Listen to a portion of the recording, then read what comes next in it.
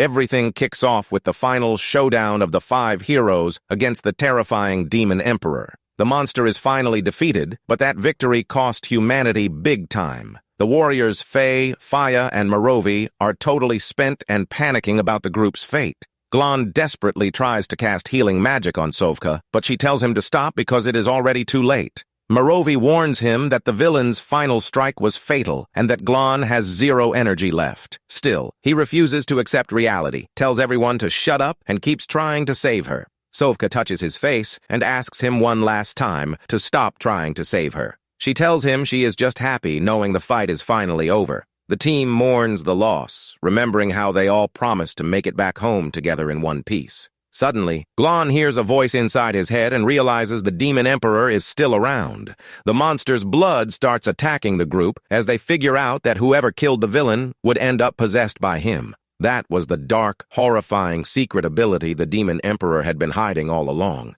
Glon's body starts corrupting fast, and his own hand grows monstrous claws. The entity explains that he prefers to call this weird process his ultimate evolution. This freaky transformation keeps moving forward without giving the warrior a single chance to get away. The voice breaks down that all the heroes who beat him are now worthy of serving as his new vessel. The villain zeroes in on Glon because he has the strongest human body of them all. Merovi screams out in panic for his friend while also getting eaten alive by that awful red goo. To avoid becoming the demon's puppet, the warrior begs to be put down by Glon's own hands. While our hero hesitates, the demon's voice tries to talk him out of committing the sin of taking out his own teammate. Merovi begs him to hurry since he cannot hold on much longer, while the demon reminds Glon that Merovi is his only family. The monster pushes him not to let the tragedy of brother killing brother happen right there. Merovi notices his brother's sword is shaking and asks if he really lacks the guts to strike. The demon warns that fighting back is useless because half of Glon's body is already fully taken over.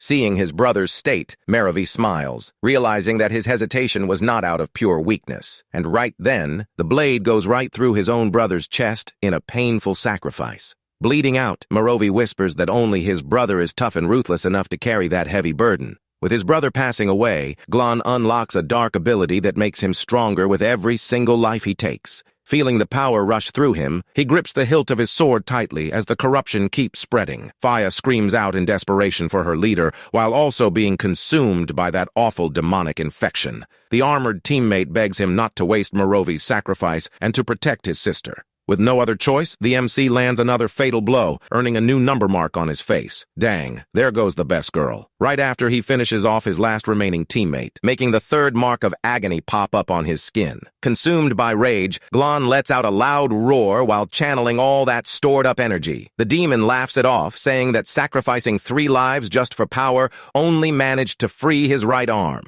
But the warrior replies cold as ice, stating that just one free hand is more than enough to handle everything. The monster cracks up, thinking he is going to wrap things up right then and there, putting everything he has into it. The MC tries to chop off the left half of his own body that is possessed by the demon. The creature tries to stop the madness by grabbing the blade with its monstrous hand to hold back the damage. The legendary weapon starts cracking under the crazy amount of pressure. And unfortunately, the holy sword ends up completely destroyed. The villain celebrates, saying that now no weapon or attack in the world can break his invincible shell. However, something totally unexpected goes down. Glon points out that if the sword could hold him back, he himself could destroy the weapon with his bare hands. He throws a punch straight into his chest, sending the Demon Emperor into a total panic. That destructive hit shatters the rest of the corruption in a massive blast of energy. Quiet finally returns to the area as the sunrise lights up the ruined battlefield. The monster admits defeat, owning up to the fact that he slept on the warrior who was born destined to take lives. In the end, Glon finds himself completely alone, covered in blood, deeply regretting that he could not save a single soul. A mysterious voice echoes from beyond, mourning the sad fate of that hero who lost absolutely everything. 5 years pass since that legendary battle, and now the surviving demons reflect on the legacy of their late emperor. On an isolated platform deep in the woods, 2 demons argue about a mysterious ritual they set up for that night. The bug demon explains, super annoyed, that today marks the 5-year anniversary of the tragic passing of the great demon emperor. He reveals that the goal of this creepy ceremony is to make sure the new generation of monsters never forgets their creator's sacrifice. Without wasting any more time, the leader kicks off the ritual, ordering the immediate execution of 4 human female prisoners. With one quick, brutal blow, he takes out the young women to serve as a pure offering for the hungry monsters. Man, this story needs to start keeping the best girls alive, but do not worry, a great one is coming up real soon. The other demons charge in fiercely to feast on the offerings. To wrap up the tribute, he decides it is time to spill the blood of an unworthy demon as an extra sacrifice. The one picked to go down is a black-haired young guy who is hanging tied up. Slowly, the prisoner opens his eyes confused, having no clue where he is or what is going down around him. He wonders how this is even possible, considering he was 99% sure he passed away back in that battle. The bug demon kicks him right in the face, telling that piece of trash not to move during his own sacrifice. The executioner keeps putting the guy down, saying he is just the weakest demon there and does not even deserve a name. The young man goes into total shock upon realizing that his body now belongs to the very demon race he fought so hard against. The green monster says that serving as an offering is the highest honor a piece of junk like him could ever get. But the guy's eyes change completely when he sees the blade coming close, showing he is not going to take that fate lying down. And right then, our boy ends up taking a hit. The executioner gets furious, seeing the sacrifice mess up, screaming at him to stop thrashing around and ruining the ritual. The young guy manages to land on his feet, but ends up losing one of his arms while getting away. The bug demon watches the scene completely shocked, wondering if sacrificing that limb was done on purpose.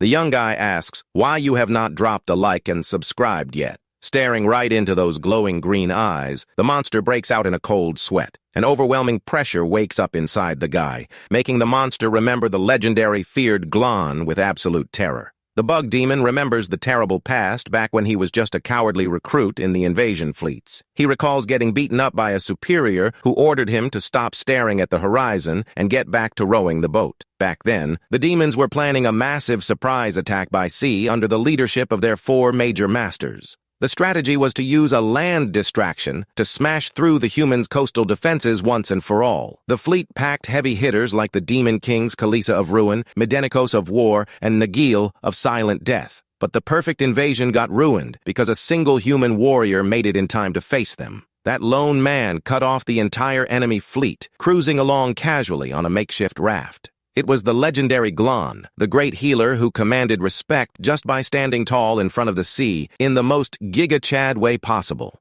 Demon King Kalisa ordered an immediate attack, thinking that arrogant human would get crushed in no time. What followed was a complete bloodbath, where the bug demon watched all his buddies get taken out one by one. He cried in total despair, seeing that almost all the Demon Kings got wiped out, leaving only Master Shu behind. The ocean turned red with the bodies of gigantic monsters floating around after the warriors' brutal slaughter. Is this guy crazy strong or what? Out of the 4 demon kings leading that overwhelming force, only Master Shu lived to tell the tale. Glon stood his ground under the heavy rain, holding his massive sword like a real-life nightmare for all demons. In the present, the MC remembers the weak spot of these bug demons and charges in with surgical precision right at his joints. He realizes his old dark ability was reset to level 1 after reincarnating into that weak body. The smaller demons rush him together, trying to take advantage of the fact that he is unarmed and hurt to finish him off. Using only the blade, or rather, the arm he snatched from the enemy, the young guy pulls off crazy fast slashes that slice up the attackers. Within seconds, a glowing trail of destruction sweeps away the monsters that dared stand in his path.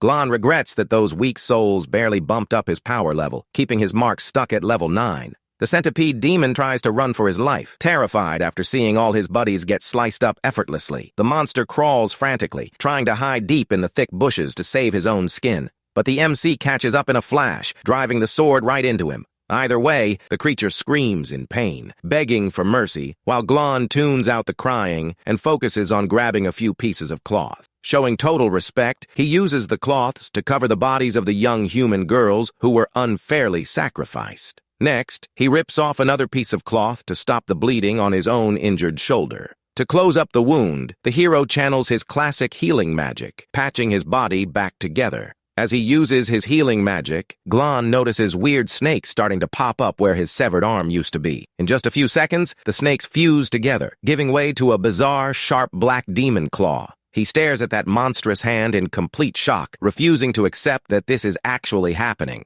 Out of energy, the former hero of humanity falls to his knees on the ground, soaked in the blood of the monsters he just took down. Reality finally hits, and Glon realizes in absolute horror that he actually reincarnated inside the body of a dirty demon. He breaks down crying, feeling deep hatred for belonging to the very race he despises so much. Feeling totally disgusted to be trapped in the body of that same trashy race that destroyed everything he ever loved.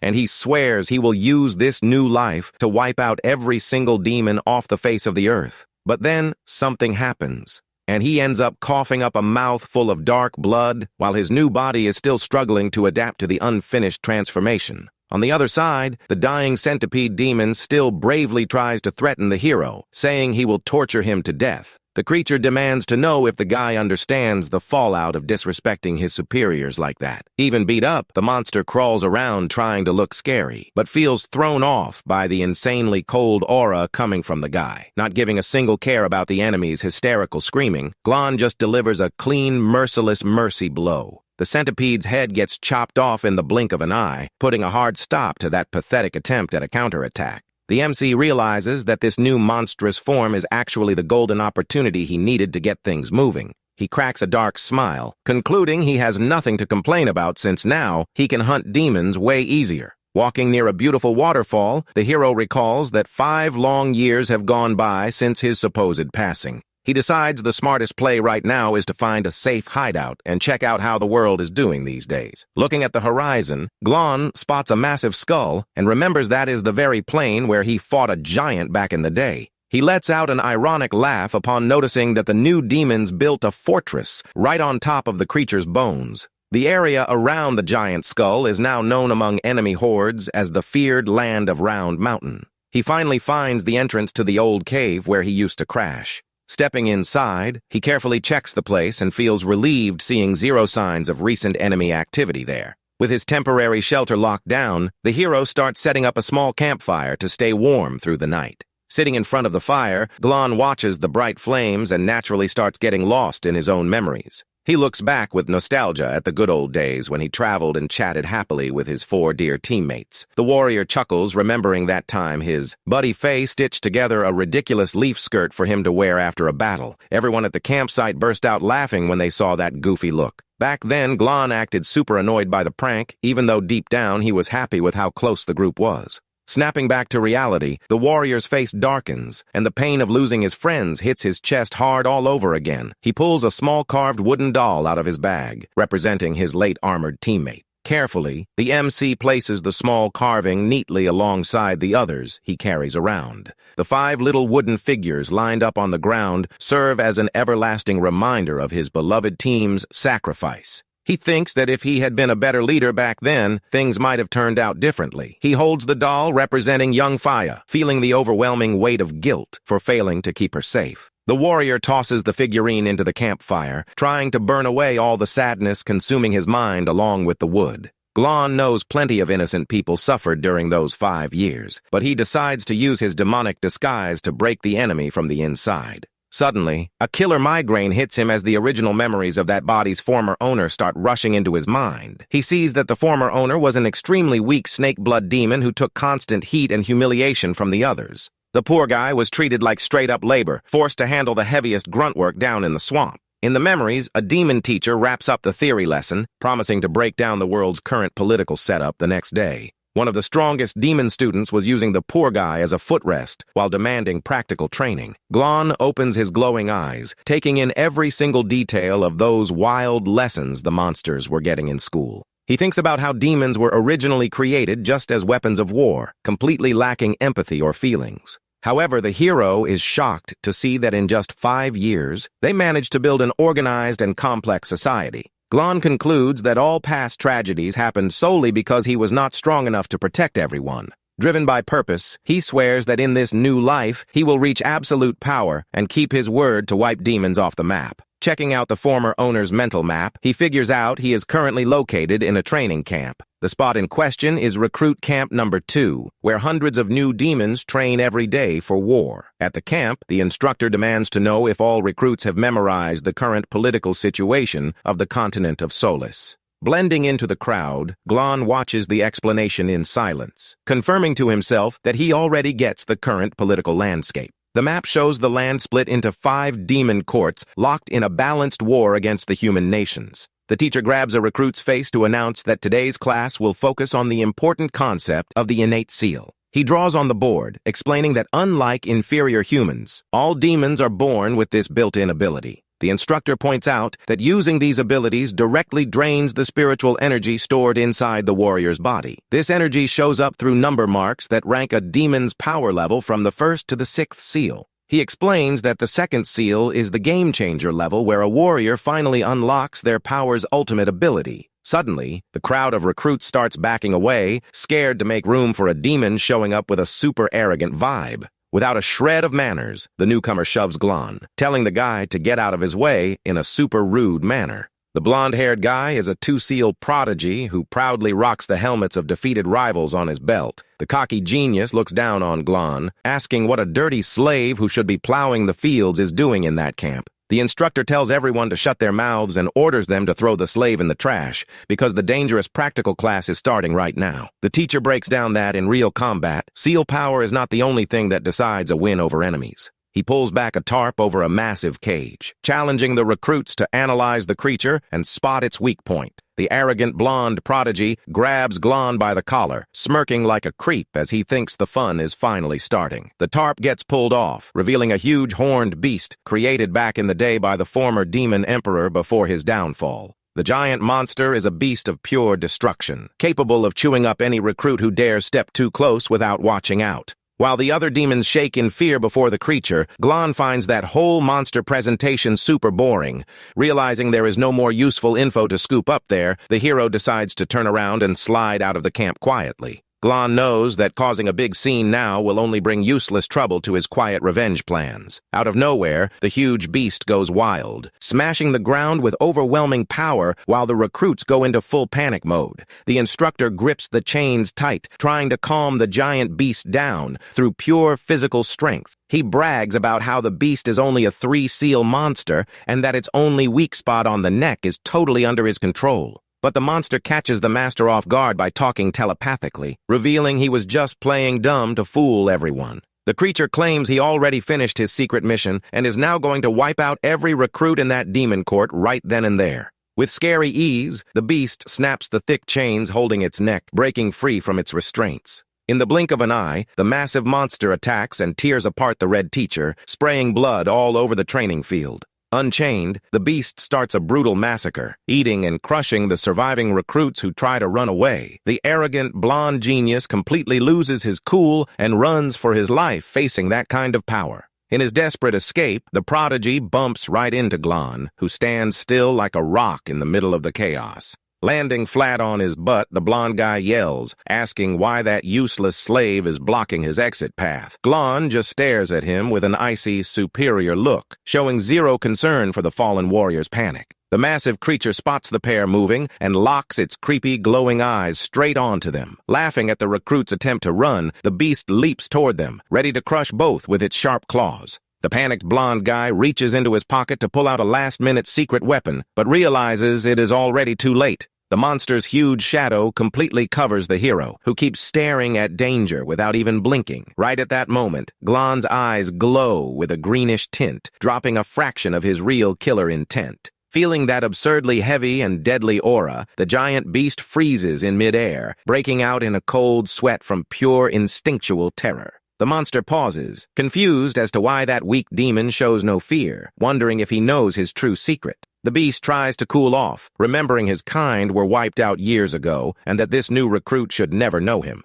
He tries to convince himself that it is completely impossible for a random rookie to figure out where his real weak spot is. The beast concludes that the bold kid is just bluffing to try and scare him, so he decides to attack. The hero stays put, surrounded by heavy black dust and a death aura that makes the surrounding air feel super heavy. Calmly, Glon warns the monster that if he dares take one more step toward him, his life ends right then and there. The beast finds that attitude hilarious and decides to unleash all his crazy 3-seal power to crush the kid's nerve. The monster uses his authority ability, dropping from the sky with huge black wings in a loud, destructive dive. While the blonde guy shakes on the ground balled up, Glon just watches the attack coming down at him with pure boredom in his eyes. Except out of nowhere, the creature takes off. Suspecting the kid might be a hidden powerhouse, the beast decides that taking on someone that mysterious is way too risky, so he retreats. The recruits can barely believe what they just saw, realizing that the scary beast actually ran away.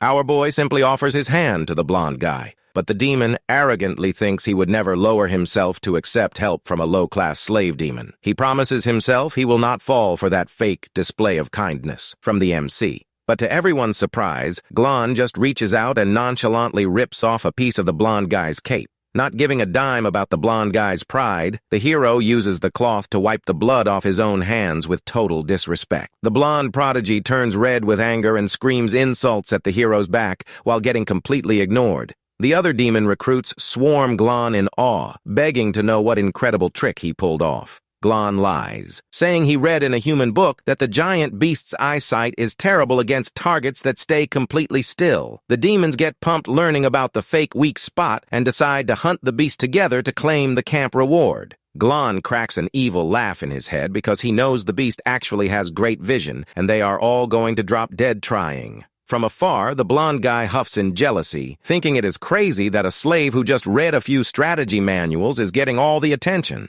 He makes up a lame excuse to his underlings, saying he only sat on the ground because he was tired, not out of sheer fear. To get back at him for the humiliation, the blonde guy orders his 5 best thugs to track down and execute Glon in the most painful way possible. The hitmen crack twisted smirks, promising that the MC's passing will be a great show to watch. Later, up on top of a structure, the thugs watch the hero walking and decide that is the perfect spot for an ambush. One of the hitmen casts a thick fog, promising the smoke will cover the area so nobody can mess with the execution. They rush into the smoke so they do not lose sight of the hero, but they have no idea they are walking straight into a trap. The monsters think his snake toxin is weak and that a bite from the kid would cause nothing more than a temporary toothache. They decide to split up to surround the guy from all sides, but soon catch a weird smell mixed in with the smoke. Suddenly, one of the chubby thugs screams in desperate pain after getting bitten on the stomach by the MC's poisonous snake. The super corrosive poison works fast, making the monster's stomach swell up and pop in a shower of green goo. Super toxic green smoke spreads through the forest, leaving the surviving hitmen totally lost. The demons start screaming in pain as they realize the green fog is burning and melting their own eyes. In the middle of the deadly mist, Glon's imposing silhouette shows up, watching the enemies panic with cold detachment. The MC decides to make the most of the moment to test out the new skills from his ancient snake blood seal. Channeling the seal's power into his eyes, he turns on thermal vision, letting him see targets clearly, even in pitch darkness. Next, he uses a snake attack, firing quick whips that lop off the heads of 2 more opponents in the blink of an eye. Glon feels pretty satisfied seeing that this new demon body offers way more tactical options than his old human form. One of the remaining thugs loses his cool and rushes in with a massive axe, trying to hit the hero blindly through the smoke. Glon waits for the enemy attack completely calm, showing that the opponent's crazy rage does not scare him at all. The red monster screams that the hero is nothing without the poison fog, swearing he will chop him into pieces to avenge his buddies. He focuses all his strength into his giant weapons, getting ready to drop a massive strike on the MC. But in a split second, Glon moves with insane speed and cuts the demon in half before he can even swing down his weapons. The last survivor of the hit squad watches his buddy's brutal passing with eyes wide open in pure terror. He drops to his knees begging for his life, swearing he only attacked the hero because he was forced by the arrogant two-seal prodigy. The hero coldly warns him that a lame excuse like that is not enough reason to spare the life of a backstabbing piece of trash. Panicking, the monster offers to reveal the location of the secret cave where the blonde guy keeps all his valuable loot. Glon takes the deal because he knows he needs to sacrifice rare items to rank up his snake seal and unlock his real power. Guided by the prisoner, the hero walks down a forest trail until he gets close to a massive, roaring waterfall. The surviving demon points at the falling water, promising that the blonde guy's loot is hidden right behind that barrier. Glon pretends to go along with it, but as a precaution, grabs the guide by the shoulder before taking a single step toward the cave entrance. Suspecting traps, the hero throws the demon inside first, hitting a trigger that fires dozens of arrows. The traitor drops full of arrows, and Glon sarcastically thanks him for serving as an excellent human shield.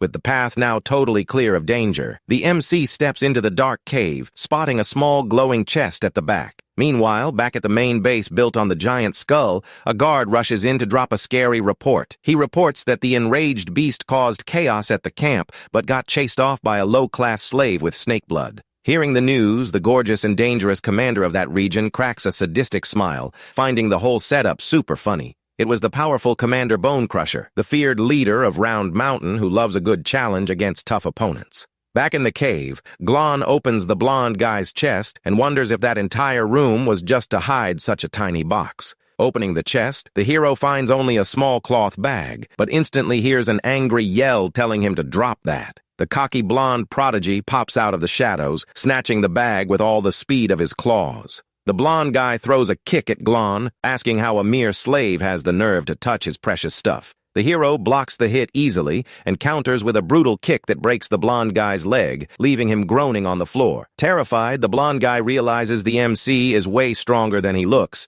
and backs off to come up with a new game plan. He notices the spot is too tight for a fight and decides to bail, so his hurt leg gets time to recover from the blow. Activating his power, the blonde guy leaps out of the cave toward the open sky, trying to escape the crazy danger. He summons golden wings made of magical feathers, letting him glide and fly freely far from the MC's clutches. Watching the enemy take off, Glon grumbles annoyed, realizing he will have to deal with bird demons again. The MC walks casually to the edge of the waterfall, ready to start a relentless chase against the runner. Glon remembers with pure hatred that bird race demons were known for being the most cruel and cowardly of all back in the day. Without skipping a beat, the warrior jumps into the waterfall abyss, building momentum to reach the enemy flying right below him. Channeling his killer intent, he dives at high speed, cutting through the air like a missile straight at the flying opponent. The hero whispers angrily that those cursed birds are the ones who deserve to suffer and be wiped out by his hands the most. Glon hits the blonde demon head-on in midair, catching him completely off guard before he can even react. The two start falling together in free fall toward the deep waters of the lake at the bottom of the waterfall. Mid-fall, the MC throws a heavy punch right to the middle of the blonde guy's face, making his nose bleed bad. Glon keeps beating down the enemy with savage punches, ripping off feathers and wrecking the bird demon's defense. After a hard splash into the water, the blonde guy manages to take flight again, laughing at Glon's bad luck for landing at the bottom of the lake. Several giant black worm-like monsters suddenly pop out from the depths of the lake, swarming the MC. Glon finds himself surrounded by dozens of those hungry creatures attacking from all angles with sharp jaws. The blonde guy watches from above with a sadistic laugh, saying those nasty creatures will eat the hero until there is nothing left but bones. He mocks him, revealing that Deadly Lake is made of the actual bile of those venomous creatures that rule the mountain region. Even taking a few scratches from the monsters, Glon stays cool as he feels his seal's power react to the enemy's presence. The hero starts slicing up the worms with total ease, showing that those slow attacks are no match for his skills. Seeing how effortlessly the MC defends himself, the blonde demon breaks out in a cold sweat, noticing the slave's unnatural strength. But he tries to keep his cool, mocking that even if he is strong, the guy will die of exhaustion because those worms are endless. Glon tunes out the cheap talk and reaches his arm out, focusing dark energy to release a large-scale attack. He shoots several green energy snakes from his body, blowing up dozens of giant worms all at once. The blonde guy keeps laughing from above, calling the hero a filthy farm boy and saying that attack speed is way too slow for him. The flying demon dodges the snake attacks easily, slicing through the energy projectiles using his own sharp feathers. He mocks him, saying Glon's snakes look like harmless little worms and that the warrior is wasting energy for nothing. The arrogant bird demon guarantees the MC will wind up drained and out of steam before he can beat all the worms. Dozens of new creatures pop out of the water, rushing from every direction to bury the hero under a mountain of flesh. The worms pile up into a massive black sphere that swallows Glon whole right in the middle of that swampy lake.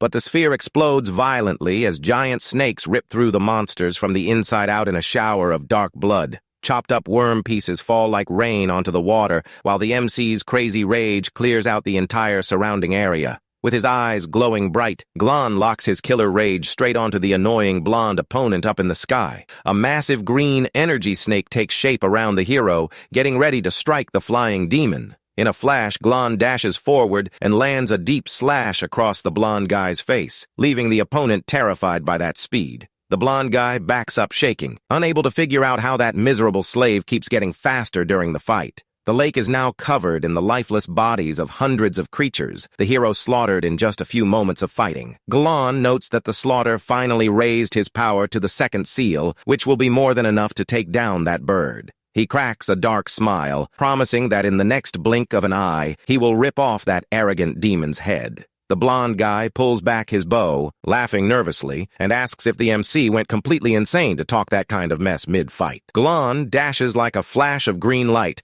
cutting through the sky toward the enemy at insane speed. The opponent readies a magical arrow wrapped in purple lightning, screaming for the hero not to sleep on his true power. He recalls that legendary arrow belonged to Master Shu, and swears fate brought him there to use it on the hero. Putting all his strength into it, the blonde demon fires the electric projectile, tearing through the sky with a wild, deafening purple glow. To everyone's shock, the powerful arrow goes straight through the MC's chest, leaving an electric burn mark behind. Instead of hurting the hero, the magic arrow's lightning starts getting strangely absorbed by the snakes on his arm. Glon gets wrapped in intense purple electricity and starts falling toward the bottom of the swampy lake. The black snakes wrap tight around his body, forming a giant cocoon under the electrified water. The mysterious cocoon sinks completely, leaving only a few electric sparks on the lake's rough surface. The blonde demon lands on the shore next to his sister, fully believing his destructive attack finally killed off the opponent. Underwater, Glon realizes the magic arrow shot by the blonde guy triggered an unexpected mutation in his new body. The MC gets confused, trying to figure out why his physical form is changing so drastically. He realizes the power packed inside that legendary arrow served as a perfect sacrifice to awaken his real power. The hero's mind fills up with white light as the monster's wild instinct forces his lineage to evolve. The ancient greedy snake wakes up its most primal urge, automatically unlocking its hidden authority. The snake cocoon starts glowing bright with crazy purple energy right from the bottom of the dark lake. The skin-shedding process starts, releasing electric shockwaves that stir up the water in a scary way. Glon finally breaks free from the cocoon, reborn in a physical form that is infinitely more powerful and scary. On the surface, the blonde guy and his sister watch the quiet lake, believing the enemy finally drowned at the bottom of the swamp. The young bird demon wipes the blood off his face with a rag, sighing in relief for wrapping up that exhausting fight. But the relief does not last long as a booming thunderbolt rips through the dark sky, signaling a violent storm coming in. A massive giant foot pops up on the edge of the shore, leaving both siblings completely frozen in pure terror. The bird duo looks up terrified as heavy rain starts falling hard over the ruined battlefield. Clouds packed with purple electricity cover the sky, showing that an insane amount of power just woke up in that area. The blonde guy stammers, shaking as he recognizes the scary black lightning starting to drop around the lake with crazy force. The swamp water starts bubbling and spinning into a whirlpool loaded with super dangerous magical energy. A massive pillar of purple electricity explodes from the bottom of the lake, splitting the water and lighting up the whole dark forest. The force of the blast creates a massive wave that knocks the two bird demons back real hard. The blonde guy screams out in panic, warning his sister that something crazy fast just jumped out from inside that flash of energy. The demon's sister points shakingly at the middle of the lake, revealing the threat is right in front of them on a wet rock. On top of the rock, an imposing silhouette takes the hit from the purple lightning like he is the master of the storm himself. The blonde guy stares at the warrior in total shock, stammering that it is completely impossible he survived that hit. Glon pops back up, standing tall under the storm, wrapped in purple lightning, rocking his scary new battle body. The two siblings step back completely terrified as they feel the crushing aura coming off the reborn hero. The MC announces he kept them waiting for a long time and reveals he now rocks the devastating fierce thunder body. Glon takes the blame for the delay while the blonde guy charges in furious, yelling for the filthy slave not to act superior. In the blink of an eye, the hero dodges the enemy strike with total ease, leaving only a trail of purple light in the air. The blonde guy gets thrown far away with force, screaming in rage as he realizes he was humiliated and played by the MC. Glon watches the enemies with disgust, regretting that such weak opponents are not even good enough to test out his new powers. With a simple move, the hero creates a new crushing shockwave that blows up the swamp waters around them. Watching her brother get destroyed, the female demon cries in despair, seeing they have zero chance against that monster. Down in the water, the blonde guy deeply regrets his own weakness, crying as he realizes the enemy will show zero mercy. Fearing for his beloved sister's life, the young bird demon gathers his last bit of strength to burn his own life energy. He lets out a deafening roar as yellow flames wrap around his body in a last-ditch, desperate counterattack. The warrior unlocks the authority of Heaven's feathers, turning into a massive winged creature of pure golden power. Seeing her brother unlock his peak strength, the sister cries with pride and decides to burn her energy to back him up too. She swears she will no longer be a useless weight, turning on her forbidden eye power while crying bloody tears from her red eyes. The young girl summons a massive monster in the sky, teaming up with her brother to launch a combined attack of epic proportions. Together, the two demon siblings drop a furious war cry, channeling all their hatred into a single deadly shot. They fire off a storm of golden light arrows straight at the hero, who stays still waiting for the hit. Glon crouches, focusing his purple electricity in his legs, getting ready to dodge that rain of magic attacks. Thousands of energy arrows drop from the sky like destructive meteors, wrecking everything they touch in a loud wave. The hero moves with crazy speed, dodging every single shot, leaving only electric blurs behind as he pushes forward. He pops up right in front of the blonde guy, throwing a devastating punch straight to the flying opponent's face. The brutal impact of the punch triggers a catastrophic explosion of purple energy that clears the clouds and ends the fight for good. With a crushing move, Glon finishes off the opponent using the rage of the electric snakes to seal the blonde guy's fate. The hero stands tall in the middle of the trail of electric destruction spreading across the rough lake waters. A bit earlier, the blonde demon had spotted a perfect opening to counterattack the hero, taking advantage of the fight's distraction. He used the worm corpses as a shield to fire a super-fast, piercing surprise attack straight at Glon. But the hero blocked the spiral attack with just one hand, blasting a crazy amount of purple lightning. Seeing her brother in trouble, the female demon activated her Boost Eye ability to dramatically jack up his power. Buffed by his sister's magic, the blonde guy focused all his rage into one last shot to punch through the MC's defense. The monster noticed Glon's energy was flickering and believed he would not be able to take that final hit. However, the MC praised the kid's effort before unleashing a giant electric snake to swallow the enemy attack whole. The collision of energies triggered a massive blast of pure destruction that completely vaporized the demon siblings' push. Beat down in the water, the blonde guy hands over a bag full of human eyes to his crying sister, begging her to run and save her sight. Showing zero mercy, Glon steps brutally on the opponent's hand, ripping open the cloth bag and scattering the eyes across the water. The blonde guy panics seeing the offerings fall into the lake, crying and begging the hero to give them back to his blind sister. The hero replies that her vision problem could easily be fixed with a simple healing spell, but they chose to steal eyes from innocent people instead. The demon sister hugs the blonde guy's body in total despair, accepting defeat and begging only for the hero to spare their lives. Suddenly, the rain stops, and Glon calmly turns toward an apple tree, saying he will ask just one simple question. He asks if the humans who had their eyes ripped out also begged for mercy before having their lives ruined. The two flying creatures are left completely speechless and frozen, facing the weight of their own crimes. The MC demands a straight yes or no answer while picking one of the green apples from the tree with total coldness. The demon siblings hang their heads in silence, breaking down in tears as they realize their own hypocrisy under his judgment. With bleeding eyes, the female murmurs that she already forgot what the victim's suffering felt like, showing her total lack of empathy. Glon washes the apple in the water, concluding that today's demons are still the same cruel, selfish monsters from the past. He realizes the only difference is that now they pretend to have feelings and civilization just to cover up their pure evil. The warrior takes a bite of the fruit, knowing that cursed race will always treat the lives of the weak like disposable trash.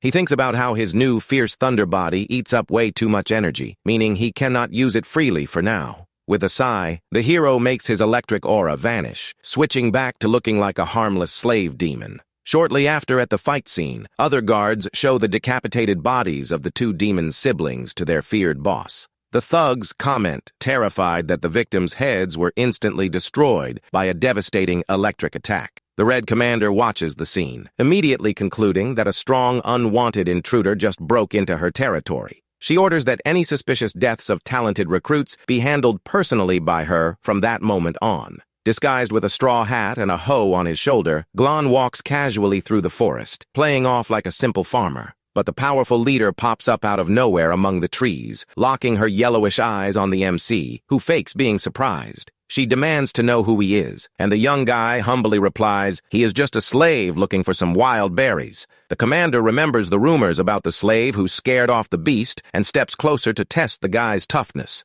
Without warning, she shoves the hero hard to the ground, stating she has way more important business to handle right now. She steps on Glon's chest, knocking off his hat, and orders him to find great fruit if he does not want to become her next meal. The MC stays lying on the ground without showing any violent reaction, so he does not ruin his valuable disguise. The leader leans close to his face, smirking in a sadistic, threatening way before lifting her foot off his bruised chest. Then she turns her back and walks off with her guards, leaving the guy lying on the damp forest ground. Glon gets up, brushing off the dirt, and analyzes that the woman's seal power is 4th tier, focused purely on physical defense. He concludes his speed style has an edge against power types, but lacks the raw attack power to break through defensive tanks. The hero regrets not being able to take her out now, because a 4th seal demon's soul would jack up his power level like crazy. Glon knows the raw power gap between them is huge, and taking her on without knowing her weak spot would be straight suicide. Still, his warrior instincts are screaming in his head, making it almost impossible to control the burning urge to take her life. A massive, scary green snake eye pops up in the sky, signaling that the start of a relentless hunt has just begun.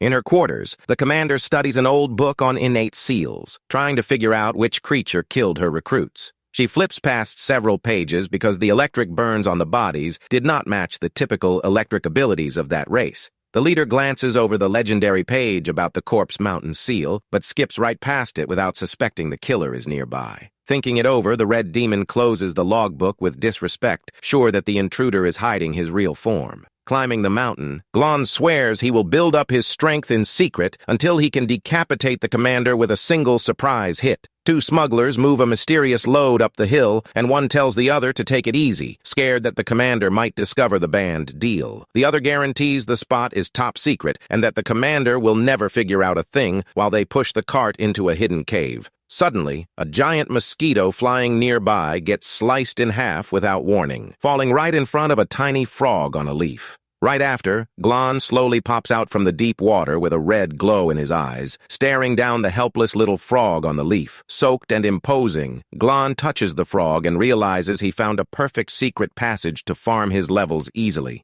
Meanwhile, inside the dark cave, a beefy guard holding a torch keeps a close eye on the large wooden gates. The guard blocks the entrance, screaming at Glon to beat it, warning that anyone without the special black market token is banned from entering. After securing access somehow, Glon walks through the big open gates, stepping into the busy underground black market. He moves forward with an impressive, stylish jump over the campfires, so he does not draw too much attention while blending into the crowd. Glon walks around incognito, listening to demons complain that everything is top secret now and that they miss the days when they could buy humans freely. A merchant tries to push a rare metal called scythe steel, promising it boosts cutting power, but the buyer pushes back saying that is just a rumor. The customer complains that he has never heard of a blacksmith who could forge that weird metal, asking what would even be the point of buying it. A gator demon shows off bizarre jars filled with human hearts, and Glon realizes this trip to the black market is going to yield great loot. Glon finds it super weird that the commander banned human trade around there and suspects there is some conspiracy going on behind the scenes.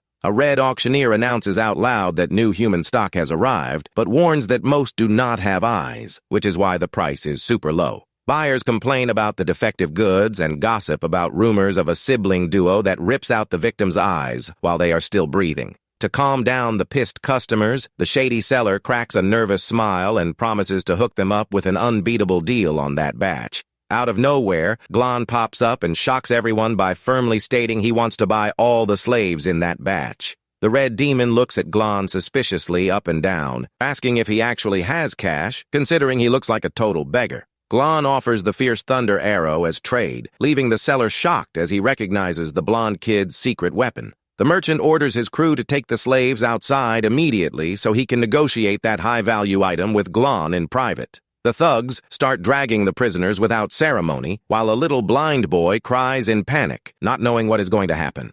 The poor little kid ends up falling onto the stone floor, trying to guide himself by feeling around in the dark, while the demons yell at him to hurry up. The rope gets yanked with zero mercy, dragging the hurt boy and messing up his ankle even worse against the rough floor. A lizard demon watches the prisoners from afar, complaining about not getting to keep one to mess around with like he planned before. The merchant locks the doors and teases Glon, asking if he stole the loot and is in a rush to flip it, and Glon just calmly confirms it. But the peaceful deal ends on the spot when a crazy purple energy explodes inside the room, making the seller scream in sheer panic. Wild, dark tentacles rip apart the red demon while he screams in pain, totally unable to defend against that brutal attack. Outside the large closed doors, complete silence takes over as a thick puddle of blood starts leaking out from underneath. Glon slowly opens the stained doors, stepping out standing tall from the shadows with his usual cold, calculated look. The scene inside turned into a total bloodbath, with demon pieces scattered and blood covering the entire room's floor.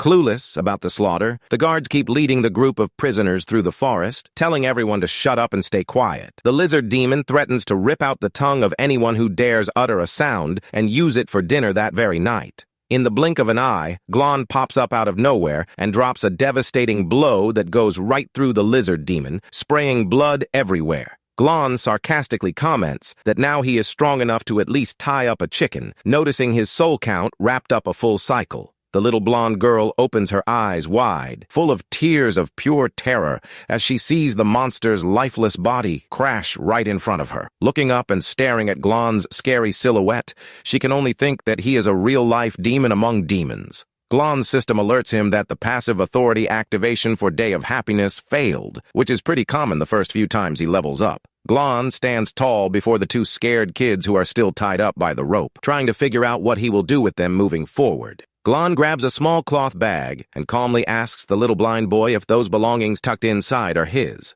The boy cracks a relieved smile and immediately nods while reaching out his shaky hands to get the pouch back. Glon orders everyone to follow him, and the girl timidly asks if he wants to carry the rope that was holding them before. Glon simply ignores the rope and firmly states he does not like seeing people tied up like animals at all. While they talk, little wooden carved dolls show up lined up next to the curious frog on top of the table. The adult prisoners start seeing again thanks to the healing magic and express deep gratitude to their savior for giving them back their sight. Glon tells everyone to hush while using his green healing magic to fix up the hurt eyes of the little blind boy in the group. The blonde girl asks confused why a demon like him would save them from other monsters, and Glon just replies it was because he felt like it. The short, direct answer leaves the girl totally speechless and even more confused about the real intentions of that mysterious guy. Glon stares at the little girl with his green glow and calmly asks her to zip it because he is busy planning his next move. He sits down deep, in thought, at the makeshift camp, coming up with a safe plan to send the survivors back home. Glon stays dead quiet at the camp while the rescued humans just watch him, waiting for him to make a call on what to do next. An awkward, heavy silence takes over the whole place, and no one dares to drop a single word so they do not annoy the powerful demon who saved them. The little blonde girl finds the whole situation super uncomfortable and sighs quietly, bothered by the awkward silence that formed between them. Suddenly, a great idea seems to pop into the girl's head, and she raises her finger, set on breaking the ice once and for all. With a smile on her face, she turns to the group and excitedly announces she is going to tell a joke to lighten up the tense vibe. She starts telling a joke about a pub in Fionia where the third drink was half price to celebrate a local festival. Making a hilarious face, she drops the punchline, revealing that the guy only ordered a glass of the second drink to try and game the promo system. The other survivors look completely unamused, staring at the girl in an even worse silence than before. While she stands there super embarrassed by her joke flopping, a muffled, genuine laugh slips out from Glon in the back. Everyone turns surprised toward the demon, realizing he was the only one who actually found any humor in the girl's corny joke. The adults think the demon's sense of humor is super weird, while the little girl runs over crying tears of joy to hug Glon in gratitude. But the friendly vibe drops instantly when Glon's snake arm shoots out and wraps tight around the little girl's body. Giving zero reaction time, other black snakes pop up and pin down the rest of the human group, squeezing them with zero mercy. One of the guys drops to the floor panicking and asks why their savior is doing that to them after dragging them out of danger. Glon just stares at them coldly from his seat, murmuring that they are all way too naive to make it in this world. The guy swallows hard, realizing the rumors were real and that the demon race always hides a venomous heart that can never be trusted. Glon says in a dark tone that they are going to experience the worst kind of passing to learn the lesson of never trusting a demon again. A few seconds later, the poison kicks in, and all the humans pass out cold on the cave floor, totally motionless. Glon stares at the little girl who is still trying to fight off the poison's effect, sarcastically asking if she is holding out against getting poisoned. Even crying in pain, the girl talks back, saying he does not plan on taking their lives and only used a poison to knock them out cold. She breaks down her logic, asking who in their right mind would tell dead people to remember a lesson for the future. The little girl claims he just wanted to teach them a lesson to never drop their guard, and Glon questions how she is so sure about that. Crying like a baby, she yells that it is because he is a good demon, and that is why she trusts him with all her heart. With the little blind boy already fast asleep next to them, Glon sighs and asks what she actually wants from him moving forward. The girl reveals she wants to tag along on his journey, but Glon immediately warns her that he does not need any useless weight slowing him down. She proudly reveals she is a sword blacksmith and introduces herself as Sulla, asking what her savior's name is. Hearing that familiar name, Glon gets lost in thought and asks if she happens to be the granddaughter of the legendary blacksmith Alexius. Sulla is totally blown away by the revelation and wants to know how that mysterious demon knows her dear grandpa. He reveals they were old acquaintances and that he even held her in his arms when she was just a tiny baby. A memory from Galong's past pops up, showing old Alexius's forge shop surrounded by a quiet landscape. In the flashback, old Alexius smokes his pipe and warns that he refuses to forge swords for anyone who hurts their own family or takes innocent lives. The experienced blacksmith stares at the young warrior with a sharp judging look to analyze the real nature of his soul. Alexius states he can smell the blood of innocence on him, something that not even 10 years managed to wash off his skin. The old man tells the young guy to get out of his shop, but Galong pushes back, saying he was sent by Sister Dia to get the finest sword. Hearing the name of Dia, the great healer from the sect of Mercy, the old blacksmith instantly drops his harsh attitude. He asks if the guy really works with her, and young Galong just nods, confirming the info. The blacksmith agrees to help, saying he trusts Dia's judgment and will pay off an old debt of gratitude by forging an awesome weapon. Alexius shows a statue of the goddess of mercy he got from Dia, revealing he plans to use it as the handguard for the new sword. The young guy asks when he can pick up the weapon, and the old man asks for patience, warning that a masterpiece like that does not get done overnight. The old guy also cheerfully mentions his daughter-in-law is about to give birth and that he needs to bring a wise man to bless the newborn baby. The scene cuts to Gelong walking alone through a heavy blizzard in the mountains, leaving footprints in the ice. But reaching the shop site, he finds nothing but destroyed ruins and a massive sword stuck alone in the snow. Gelong finds the old blacksmith badly injured, holding a small blonde baby girl in his arms amidst that terrible scene of chaos. With his remaining strength, the dying blacksmith points at the sword, stuck near the entrance, and tells the warrior to take it once and for all. The old man reveals that the name carved on the sword's blade is Sulla, chosen to match his beloved newborn granddaughter's name.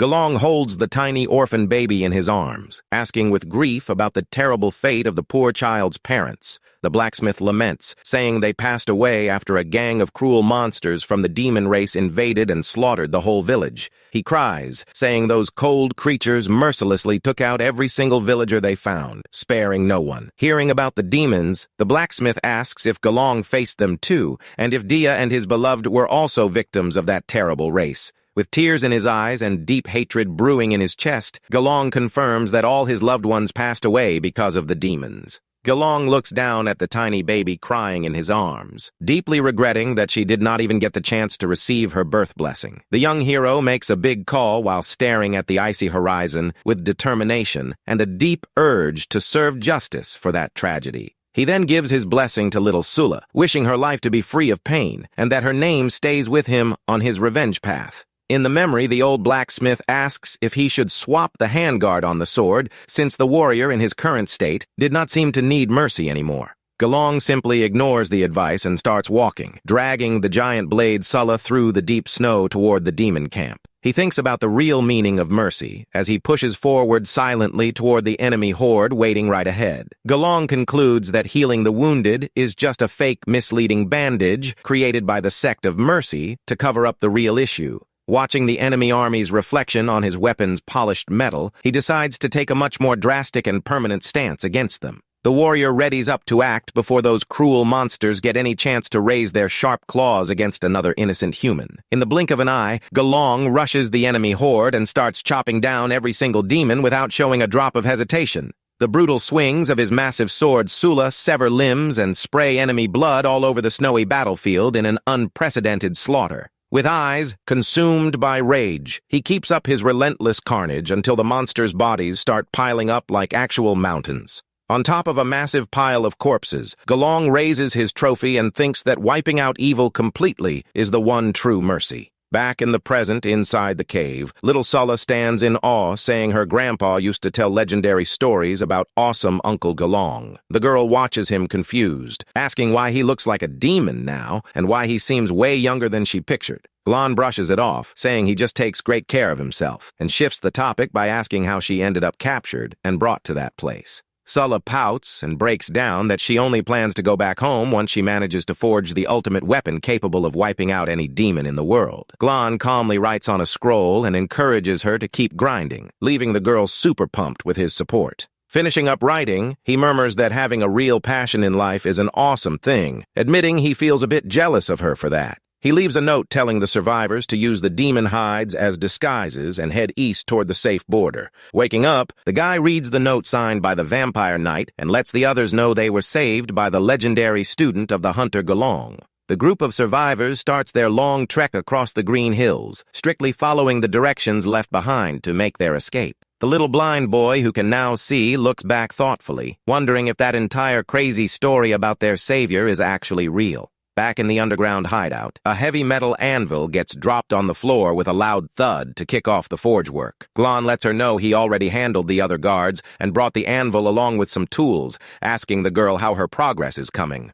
With a proud smile, Sulla shows off the makeshift forge she built in the cave, guaranteeing that making it was a breeze for her. But right after, she regrets that Anxi steel, the best metal for forging swords, is impossible to find because it is stuck in enemy territory. Gelong reaches out and hands the surprised girl the golden metal plates he confiscated from the smuggler merchants earlier. Sulla almost jumps for joy, praising his skill at snatching rare stuff, while Gelong says they just got lucky finding that. Gelong asks if she actually knows how to work with Anxi steel, and the girl brags that she is one of only 3 people in the world who can pull it off. Gelong's expression turns dark as night, and his eyes glow upon hearing the name of the 3rd blacksmith, the current demon king of war, Agricola. Sulla breaks down that the demon king is proud, and in the whole wide world, there are only 6 weapons made from that legendary steel besides the destroyed Sulla. Gelong realizes the huge threat posed by this new generation of enemies, and concludes he needs to get even stronger as fast as possible. Seeing the warrior gearing up to leave, Sulla asks where he is headed, and Gelong coldly replies he needs to keep moving with his hunt. At the entrance of a private bath, a soldier reports to Commander Bonecrusher that everyone in the underground black market was brutally done away with.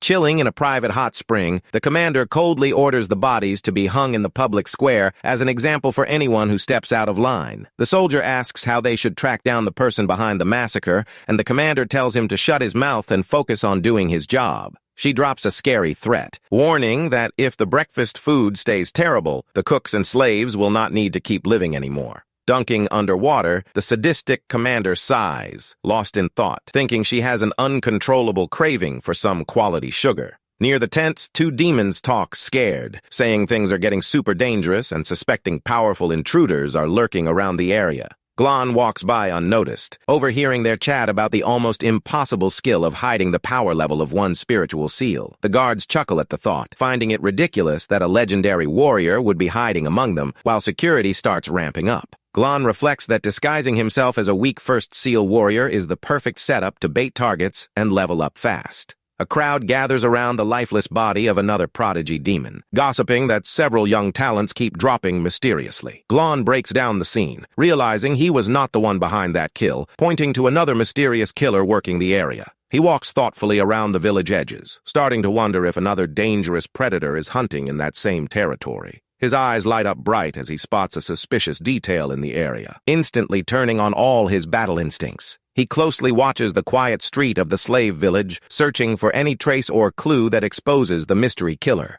Simple clothes dry on a makeshift clothesline between humble shacks that look completely empty with not a soul around. Glon realizes someone is tailing a farmer slave and figures out the stalker definitely is not interested in farming tips. Glon starts tailing the hooded suspect through the quiet alleys of the village, keeping a safe distance to avoid getting spotted. Suddenly, the hooded killer senses his presence and turns around with a crazy fast, super heavy punch aimed straight at Glon. Without flinching, Glon reacts instantly, blocking the heavy punch with his own closed fist in a brutal clash. He takes advantage of the close range to throw a fast counterattack with his black claws, trying to shred the opponent's gear. Glon stares at the enemy surprised, realizing the opponent rocks an insanely high defense against his physical hit. The two trade quick blows, and the hooded figure jumps back nimbly to reset her battle stance on the empty street. Glon advances, landing a powerful kick against a nearby wooden beam, trying to throw off the opponent with falling wreckage.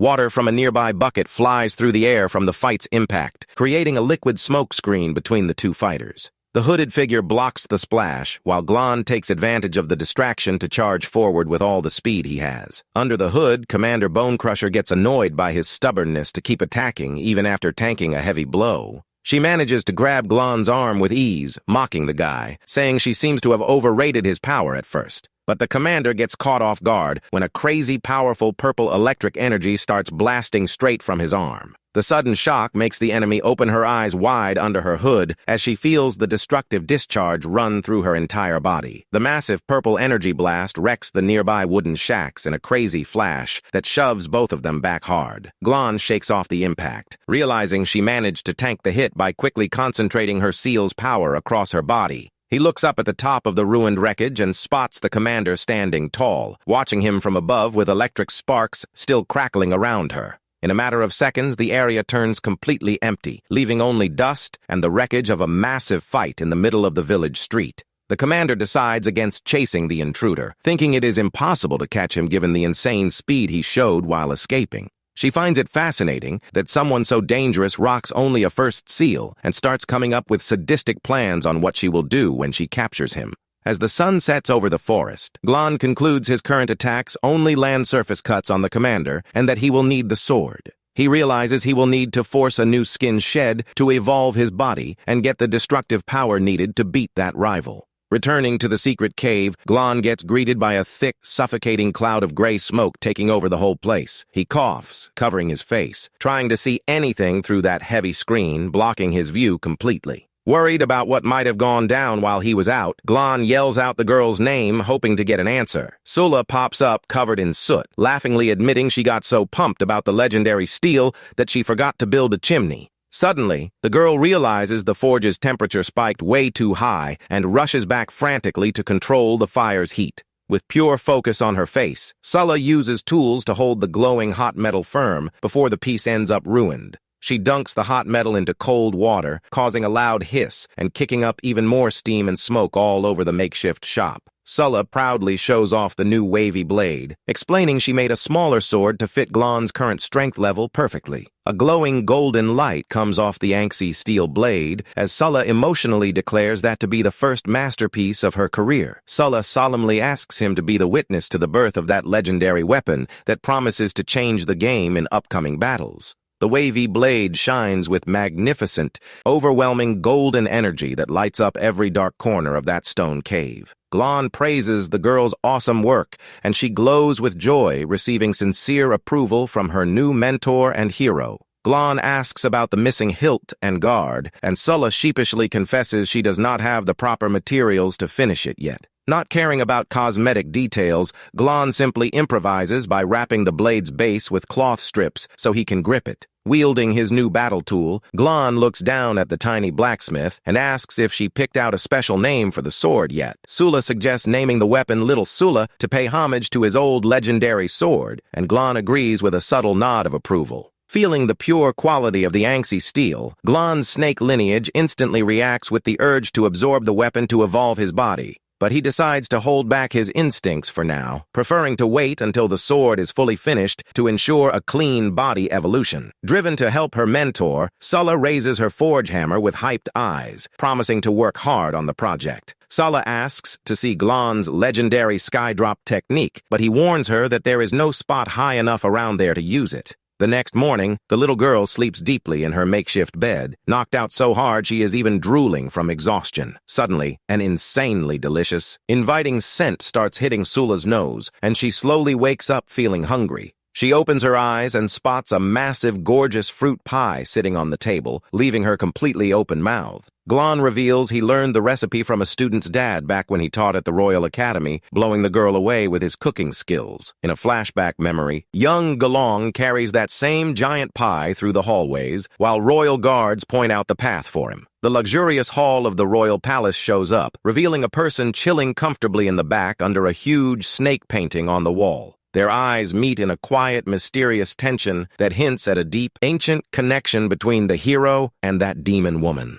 The noble lady with long purple hair eyes the huge tray he is carrying and sarcastically asks to see the special goods brought by the young guy. She praises his attitude with a sarcastic smile, while Galong serves the lovely fruit pie on the table with his usual cool composure. She smiles satisfied, looking at the dish, praising the guy's sharpness, while an intriguing, flirtatious vibe fills the fancy royal room. Suddenly, the quiet past moment gets broken when she snaps her head around, panicked, yelling to bring the wine up from downstairs right now. A fast, mysterious intruder pops out of nowhere, smashing the table and slicing the fruit pie in half with a devastating surprise hit. She gets grazed on the face and goes into shock, recognizing the attacker's weapon is a legendary sword forged with Anxi steel.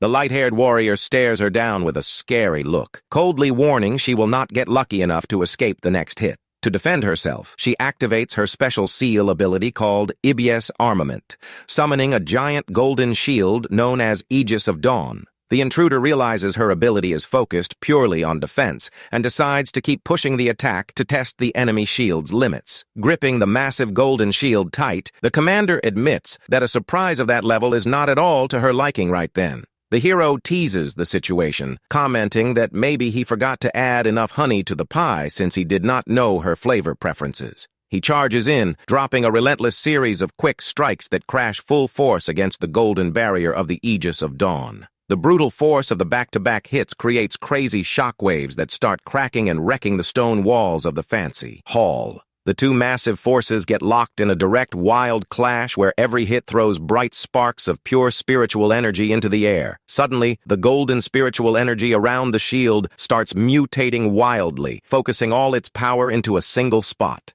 The commander turns her shield into a piercing spear, launching a deadly high-speed attack called Twilight Assault. The spear's sharp tip pushes forward, relentless, straight at the hero's face, stopping just inches from hitting his glowing eyes directly. With crazy fast reflexes, the warrior dodges the deadly strike and charges his wavy sword with a heavy load of purple lightning. He leaps over the enemy attack and drops a massive vertical slash wrapped in purple lightning to break the commander's push once and for all. The hit crushes the stone floor, sending rock chunks flying everywhere amidst a huge blast of dust and lightning. Behind her defense, the villain realizes his moves are purely offensive and predicts the young guy will soon drain all his spiritual power. The hero calculates in his head that he still has energy for a few more heavy attacks and decides to plan a better strategy than trading direct blows. He sets his stance firm on the stone floor and channels all his leftover electricity directly through his feet into the room's ground. A giant web of purple electricity spreads fast across the whole hall floor, creating a deadly trap called Lightning Web. Seeing the electric net coming at her feet, the commander mocks the attack, commenting with a laugh that it is nothing more than a cheap trick. With an impressive jump, she launches into the air, using her golden shield as a floating platform to dodge touching the electrified floor. Glon recognizes that electric isolation technique as a creation of his former buddy Faye, which ended up stolen and used by the demons. Driven by rage at seeing his late friend's move disrespected, Glon refuses to accept that a skill thief dares compare herself to the hero Faye. Noticing the sudden mood shift and the opponent's anger, the commander dives toward him laughing, asking why he is so worked up. She takes advantage of the fast dive, focusing all her golden power into the tip of her spinning spear to drop a devastating, piercing attack from above. To everyone's shock, Glon gets impaled right in the chest by the spear's brutal strike, sending a massive spray of blood through the room. The commander smirks victorious, lifting Glon's lifeless body impaled on the tip of her massive twilight spear, thinking the fight ended right there. She mocks the warrior, saying it is hilarious for someone to get distracted like that mid-serious attempt on her life. But the tables turn when several green ancient snakes pop out of his body, quickly wrapping around the weapon and the villain's arm. The venomous snakes crawl up to the commander's neck and face while she tries to keep her composure, calling that final card a cheap trick. Suddenly, his sword starts buzzing intense with seal power, glowing with super-powerful, destructive yellow energy. Face to face with the dangerous venomous snake squeezing her neck, the commander stares at it with contempt, questioning the nerve of that final move. Glon snaps the enemy spear in half for good, declaring with a scary purple aura that the warm-up is finally over and the fight is about to start. An ancient legend is told about the scary lava serpent that tried to swallow the 3 moons, and the hero Ibius, who stood tall with his weapon to stop it. When his spear melted, he fought with his bare hands, strangling the monster to death, sacrificing his own life in the process as he burned to ashes. Back in combat, the commander tries to focus her golden power into her fist, but realizes in panic that it is already too late to stop his charge. Glon focuses his vision, spotting the perfect opening the exact moment she tries to switch her attack move to shield defense. In a split second, with a surgical cut, he lands a devastating strike that tears through the villain's defense amidst a spray of blood. Even hurt and bleeding from the mouth, she bites down on Glon's sword blade with an insane smile, celebrating that she finally caught him. She channels all her remaining golden energy, summoning a giant metal gauntlet called Armed Power of Thebius, or Hand of Final Will. With a furious look of pure killer focus, she throws a punch of monumental force with her heavy gauntlet straight at the hero. Glon tries to block the crushing impact as best he can, but takes the punch straight to the chest in a crash that shakes the whole structure. The brutal hit launches the hero far away, dragging his body across the palace stone floor, destroying pillars in his path. With internal organs torn and ribs broken from the impact, Glon realizes he needs to dodge the next punch to buy time to heal up. But before the commander delivers the mercy hit, a black, flexible tail pops out of nowhere, wrapping tight around her gauntlet. Glon uses his legs and tail to lock the villain's weapon arm in a smooth joint lock, trying to neutralize her raw strength. With his eyes glowing green, the hero warns he is an insanely experienced fighter and does not mind taking her on in ground combat. The two fighters start rolling on the stone floor in a wild sequence of arm locks and desperate attempts at locking each other down. She manages to pin the guy to the floor, sadistically commenting on his internal injuries, praising his crazy pain tolerance. Locking her yellowish, cat-like eyes on him, the commander whispers with a twisted smile that it would be a total waste to just kill him off right there. To torture him a bit more, she applies painful pressure to the hero's foot joint, trying to squeeze out a scream of agony. Keeping him completely pinned to the ground, she authoritatively proposes that he switch sides and start working directly under her orders. Glon replies with total dead silence and a look of pure disgust, making the villain take that refusal as his final answer. Spotting a small gap in her guard, the warrior throws an upward kick wrapped in golden flames to break free from the hold. Super pissed about the rejection, the commander channels all her destructive power into the huge golden gauntlet, yelling for him to just die already. She lands a punch of catastrophic force that shoots out a devastating beam of light and energy, vaporizing everything in its way in a path of destruction. The monumental force of the attack punches through the stone castle roof,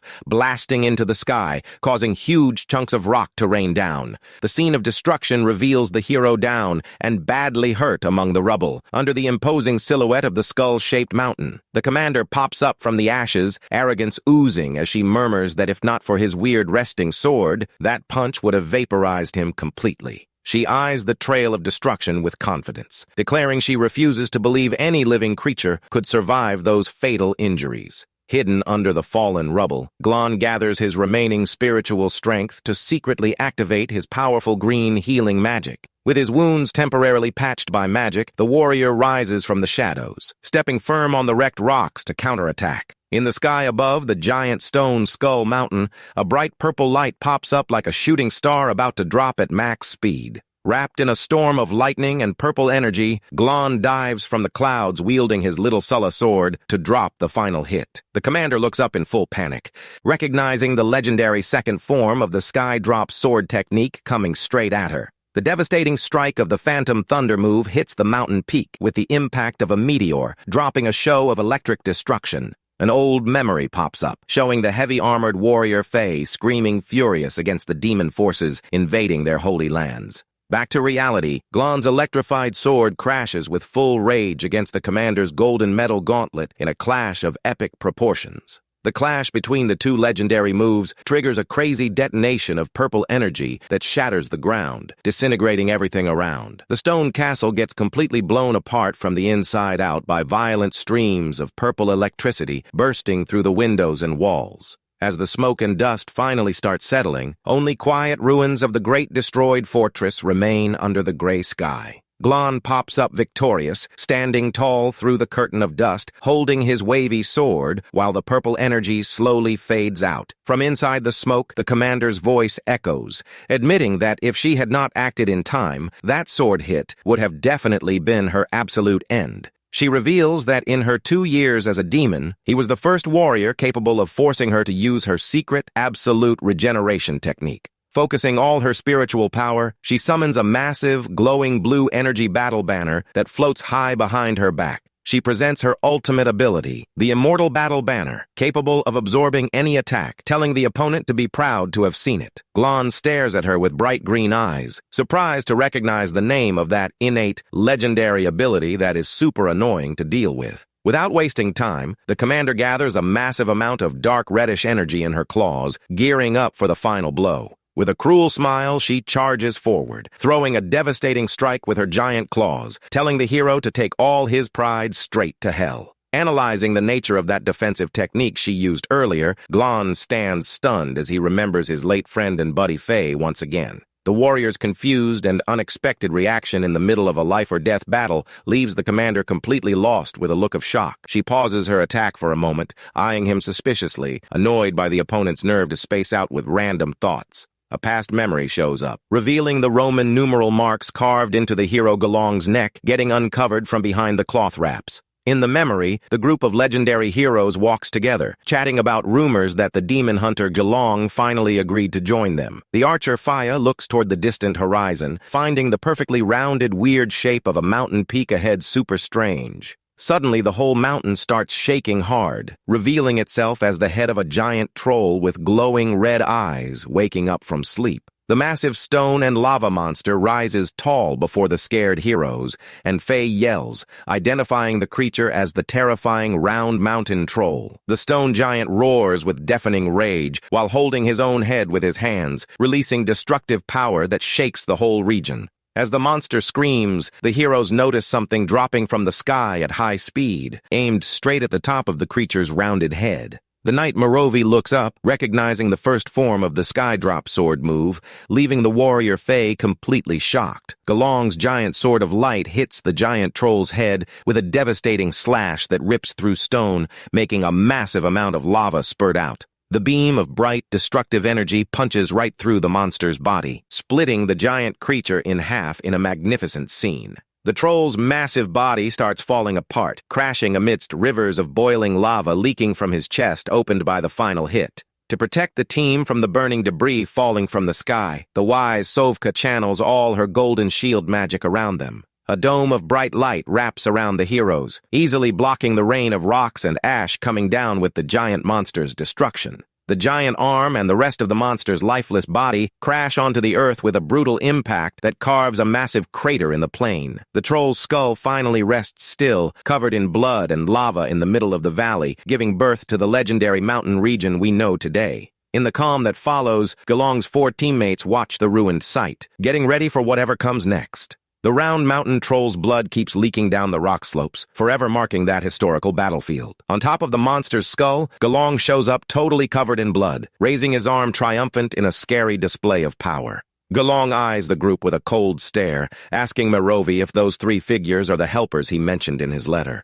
Merovi tries to cool things down, replying they do not need hostility, because now they are teammates fighting together against the Demon Emperor. Gelong shoots back cold, saying it is better to keep a clear boundary line between them to avoid any future problems. Not wanting to draw out the topic, he jumps off the top of the rocks through the blood splashes, landing nimbly right in front of Merovi, back to back. Gelong darkly comments that getting too attached only turns into a dangerous burden on the battlefield. Hearing that cold, distant statement from the hunter, the great warrior Faye clenches his fists in anger, stepping up to confront him. The imposing, heavy-armored knight stares Gelong right in the face, firmly declaring he does not agree one bit with that cold outlook on life. Gelong eyes the big guy with total disinterest through his blood-stained face, stating that his opinion does not make the slightest difference to him. As Gelong walks off alone across the bloody plain, Merovi apologizes to his friend, explaining the hunter just has a tough personality. Faye accepts the apology, but makes it clear he will most likely never form any kind of friendship or bond with that guy in the future. Back to the present in the ruins, the commander eyes Glon with tears in her eyes, asking with a shaky voice if it is really him standing there.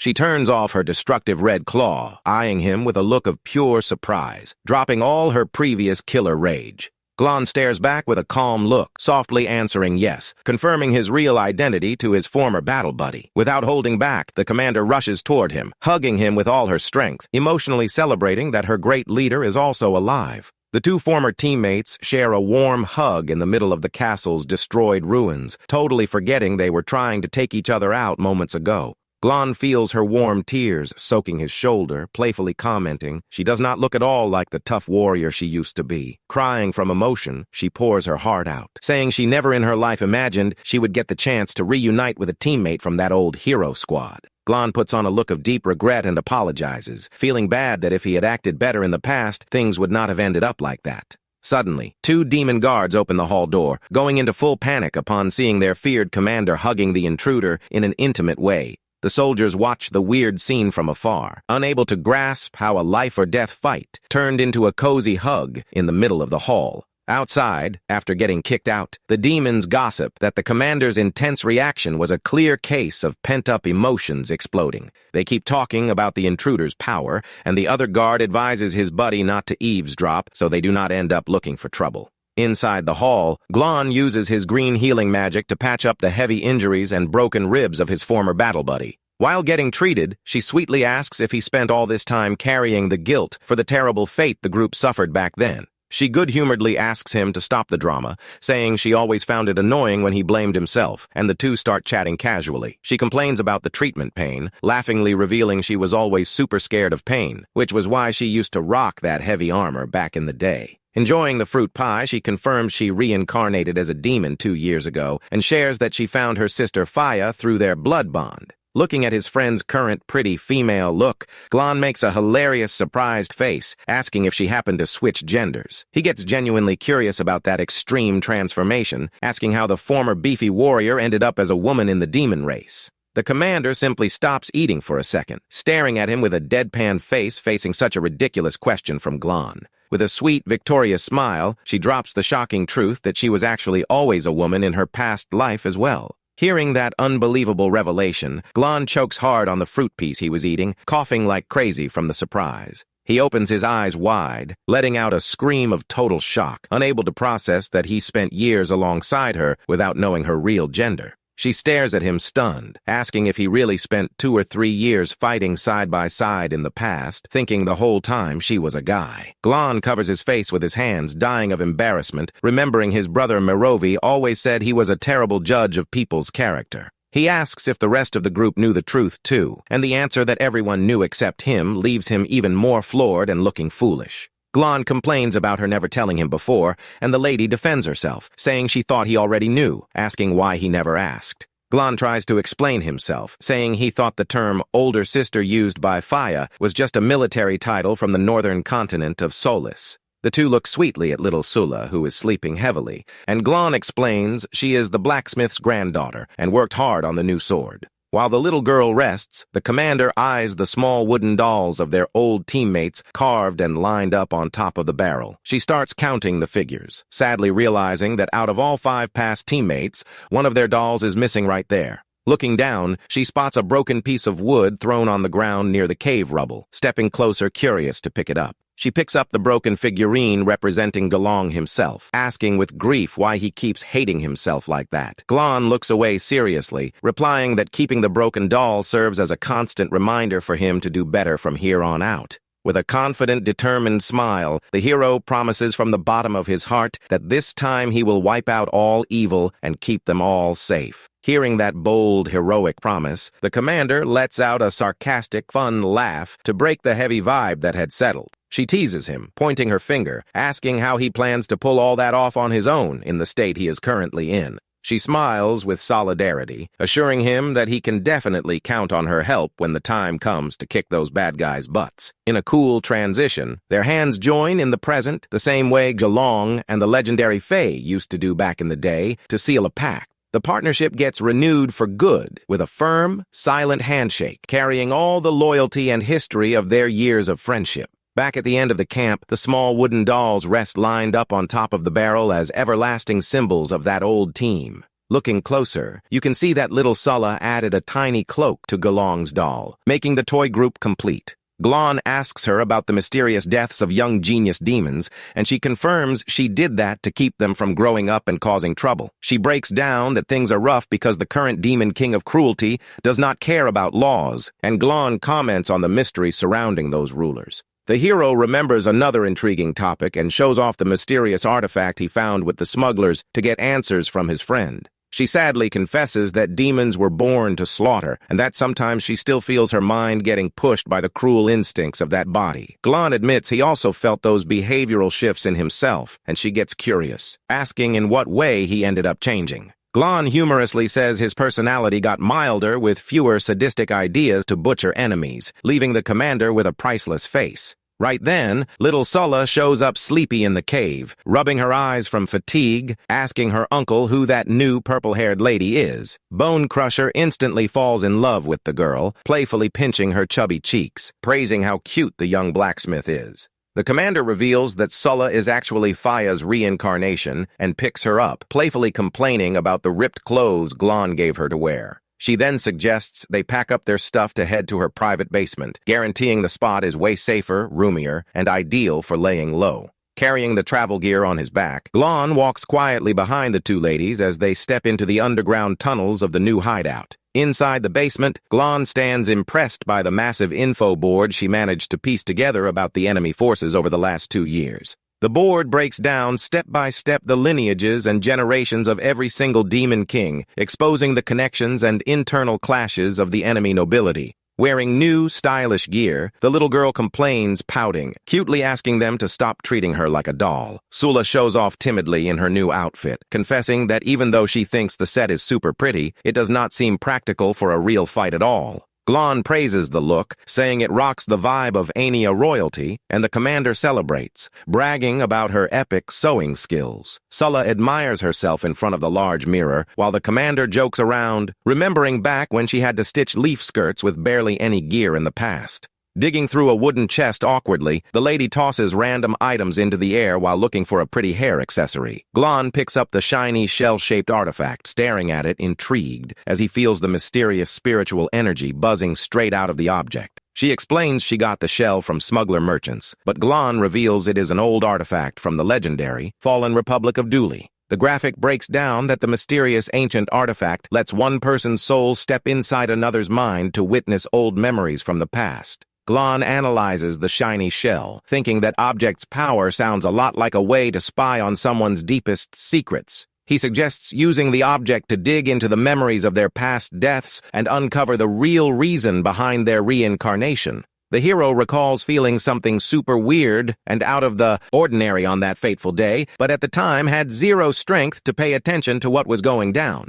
Glon asks her to use the shell and dive into his soul to check if the answers about their reincarnation are tucked away in his old memories. She takes on the challenge right away with a confident smile, stretching out hyped to start the spiritual dive into her friend's mind. With a locked-in look of someone about to tackle a major mission, she announces she is set and tells him to kick off the ritual without wasting time. Glon praises her loyalty and says now they just need to bring together the other half of the artifact for it to work, leaving the commander looking confused. He explains the shell needs to be complete to activate the magic, and she sheepishly confesses, sweating from embarrassment, that the other half went missing. She, embarrassed, explains that a gang of demon raiders stole the other half of the shell along with various local supplies a few months back. Glon asks why she did not snatch the item back, and the lady excuses herself, saying she is terrible at tracking people and that the gang is hard to locate. Glon stares at her bored, reminding her he spent a lot of time teaching her stealth skills in the past, complaining she has not leveled up at all since then.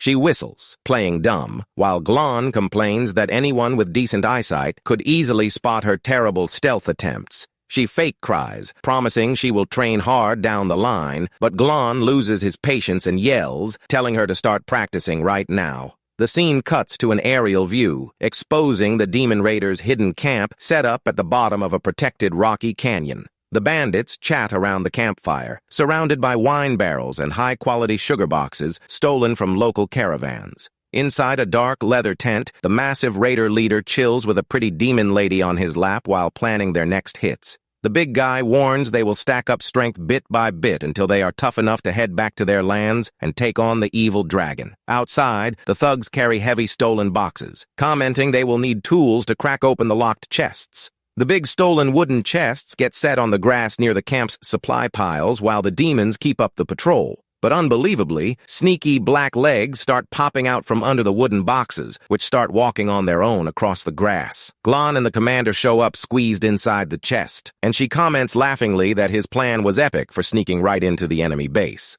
The two undercover demons whisper back and forth about taking out the gang by surprise and wiping out all the raiders in one go. One considers that if there is too much chaos, some raider might take advantage of the mess to run off carrying the valuable half of the soul shell. They decide to observe first to locate the loot spot, planning to snatch human ballistas to use against the scary dragon down the line. A beefy, chubby demon suggests their best play would be baiting the scary dragon straight into human territory. He sits down on top of a wooden box, breaking down that they should wait for both sides to wear each other out before finally making a move. But unlucky for the big guy, the wooden box cannot handle his massive weight and snaps completely, sending him straight to the ground. While the big guy groans from back pain, his thug notices, surprised, that the chest where they were supposed to be hiding is completely empty. Hiding in another spot, Commander Faya activates her ancient snake lineage skill to start her stealth shift. Glon's small black snake with glowing eyes pops up on Faya's shoulder, quietly telling her to check out a specific direction.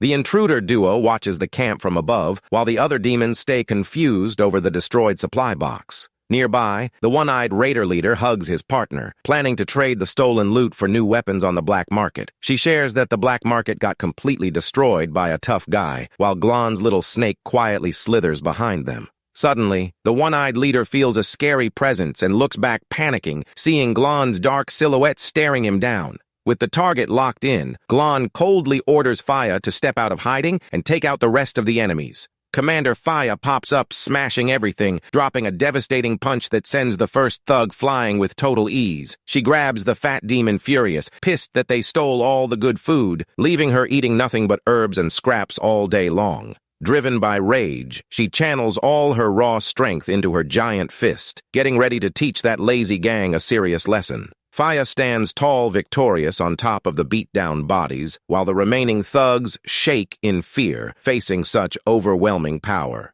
The raider leader snaps, accusing the snake demon of betraying the group and guiding the scary bone crushers straight to them. But to everyone's shock, the huge one-eyed leader gets easily pinned down by his own partner, who grabs him from behind. The big guy runs, scared, begging Glon to save him, crying that he was actually being held hostage and tortured by the villainess. Without a drop of patience, the scary demon lady cuts her own partner in half with a quick, cold blow from behind. She kicks his split body away, letting him know she was already sick of his uselessness while holding tight to the bag with the stolen goods. The villainess tries to seduce Glon, offering the loot if he can beat her, but the hero just starts releasing a heavy electric aura. She drops spicy teasers, promising wild fun if he becomes her new toy, but Glon does not give a dime about any of that. In a split second, Glon dashes like purple lightning cutting through the air, taking out the enemy in the blink of an eye with crazy speed. The remaining thugs stay completely shocked, seeing their tough leader wiped out so fast by that young demon.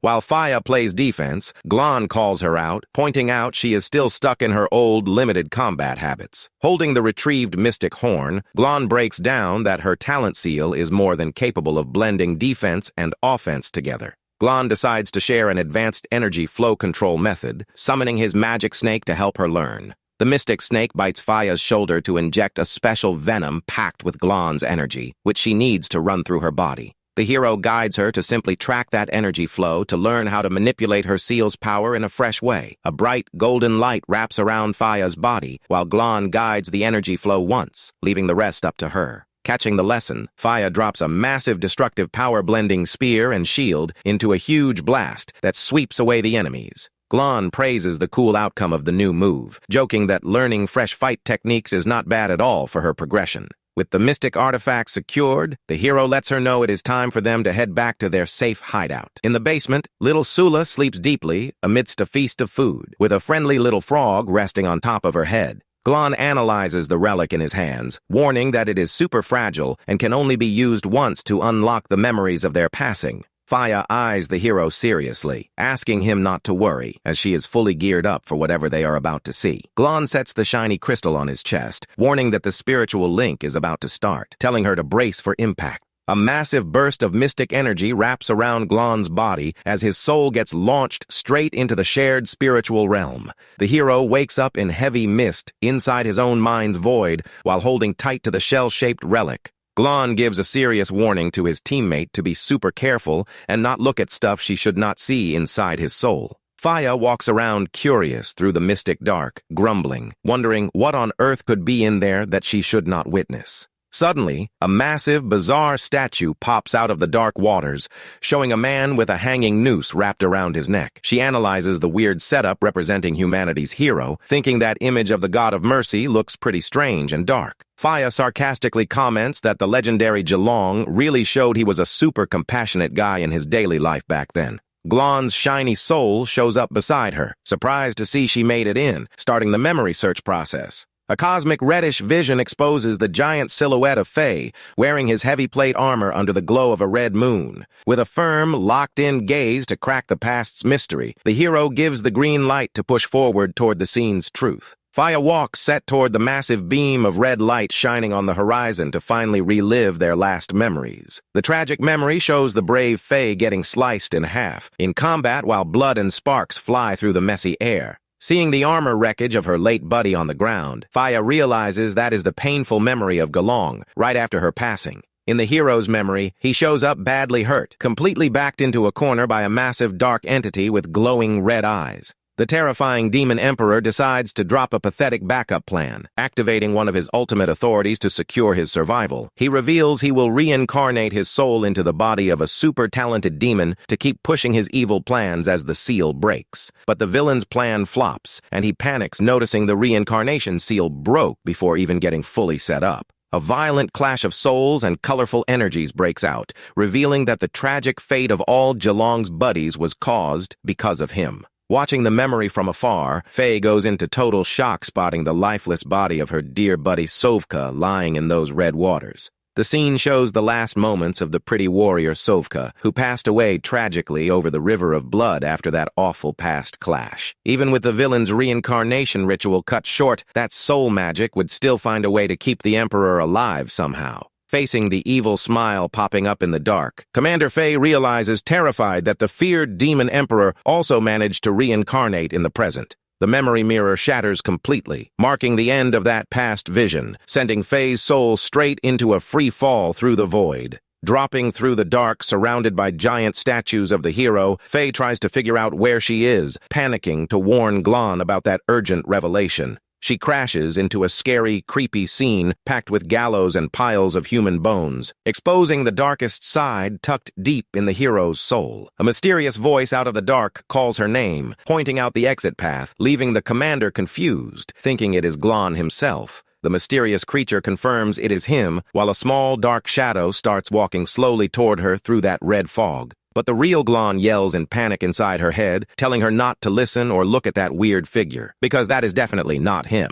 The small shadow instantly turns into a massive, terrifying monster made of pure shadows, representing the Demon Emperor's corruption. The giant mouth packed with sharp teeth opens wide to swallow the commander whole, while she stands frozen in fear facing that scary beast. At the last second, a giant energy sword drops from the sky, crushing the shadow monster, saving the commander from having her soul eaten by corruption. Gelong's heroic soul shows up glowing bright, screaming furious for his friend to stop zoning out and get out of there ASAP. With a beam of golden light, the hero boots his teammate's soul back to the real world to make sure she stays completely safe, far from there. Faye wakes up gasping and scared on the hideout stone floor, asking shocked what kind of monstrous entity is living hidden inside his soul. Glon prefers to brush off the topic for now, asking if she managed to pull any useful info on what actually went down in their past. She breaks down that the villain's assimilation authority was given by Demon King Shu, who holds the unique power to steal and transfer abilities to others.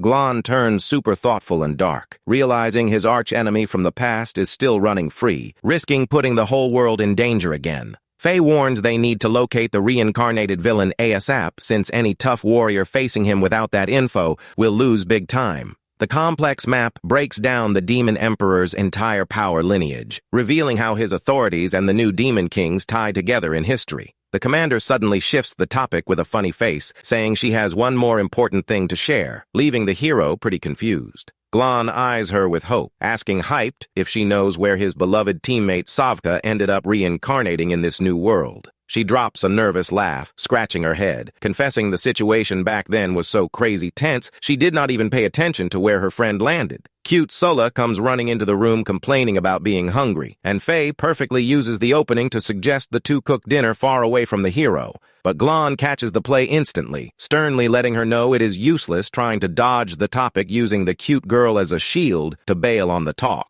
He steps close with a firm look, demanding she drop the jokes and finally give him the real story behind Savka's tragic fate. Seeing she has no way out of the hero's questions, Faye's playful look switches to a deeply sad, gloomy face. She looks down, heartbroken, not knowing how to break that painful news to her friend, who already suffered way too much from all past losses. In a neat flashback, the old heavy-armored warrior and young Faya show up laughing and celebrating after catching a giant fish for dinner. They look sweetly from afar, spotting the friend couple Gelong and Savka sitting close, chatting quietly around the lit campfire. The big guy blocks the younger one's path with his iron arm, asking them not to mess up the romantic vibe of the two over by the fire. He jokes around saying married folks can never read the room, while the other warrior confesses that was why his ex-wife asked for a divorce. At the campfire, gentle Savka asks, curious why the number mark above Gelong's left eye simply vanished from his face. The hero breaks down that the numbers on his face act as a counter that pops up whenever he is forced to take someone's life against his will. He adds that the cursed mark only fades from his skin when he finally gets to feel genuine happiness again. She comments that even after so many years, he must have finally found that warm home feeling again by seeing his old friends. Savka praises Faye, saying despite his tough exterior, he is an extremely sensitive, caring person who turned into Gelong's best friend in just a few days. She looks at little Faya with sweetness, assuring that the cheerful presence of that cute girl is enough to chase away any sad day for their team. Savka gets closer with a sweet smile, whispering affectionately that his presence is also key to bringing happiness to her heart. The two stare at each other in silence under the gorgeous starry sky, sharing an intimate moment packed with pure feelings that would last forever in their memories. Back to the present, Commander Faye sadly reveals that Savka's fate unfortunately ended up different and way more cruel than theirs. Glon listens to the news with a cold, set stare, assuring that is just one more blood debt that will need to be collected.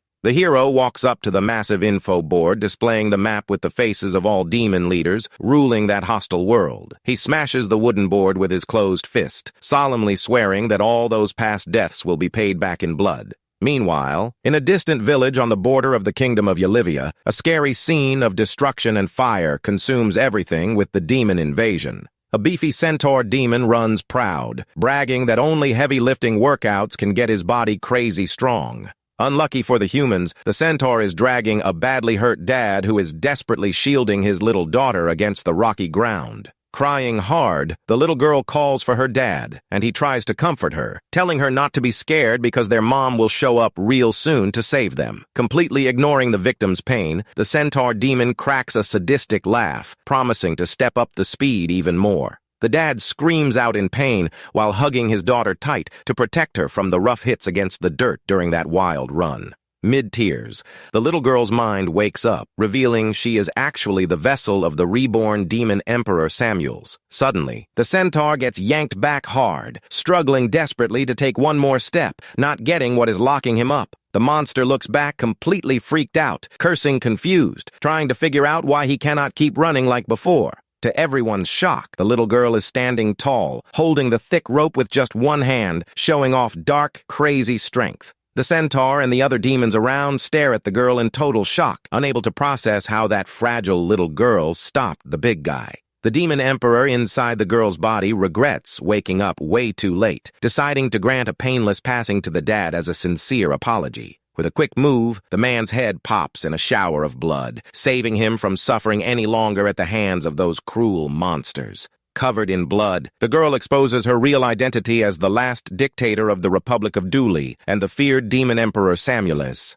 The dad's lifeless body crashes to the bloody ground while the little villain gears up to deal with the rest of the demons surrounding her. Several armed demons rush in fast, encircling the girl, ready to strike, without having the slightest clue of the real danger they are facing. Samuels looks at her own underlings with contempt, asking disappointed why her creations turned into such trashy beings. She explains their job was simply to clear out those imperfect lives, not to cause useless pain to entertain themselves with others' suffering. The monsters tell her to shut her mouth and charge in to attack, while the villain regrets that they keep making mistake after mistake in history. She turns on her powerful deadly sin talent seal, casting a mass wipeout spell that vaporizes all enemies in a snap. A massive shockwave sweeps the field, leaving only weapons lying on the dusty ground, proving the overwhelming strength of the demon emperor. She thinks about how she did not expect the clash from 5 years ago to end up like that, admitting Gelong turned into someone unforgettable to her. Samuelis recalls that upon taking over the hero's body, she managed to see deep into his heart and hear his true inner voice at that moment. Touching her own chest, she regrets that back then it was too late for her to also share her heart's feelings with him. She cracks a sweet smile, commenting that if they had talked before, he definitely would have understood her, and the two could have become great friends.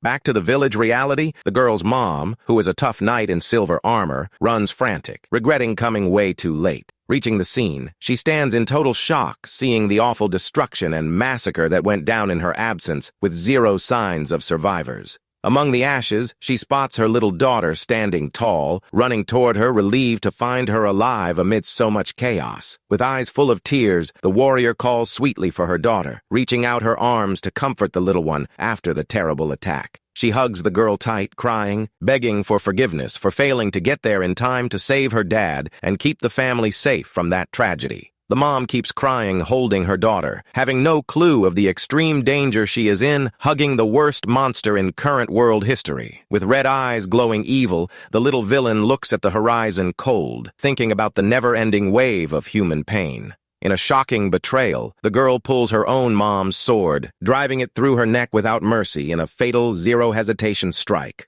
The poor warrior opens her eyes wide in complete horror and panic, getting fatally wounded by her own daughter, whom she loved and wanted to protect so much. The mom's lifeless body falls cold to the stone floor, while the little villain wipes the blood off her face with complete coldness and zero care for the act. Samuels turns on her deadly sin authority, gearing up to take over the knight's strong body to evolve her reincarnation powers. With her mind set on her major mission to save the world, the villain states her cause is urgent and cannot take any more delays. In the present, Glon and Faye debate the lack of leads on the Demon Emperor's whereabouts, brainstorming ways to keep human warriors safe. The hero suggests the demon Fenling might hold valuable leads, and Faye explains she is the current demon queen of silent death and is super fair. She shares that Fenling hates mixing with the demon race, and that Faye's talent seal confirmed the queen is super trustworthy. Glon analyzes the setup seriously, concluding that checking out the demon queen Fenling is indeed the only solid lead they have right now.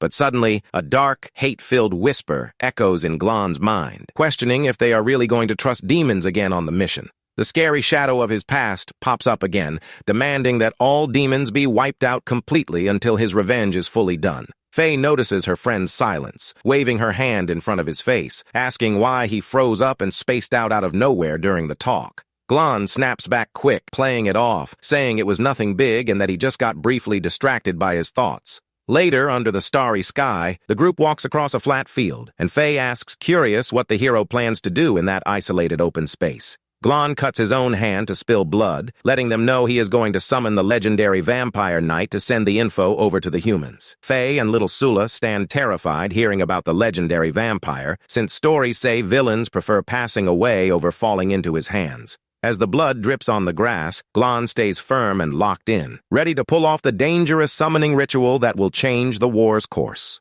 Glon starts channeling the spell, setting his stance right in the center of a giant red summoning circle glowing bright on the ground. 2 hours after kicking off the ritual, nothing happens, and Glon tries to excuse the delay, saying it has been years since he last called the ally, so he must be running slow. Tired of waiting, the commander lies down to catch a nap near a tree, asking Glon to wake her up as soon as the mysterious vampire finally shows up. The magic circle on the ground keeps glowing with its mystic runes while time drags on slowly with zero sign of the creature summoned by the hero. Sulla starts doubting everything, suspiciously asking if winged vampires actually exist outside of creepy kids' horror storybooks. A small bat flies through the night sky and Sulla lets out a sigh of relief, trying to calm down, laughing at her own silly imagination in the dark forest. But suddenly, a massive metal spear covered in blood pops up right in front of Sula's wide eyes, leaving the girl frozen in pure panic. The girl lets out a hilarious, frantic scream upon facing the scary, weird presence that just materialized right in front of her out of nowhere. Sulla falls backward onto the grass, dying of fear, crying and begging her uncle to save her from that metal-armored creature dripped in fresh blood. Standing before them is the scary vampire knight, rocking sinister armor with a pointy cone head and sharp claws, dripping blood onto the ground. Glon stares at him bored, telling him off with disrespect, saying he did not waste energy summoning him there just for him to scare helpless kids. Releasing a heavy, scary, dark aura from his glowing green eyes, the MC tells the armored warrior to start taking things seriously once and for all. The mysterious knight warns that the only person capable of using that mystic summoning circle to call him passed away many years ago in the past. He turns on his dead blood source talent seal, pointing his bloody sword, demanding to know how that young demon learned the banned spell. The commander wakes up scared, floating over to the hero, warning that the vampire does not look friendly at all, while Sulla hides, shaking behind Glon. The metal knight drips blood from his sword, warning he expects a quick voluntary confession, otherwise he will be forced to drag out the answers the hard way. Totally cool facing the threat, Glon mocks the monster's dramatic lines, saying a speech teacher would give him a passing grade at best. With a sharp, authoritative look, the hero says nothing in the knight's conduct is cool, confessing he is deeply let down by his attitude. The armored knight freezes in place, stammering confused upon hearing that tone of voice and those super-specific words that sound crazy familiar. A massive spiritual projection of Galong shows up behind Glon, who declares authoritatively that the warrior Valen is still failing his classes. The monster starts shaking with emotion, bringing his hands to his metal head, unable to believe the possibility that young demon is his old master. He takes off his helmet, revealing his young face with white hair and different colored eyes, crying tears of joy upon reuniting with his beloved teacher Galong. In a flashback, the scene shows the grounds of a pretty fancy military academy where young nobles used to study fight moves back in the day. In the yard, young Valen shows up getting beaten up and held down by several rich bullies while begging desperately for them not to burn his hands. The fat leader of the bullies, named Mulder Lawrence, holds a red-hot iron, laughingly asking what the point of his request was. Valen cries hard on the stone floor, sobbing that he does not want marked hands because his dear mom would be super sad seeing his wounds. The bully fakes getting the kid's concern in a shady way, commenting that normal moms actually care a lot about their kids. But Mulder Lawrence switches his look fast, bringing down the hot iron with total cruelty, yelling that he does not give a dime about his mom's feelings. With a sadistic, psycho smile on his face, the attacker raises the sizzling object again, warning that now it is time to burn his other hand. But impressively, a strong hand grabs the hot iron straight by the burning metal, stopping the nasty attack in the blink of an eye. The one stepping in to save the day is Professor Galong himself, wearing his white coat and glasses, showing off unreal composure and coolness in the scene. Galong stares down the bully with a scary look, coldly warning that if there is a next time, he will tell his parents to come pick up his scraps with a shovel. Annoyed, fat Mulder Lawrence points his finger in the master's face, yelling that he is just a part-time professor with no permanent job and zero right to butt in. Having zero patience for speeches, Galong lands a heavy hit that sends Mulder and his thugs flying straight through the Academy Castle's glass window. The master walks back to class with total style, while young Velan uses his green magic to heal the burn marks on his hands in the yard. Super grateful for the save, the kid runs frantic behind Galong, yelling for him to hold up a second because he needs to talk seriously with his savior. But the professor keeps walking in total dead silence through the castle's busy hallways, completely tuning out the young guy's calls in the corridor. Velan reaches out his hand, unable to catch up with the master, who steps into the massive lecture hall to kick off his packed combat strategy class. The kid rests his hand against the closed door sadly, whispering a sincere thanks to the professor for saving his life and keeping his mom from suffering. Outside, other students peek through the window in awe, seeing that the big lecture hall is completely packed with over 1,000 students inside. A senior explains that Galong is the legendary hunter who takes on the demon army solo and rarely has free time to drop lectures at the academy. The packed hall watches the talk with complete focus, proving that all young people dreaming of fighting evil would do anything to listen to the master's tips. Two funny students peek through the window, commenting surprised that even several top princes from the continent came from far away to watch the lecture. The other reveals laughingly that the spoiled 8th prince tried to steal another student's seat, and Galong simply grabbed him by the collar and tossed him out. Velan walks alone through the academy garden, wondering what a weak kid like him could offer the professor to pay back the favor. Suddenly, thorny green vines pop out of the ground, tying up Velan's arms and body with full force, catching the young guy totally off guard in the garden. He gets hung upside down from a tree by the bully, who uses plant manipulation magic, demanding Velan bait Galong into a deadly trap. Even suffering from the pain of thorns digging into his skin, young Velan yells furious, cursing the bully, flat out, refusing to betray his beloved master. With a dark, hate-filled look, Mulder Lawrence gets annoyed by the kid's pushback, commenting he did not expect him to be such a tough nut to crack. The sadist squeezes his fist, making the thorny vines slowly crush every bone in Velan's body, who lets out a scream of extreme agony under the nasty torture. Velan is trapped in thorny vines, suffering under the torture, but his only concern is protecting Professor Galong from falling into that cruel trap. He remembers he needs to activate his talent mark to escape, but realizes he is a dummy for never training that skill before. Out of nowhere, Professor Galong shows up, chopping down all the plants and saving the kid in spectacular fashion. Galong holds the young man upside down and praises his toughness for not ratting out his master to the enemies. Panicking, the youth warns that Lawrence wants to hurt the master and asks, deeply concerned, where the other 3 attackers went.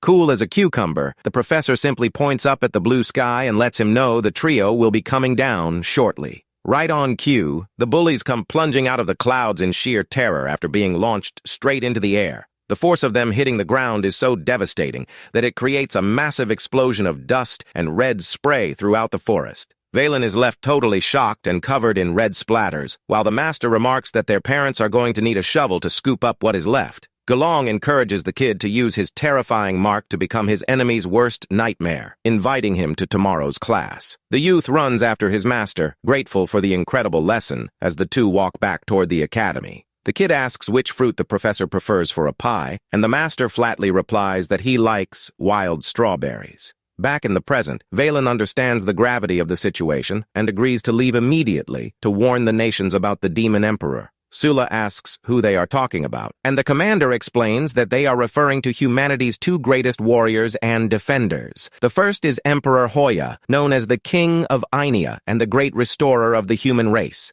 The second is the supreme warrior Yuha, who leads the powerful Northern Alliance with unmatched strength. Velan explains that Yuha retired years ago and recalls that he was the only warrior capable of beating the master in direct combat. Glon hurries the vampire knight along, warning that every second wasted gives the dreadful enemy more room to move. Confident in his mission, the armored hero spreads his massive wings of red energy, swearing he will not fail his professor. With a powerful leap, he takes off into the night sky, vanishing rapidly into the dark clouds. The little girl says goodbye by comparing the knight to a giant mosquito, while Glon plans his move to hunt down the villain's reincarnation. Glon mentions he will organize the departments and asks the commander to look for a few high-quality ceramic jars. The hero plans to take off the villain's limbs, remove his tongue and eyes, and seal him away forever inside a clay pot. The commander is horrified by the cold ruthlessness of the plan and mentally thanks her lucky stars that he is not on the side of evil.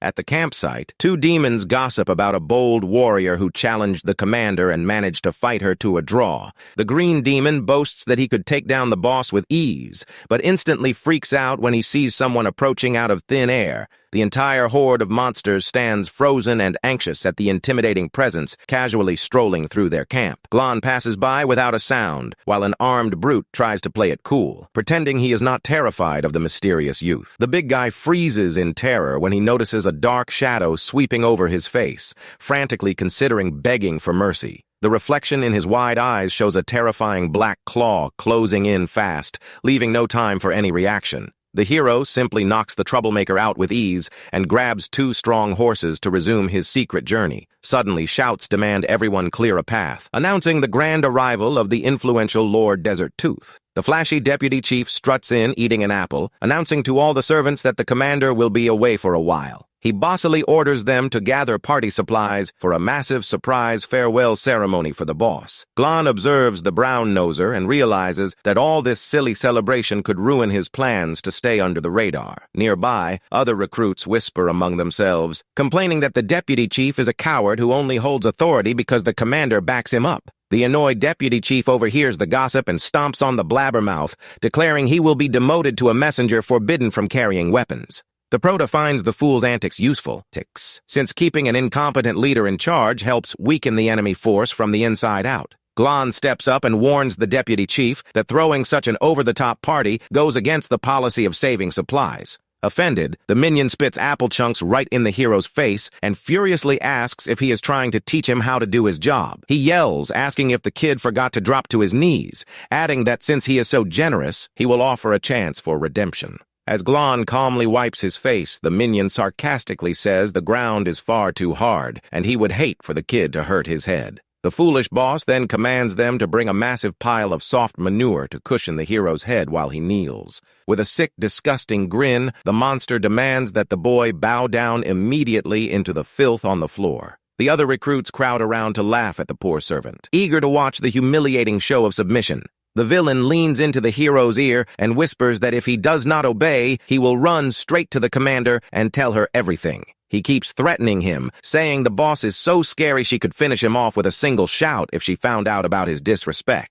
The hero merely reflects that if he hits the coward too hard, the guy might lose the confidence to keep messing things up for the local demons. Sensing the silence, the deputy chief loses his cool and grabs the young man's neck to forcefully shove his head down into the muck. But in a fraction of a second, Glon delivers a lightning-fast kick that sends the bully flying through the dust. The arrogant deputy chief ends up face-planting directly into the huge pile of smelly manure right in front of every servant in camp. He starts screaming in absolute panic as he realizes his face is completely covered in waste and his pride is utterly shattered. But the fun comes to a halt when Commander Bonecrusher makes a surprise entrance into the yard and coldly asks what the minion thinks he is doing. The coward scrambles behind the boss and starts whining that the disrespectful kid refused to follow orders and needs to be punished. He points a finger right in Glon's face, with a wicked grin, declaring victory and stating the young servant is completely cooked from here on out. Out of nowhere, the commander delivers a brutal stomp onto her own minion's foot, demanding he drop to his knees immediately before the mysterious youth. With a bleeding foot and crying in pain,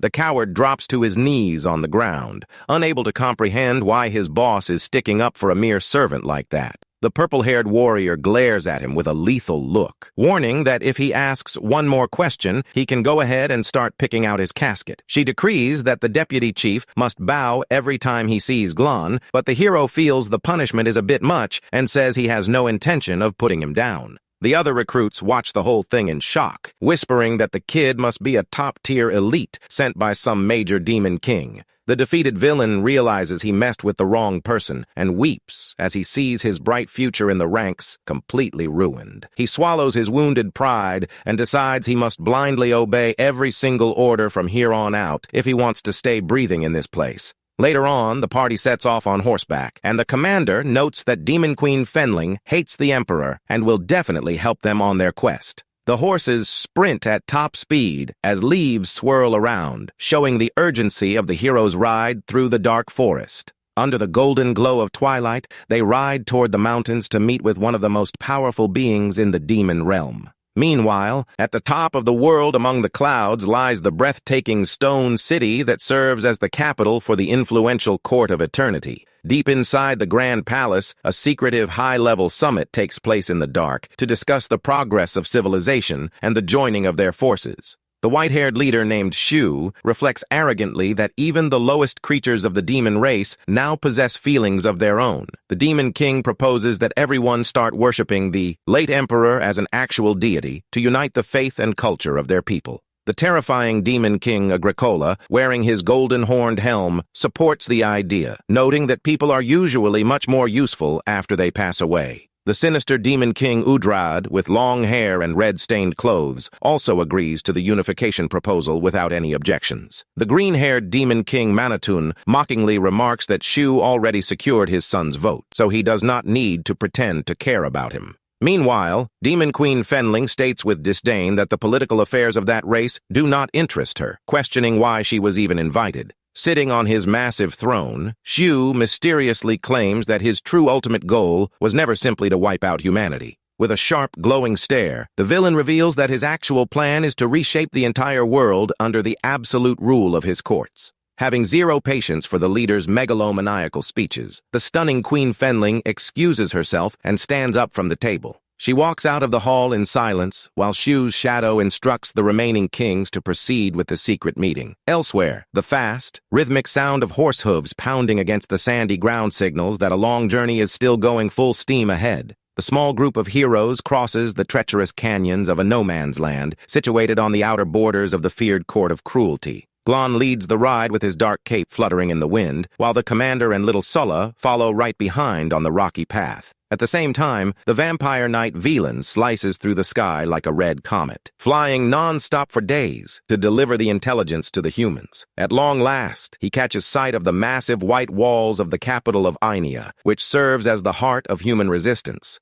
No longer wearing his heavy dark armor, Velan is greeted at the palace by an elderly advisor who mentions that Emperor Hoya is currently having dinner. The young knight's heart races as he realizes this will be his very first time setting eyes on the legendary, ruthless Emperor of Ainea. Tense, he walks through the massive golden gates, wondering what kind of man the feared Iron Monarch who built his throne on power really is. Upon stepping inside, he finds the ruler tearing off a warm piece of bread over a bowl of soup, friendly asking if he is Velan. Emperor Hoya wipes his lips and remarks that his 8th son always spoke very highly of the knight, apologizing for missing his ceremony. With a warm smile, the ruler welcomes the visitor and invites him to take a quick seat at the table to share a meal with him. The elderly advisor jokes that his behavior lacks royal dignity, but the emperor tells the historians to write down that act of kindness in the records. The scholars hold their quills, ready to document every deed, good or bad, of the king in the famous official chronicles of Ainea.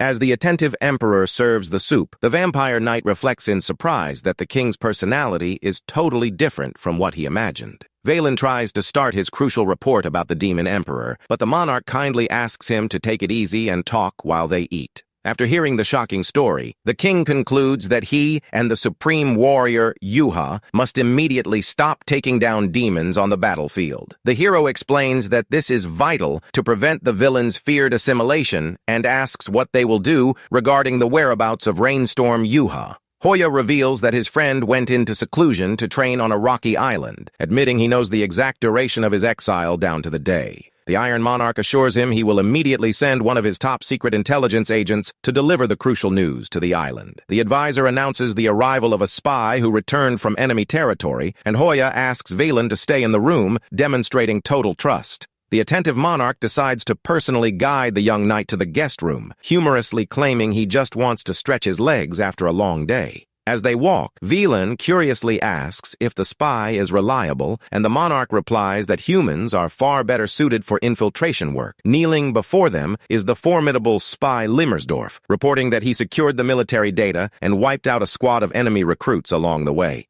Spy Limmersdorf is stunned upon entering the hall, seeing a vampire knight like Velan standing right there in front of the Emperor himself. Hoya notices his servant's shock and calms him down, saying the two have not formally met yet and offers to do proper introductions. The king introduces Velan as the vassal of the 8th prince, and the creature Limmersdorf as his highly trusted royal spy in Ainia's palace. Velan is surprised to see a demon serving the human kingdom, while Limmersdorf reveals that the court of war is assembling a massive army. The formidable spy warns that the emperor must organize military defenses immediately and offers to guide Velan to his quarters. The knight admits it is hard to trust a demon serving humans, but the creature corrects him, saying his relationship is purely business, not loyalty. The spy explains that in this chaotic era of war, his only real goal as a weak being is to secure a good employer and hoard a lot of gold. Holding up 2 shiny gold bars, he mockingly asks if the knight can tell which piece of wealth is human and which is demon. Velan listens in silence, as the spy casually states that the war between the 2 races is simply not his problem to worry about. The creature admits he only wants to save enough wealth to escape this ruined continent and live peacefully in the lands of Lunaya.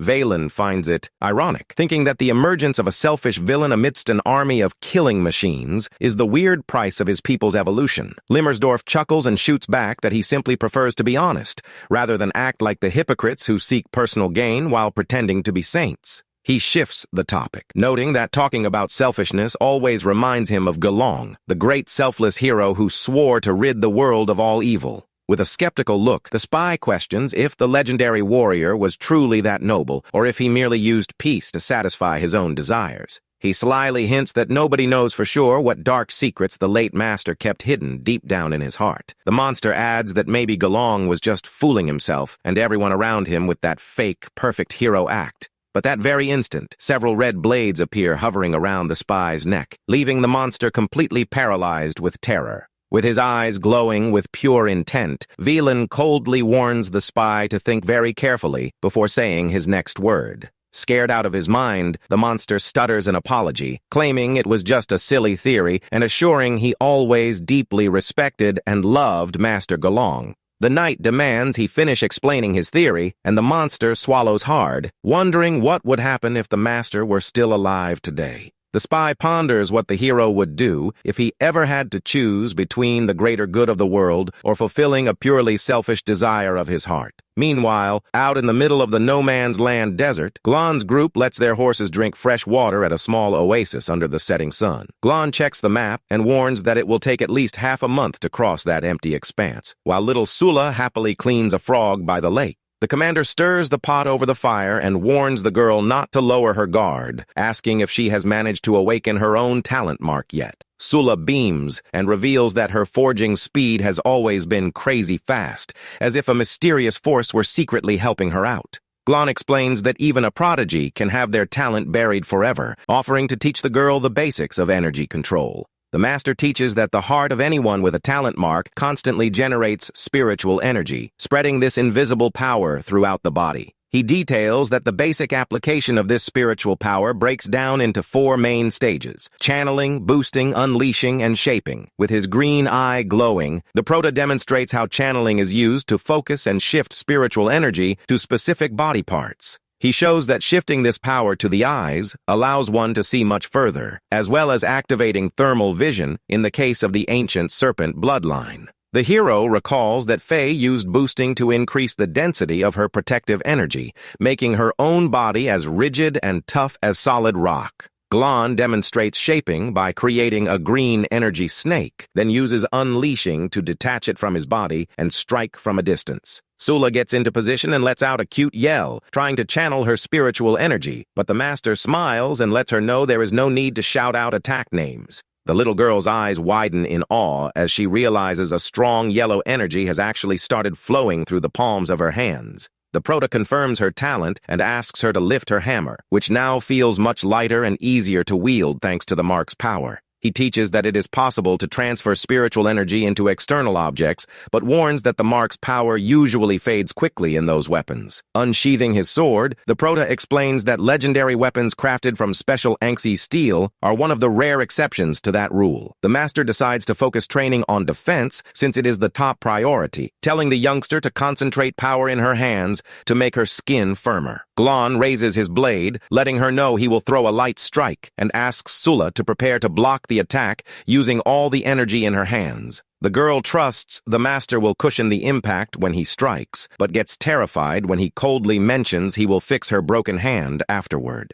With scary speed, the blade swings down toward the little girl's glowing fist, who shuts her eyes tight, bracing for the absolute worst from that direct hit. The force of the strike creates a gust of wind, and impressively, the tiny warrior manages to block the master's sword using only her bare hand. But suddenly, the yellow energy surrounding the girl's fist starts acting bizarre, generating a thick glowing smoke across the scene. Right before everyone's eyes, several tiny, glowing yellow figures appear, pushing Glon's heavy blade away from her hand. The Prota smiles, reflecting that human potential always gets pushed to the absolute limit when faced with a moment of real danger. Sula celebrates seeing the little figures moving around, while Glon watches in silence, trying to remember the proper way to use that rare mark. The master warns that using boosting carelessly right now could cause heart failure, suggesting she try focusing on unleashing and shaping instead. Following her mentor's instructions, the little girl focuses her mind and executes energy unleashing, causing the tiny figures to start floating.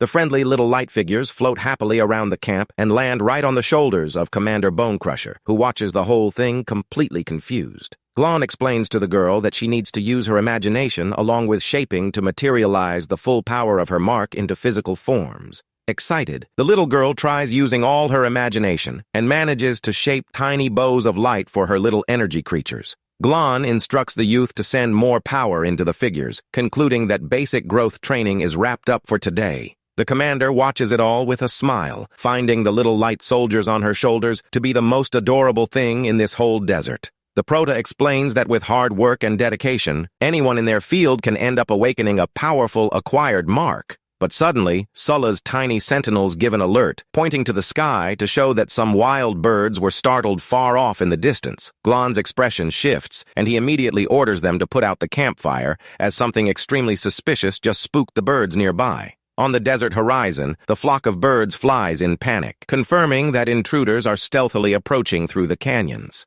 The human knights appear exhausted, and Captain Lilo angrily tells his subordinates to stop yelling out his elite military title. They are carrying Princess Yvette, who is severely injured and unconscious, fearing the group might be spotted without any fighting power left to defend themselves. Hidden away, the heroes observe the humans, and the commander wonders who the brave young noblewoman could be to cross such dangerous territory. Glon instantly recognizes her as the 9th princess of Ainea, named Yvette, recalling that she was always the most ambitious among all the king's children. He reveals he heard stories about her from Merovi in the past, wondering what could have brought such a strong warrior all the way out here. The exhausted captain carelessly dumps the stretcher on the ground and starts aggressively picking fights with his servants while a snake lurks in the grass. The man complains bitterly, saying his family spent a fortune to get him into the royal guard just so he could stay close to the princess. He tries to take a drink from his canteen, but realizes in frustration that it is bone dry, ranting about how their mission went completely downhill in the desert. Out of nowhere, Glon's magical snake strikes, knocking the canteen right out of the warrior's hand, while a voice asks if they are looking for Gelong's arm. Glon and the commander step up, sarcastically commenting on the bizarre coincidence of both groups searching for the exact same relic. The purple-haired warrior asks if the hero wants to use that lost arm to force a new power evolution, and the Prota confirms the plan. Glon reflects that the severed arm holds the power needed to awaken his true strength and help him take down the Demon Emperor. The human servants keep lamenting the failure of their previous mission, while Captain Lilo watches them with deep scorn and impatience.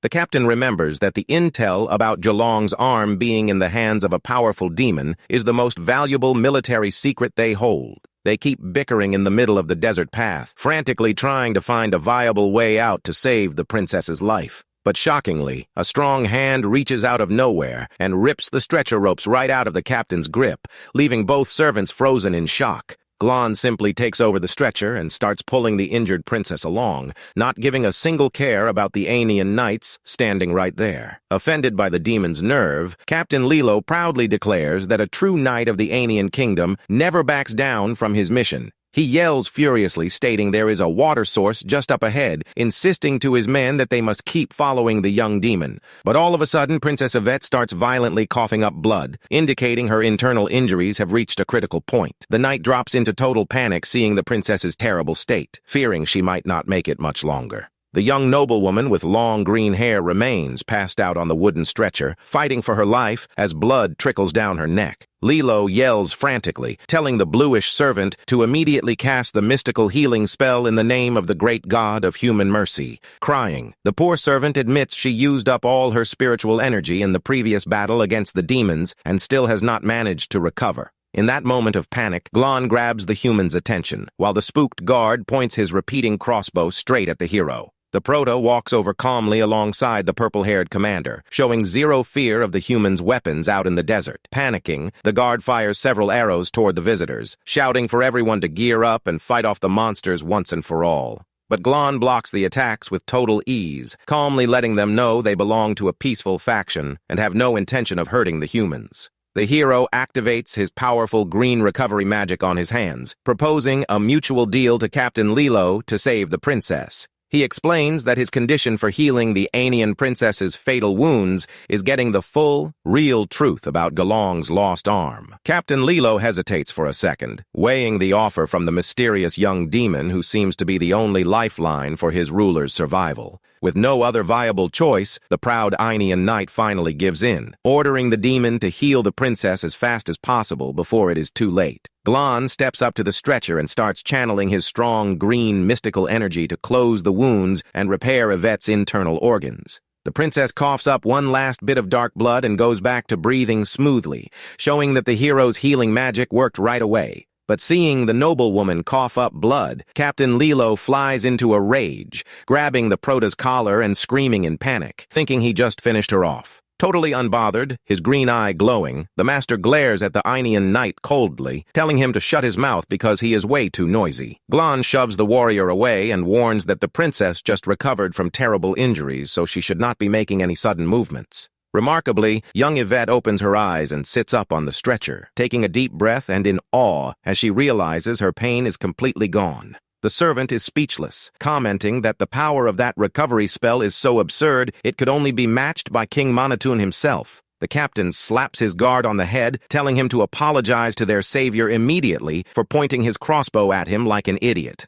Yvette politely thanks him, thinking to herself that those demons seem civilized and capable of having a friendly conversation, just like the spy Limersdorf. Glon calls for the payment of their deal, and the Aenean princess agrees to settle the debt, committing to answer all of his questions. With a focused, serious stare, the Proto reveals that what he really wants to know is everything regarding the location of that severed arm. Glon coldly lets them know that holding back an answer is off the table, suggesting Captain Lilo himself spill the whole truth about the arm. The princess commands the captain to stay silent, while Lilo himself apologizes to the demon, saying he cannot leak human business. Yvette tries to offer any other kind of reward to the hero, completely unaware that two small green poison marks are starting to glow on her neck. The Aenean princess starts trembling in terror as she realizes the hero slipped a lethal dose of snake venom into her body during the healing process. With a terrifying look, the demon gives an ultimatum, telling them to reveal the arm's location or watch the princess's inevitable end from poison.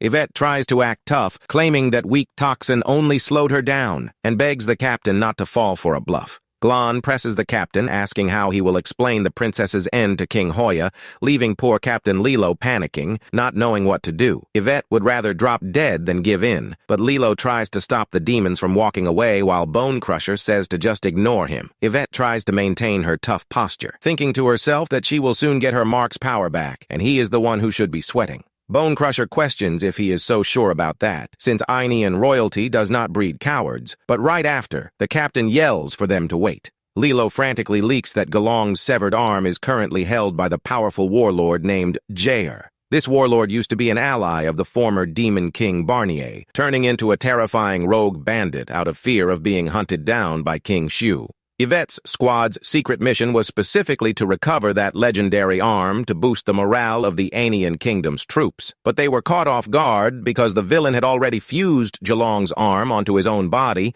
leaving the princess severely injured. Glon gets the picture and asks where the enemy is right now, prompting Lilo to spill that he is hiding out in the ruins to the west. Since their path happens to lead west anyway, the Prota decides to head through there, while the captain demands the princess's cure be handed over immediately. All of a sudden, the Prota firmly grabs the captain's arm to take immediate action. Glon and his ally vanish in the blink of an eye in a flash of purple energy, leaving the captain screaming in anger out in the desert. Yvette gets up calmly, telling the captain to put his sword away, warning that silly little poison would not hold her down for long anyway. Lilo drops to his knees full of regret, apologizing for trying to play it smart and ending up leaking valuable intel about the enemy. The other soldiers in the squad shake in fear, thinking Lilo might face severe military court discipline for disobeying orders. But to their surprise, the princess holds Lilo's hand and tells him to get up off the ground right away. She admits it was not his fault, taking responsibility for not explaining the mission details clearly enough. The princess assures them the demons will not be able to beat that powerful villain on their own, telling everyone to rest up and cook up a better plan. Suddenly, one of the guards screams in panic, warning that dangerous enemies are closing in on their position. A weird, masked creature leaps through the air holding a spear, ready to attack the group. Yvette draws her weapon and immediately orders her soldiers to fall into defensive formation to face the threat. A massive horde of bandits appears on the horizon, kicking up dust and cheering after finally catching up with the runaways. The pack of skin hunters reveals that Jair only cares about their heads, while they intend to skin everyone for a bit of fun. The princess plans to hold her ground until she can recover her mark's power, realizing the enemy leader is extremely skilled. One of the bizarre monsters offers to wear down the humans first, and the leader agrees, noting his mark is tough to crack. The green demon rises up, floating with yellow energy, telling the group to pay close attention to the question he is about to ask. He throws out an absurd riddle about the origin of a talking rooster, starting a 3-second countdown for them to answer. The enemy's special mark triggers, summoning glowing grubs onto everyone's chests that will drain the energy of anyone who gets the answer wrong. The captain freaks out, realizing it is a rule-based mark that will slowly drain their lives away until they turn into shriveled raisins. One of the guards tries to attack the monster directly to save himself, but the princess stops him, warning the enemy is way too fast. The villain starts mocking the warriors while moving at top speed, guaranteeing no one will touch him as long as the boss is around. The bandit leader orders everyone to attack at once, unaware that his own ally plans to double-cross him as soon as he gets stronger. The horde of wild monsters charges full force at the cornered humans, who have no strength left to fight back. The Anian soldiers break out in a cold sweat of pure terror, realizing they are about to be completely slaughtered by the enemy. Suddenly, an imposing figure emerges, unleashing overwhelming purple energy, telling them not to move since they are injured. In a single instant, a blast of dark energy slices the monsters in half, scattering red across the entire battlefield. The mysterious savior stands still in the middle of all that destruction, radiating a terrifyingly powerful presence. The green-haired princess is completely stunned, lost for words upon witnessing the young demon's devastating strength. Bone Crusher jumps into the fight too, clearing out the remaining enemies, sarcastically calling it an alliance gift. She explains they came back to propose a team-up to take down Jair and retrieve the severed arm, which is supposed to go to the demons. While the two sides talk, a massive explosion of purple lightning and dust goes off right in front of the bandit army. The Prota begins going through an incredible evolution, pushing from the second up to the third mark of spiritual power. Glon takes on a dark, imposing form with white hair, remarking that this new body still has plenty of potential to grow. The bandit boss panics, using a magical sand curtain to stall the hero while telling his ally to throw out another riddle. The riddle demon shouts a new trick question, asking for the name of the fourth brother in a very weird family. The countdown ticks away fast amidst the sandstorm created by the crew of criminals.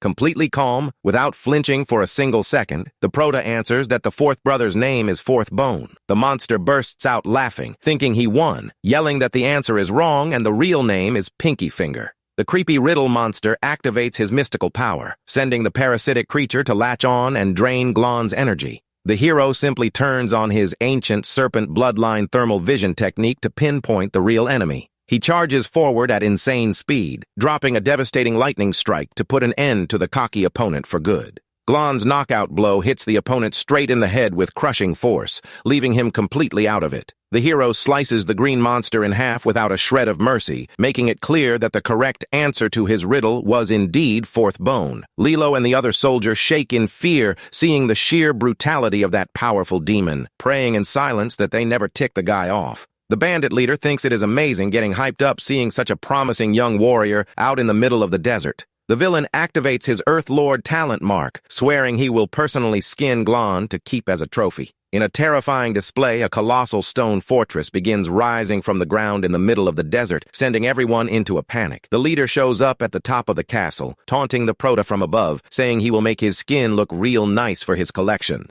The fortress's massive ballista artillery starts launching deadly projectiles straight at Glon at crazy speeds. A monstrous explosion rocks the ground, but the hero maneuvers expertly, easily dodging every single devastating attack. He lands on the ground, coldly dragging his chains behind him, while the rest of the group watches the impressive scene from afar. Lilo breaks down crying, thinking they are done for having to fight a mobile castle, but Bone Crusher just finds the technique way too flashy. The giant fortress starts plowing toward the group, kicking up clouds of sand and crushing everything in its path. The villain shouts from the top of the walls, calling on the second and third brothers of the crew to help him crush the intruders once and for all. He orders his subordinates to attack the enemies from 3 sides to ensure absolutely no one makes it out alive. 2 gigantic, monstrous creatures step out of the castle, thinking they are finally going to get a big battle worthy of their strength in the desert. The giant monsters complain that they were summoned just to deal with what they call helpless ants on the battlefield. Yvette catches that and flies into a rage at being referred to as an ant by those massive, gross beasts.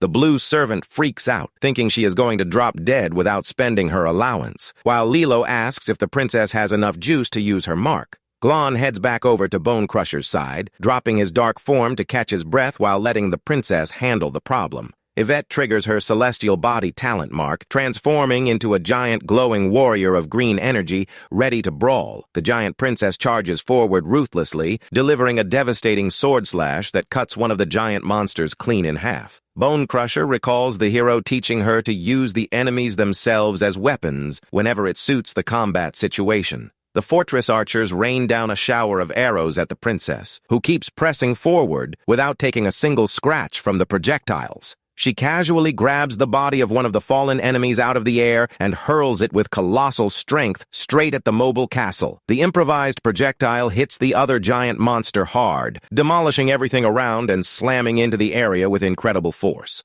The bandit leader is left completely speechless, watching his defensive line get wiped out in seconds by a single warrior. He starts breaking out in a cold sweat of terror, realizing he drastically underestimated the devastating power of that furious human princess in the desert. Yvette, in her colossal giant form, towers over the castle walls, holding her massive glowing sword high for the final blow. With a single precise, devastating slash, she slices the stone fortress and the bandit leader in half, giving them zero chance to defend. The mobile castle blows up into 1,000 pieces, sending a shockwave that wipes away the dust and completely destroys the criminal army. Glon notices a strange movement in the sky toward the sunset, calmly turning around to see what is going on up there. An imposing silhouette of a red dragon appears, flying majestically against the setting sun on the Aenean desert horizon. The legendary dragon keeps moving, unbothered by the destruction down below, while Yvette's giant form finally fades away. Bone Crusher remarks in relief that it is the rogue dragon of the No Man's Land, glad it took no interest in their group.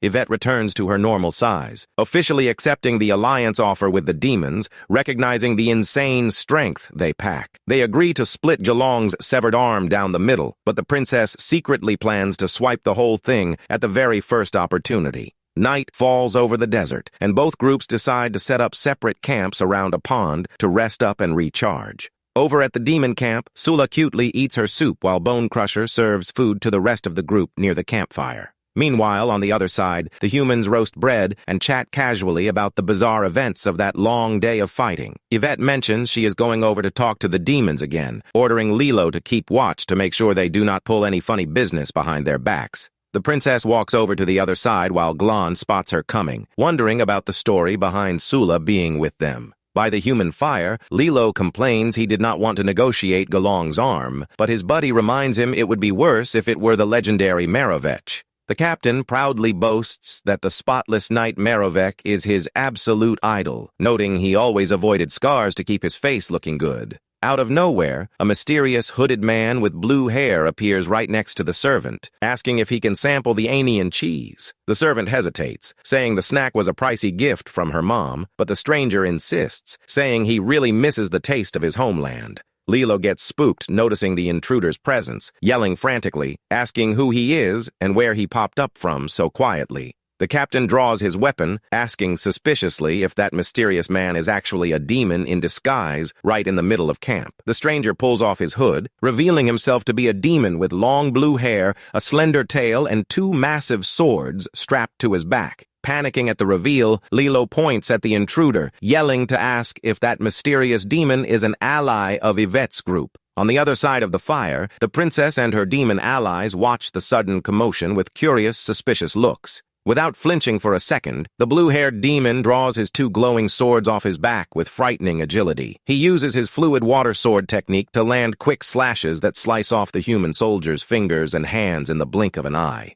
The Anian warriors drop into absolute despair as they look at their bleeding limbs, completely clueless about what just went down. Bone Crusher recognizes the legendary technique and stands in shock as she realizes who that demon standing before them really is. She realizes in horror that the mysterious opponent is actually Merovec, the famous spotless knight of the past who has now turned into a monster. As the wounded writhe in pain on the ground, the terrifying corrupted knight stands with his back turned, showing chilling coldness. Yvette senses the extreme danger of the situation and grips the hilt of her sword, gearing up to face an opponent of absurd strength. Merovec reveals he came to carry out his master's orders, stating his sole goal here is to take the 9th princess of Ania alive. The snack the soldiers were eating drops to the blood-covered ground right beside the severed fingers, sliced by the crazy speed of the enemy's strike. Yvette notes that the opponent's strength is second, only to Jair, immediately asking Glon to help her in the fight about to go down. But Bone Crusher stops her from stepping forward, saying it might just be a misunderstanding and they should try to talk things out first. Glon takes a step forward, coming face to face with his former comrade in arms under the moonlight in the desert. Merovec flashes an ironic smile, showing off his scar, commenting that he was curious to see who had such a heavy killer aura. He recognizes Glon as Gelong, and also spots Bone Crusher, calling her Faya, leaving both female warriors confused. Bone Crusher, in her cute form, grumbles that the bond between those two legendary warriors seems stronger than blood brothers. Suddenly, the corrupted warrior charges forward at insane speed, throwing a lethal strike directly at his former companions from the past. Glon manages to block the blow just in time, realizing the enemy attacked on purpose just to make them drop their guard during the chat. Merovec summons the soul of a giant blue dragon with his talent mark, sarcastically asking if they cannot just make things easy for him. The massive blue dragon hovers terrifyingly in the sky, while Glon, in his dark form, coldly warns his opponent to get out of his way. The two trade heavy blows as Merovec angrily rants, saying he was reduced to that monstrous appearance for putting his trust in him back in the day. He points to his scarred face, stating that the title of the spotless knight with no marks on his body has now turned into a total joke. Merovec screams in fury, venting all his frustration, blaming the Prota for ruining his life in such a tragic way. Bone Crusher steps in front, using her glowing golden shield to try to hold back the warrior's rage, begging him to cool off. The corrupted warrior simply sidesteps the block, laughing sarcastically, asking if she honestly thinks he is going to cool off now. Using his water sword technique, the villain makes fast, precise moves, laser-focused on carrying out his master's orders no matter the cost. He manages to break through Bone Crusher's defense and cuts her arm off, making Glon realize his old friend has been brainwashed. Even badly hurt and bleeding heavily, the demon commander charges forward with full rage, throwing a heavy punch to try to snap her ally out of it. Merovec uses his white mist to dodge the giant punch, coldly claiming he has been wide awake this whole time. Bone Crusher's punch hits nothing but air, shattering the rocks on the ground due to the mirage created by the enemy's trick mist. Glon warns that the villain learned new tricks to mask his position using light reflections, telling Yvette to stick right by him. The Prota immediately turns on his ocular thermal vision to try to locate Merovek's heat signature inside the mist. A massive burst of flames suddenly erupts, blocking Merovek's water attack that was trying to catch the group off guard from behind. The enemy creates a giant fire cage around the group, while Sulla uses her tiny energy figures to patch up the guards' wounds. Glon realizes his thermal vision is useless against the villain's counter tactics, telling Bonecrusher to deploy her shield's new technique. She triggers her golden shield barrier to shield them, while the hero weaves a powerful grid of purple lightning around the squad. Lilo tries calling out for help from the bluish servant, but she cries in pain, saying she cannot focus enough to cast her healing magic. Out of nowhere, a blade of blue energy grazes past the scared girl's head, making her let out a terrified scream as she realizes the danger. Merovek appears above her, mentioning he only spared their lives because he has no interest in taking out innocents, telling her not to waste his kindness. On the outside, the massive fire cage keeps blazing hot around the protective barrier set up by Bonecrusher. The enemy pops up like a ghost behind Lilo and Sulla, mocking the shield barrier, asking how he ought to break that defense. Lilo yells in fury, stating a gross demon like him does not deserve to use Merovek's name, making the villain laugh at his guts in that spot. The captain proudly states that if he did not stand up for his idol's name, he would not be worthy of being a true knight of Ainea. Merovek asks if he knows why his big idol was only called the Spotless and Second Best, instead of getting the title of First Knight. He leans in close to Lilo with a dark look, revealing that the title of First Knight belongs strictly to Emperor Hoya's oldest son. The corrupted warrior claims the demon realm is way fairer, since over there, raw power is the only thing that actually counts for moving up the ranks. Merovek guarantees he intends to become the new demon emperor, summoning his colossal, glowing blue dragon soul back up in a rage. The giant blue dragon soul swoops down from high up in the sky at top speed, heading straight for the protective shield guarding the survivors. The monstrous attack crashes against the golden shield barrier and the fire cage, triggering a massive burst of sparks and energy. Glon spots the weak point in the defense, warning Yvette to stay sharp in case the enemy tries to strike through the gap at the top of the barrier. Merovek's scary blue dragon dives headfirst right into the top opening of the shield fortress to wipe everyone out in one shot. Yvette uses her innate talent to launch her sword like a glowing beacon straight toward the dragon up in the sky. The giant blade materializes as a colossal projectile, tearing through the air to catch the blue monster off guard. Merovek's blue dragon takes a direct hit from the mystical weapon, but the corrupted warrior just shrugs off the attack, calling it a cheap trick. The dragon's eye glows bright as the villain prepares to unleash an even more devastating counterattack against his targets. Glon assumes his dark form and charges forward in full rage, wrapped in an extremely powerful, intimidating purple aura. The hero raises a giant blade of dark energy that reaches all the way to the clouds, cutting the dragon clean in half with surgical precision. Delivering the first form of his vicious thunder sword technique, the Prota goes all out to finish off the aerial clash. Looking through a spyglass lens, one can see the silhouette of the colossal creature getting sliced in half without mercy in the desert sky. A mysterious old man watches everything from a distance, remarking with a laugh that he did not expect to see the dragon taken down so easily by those warriors. Glon lands firmly on the desert ground, while the purple energy and dark lightning keep crackling around him after the win. Bonecrusher finds it odd that the enemy backed off so fast without using his full power, but the Prota reveals that the whole thing was just an act. During the brawl, Merovek had whispered that someone was watching the fight, asking Glon to make the performance look as real as possible. In a flashback to the past, a young girl asks Merovek if it doesn't hurt to keep rubbing a goose feather over his facial wound. The young warrior explains he needs to keep the scar open to look intimidating, as a future knight of Ainea cannot have a clean face. The girl suggests it would be easier if he just cut himself, but the hero states that only a scar earned from a real battle carries true value. Merovek looks at himself proudly in the mirror, stating with conviction that he wants to gain recognition from the whole world through his sword skill. He takes a deep breath with his eyes closed, admitting he also needs his own self-approval to feel like a truly worthy knight. Back in the past, the Prota pops up out of nowhere, applying his green recovery magic right to his comrade-in-arms' head. Glon asks why he hid the fact that he was hurt, while the young knight stands shocked to see his leader suddenly right there. The youngster loses it and cries out loud upon realizing Glon's recovery magic completely erased his beloved battle scar. Back in the present stage, Merevek warns that their performance needs to be convincing, since a mysterious spy is keeping tabs on their every move. Glon asks Faye how they agreed on the arm-cutting signal, but she yells back angrily, revealing that real strike hurt like crazy. Meanwhile, the mysterious old man meets up with the corrupted dragon in the middle of the night, complaining that he failed miserably at his capture mission. Merevek shoots back that the intel was wrong, warning that the demon who hurt him packs 5th mark power, making the job way too risky. He demands the old man get his master behind the scenes to send mystical help if he really wants Ania's 9th princess taken alive. The corrupted knight asks for 10 vials of Emperor Hoya's secret potion to break through the barrier and push up to the 6th mark of power. The old man shows off the golden vial, warning him not to get greedy, since that divine potion is extremely rare and dangerous for warriors. Merevek argues that without the secret potion, he won't be able to beat the princess's squad, but the spy lets him know the boss will only give 1 vial at most. They start bickering and bargaining over the number of vials in the middle of the night until Merevek threatens to walk away if he does not get at least 3. The mysterious old man places a firm hand on his opponent's shoulder and agrees to hand over exactly 2 sealed vials to settle the deal for good. Merevek accepts the offer, demanding he keep his word, warning he will keep tracking the princess's steps until he receives the promised potions. Glon warns they need to execute the mission flawlessly, ordering everyone to rest up so they can set off for the ruins of Mud Bull Town in the morning.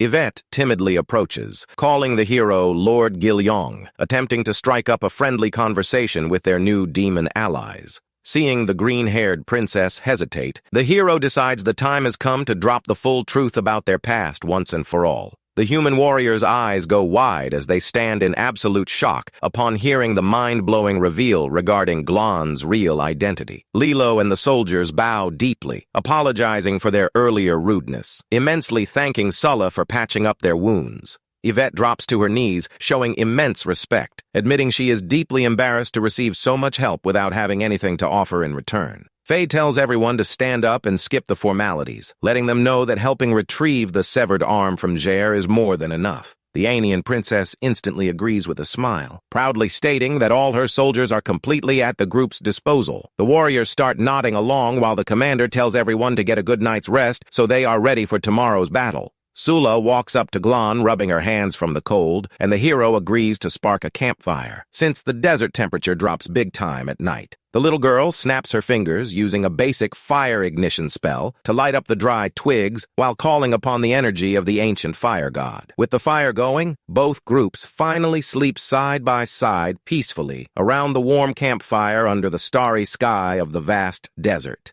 The bluish servant quietly approaches Glon near the flames, asking if the records of his past victories gathered by the sect are actually real. Lying right beside them, pretending to be fast asleep, Lilo and Yvette perk up their ears to catch the gossip about the hero's past. The youngster timidly asks what really went down between the hero and the sage Sofka during the terrible incident at Tears Lake Village back in the day. Lilo thinks to himself that the girl is super nosy, reflecting that he would rather know the truth behind the massacre during the fall of White Road City. Faye turns to her side, thinking that is a super delicate topic to talk about, while Glon suggests to the youngster that it is better for everyone to get some sleep. But the hero changes his mind, saying he will tell the truth about Tears Lake's past, since the girl is so curious to know what went down there. Glon recalls they passed by the destroyed ruins of Tears Lake Village, a cursed spot where slaughtered young newlyweds turned into vengeful spirits. The 2 village ghosts appear floating in the middle of the dark mist, inviting the heroes to their creepy wedding ceremony. The freaky spirits show off scary faces and macabre smiles, continuously repeating that this is the happiest day of their lives.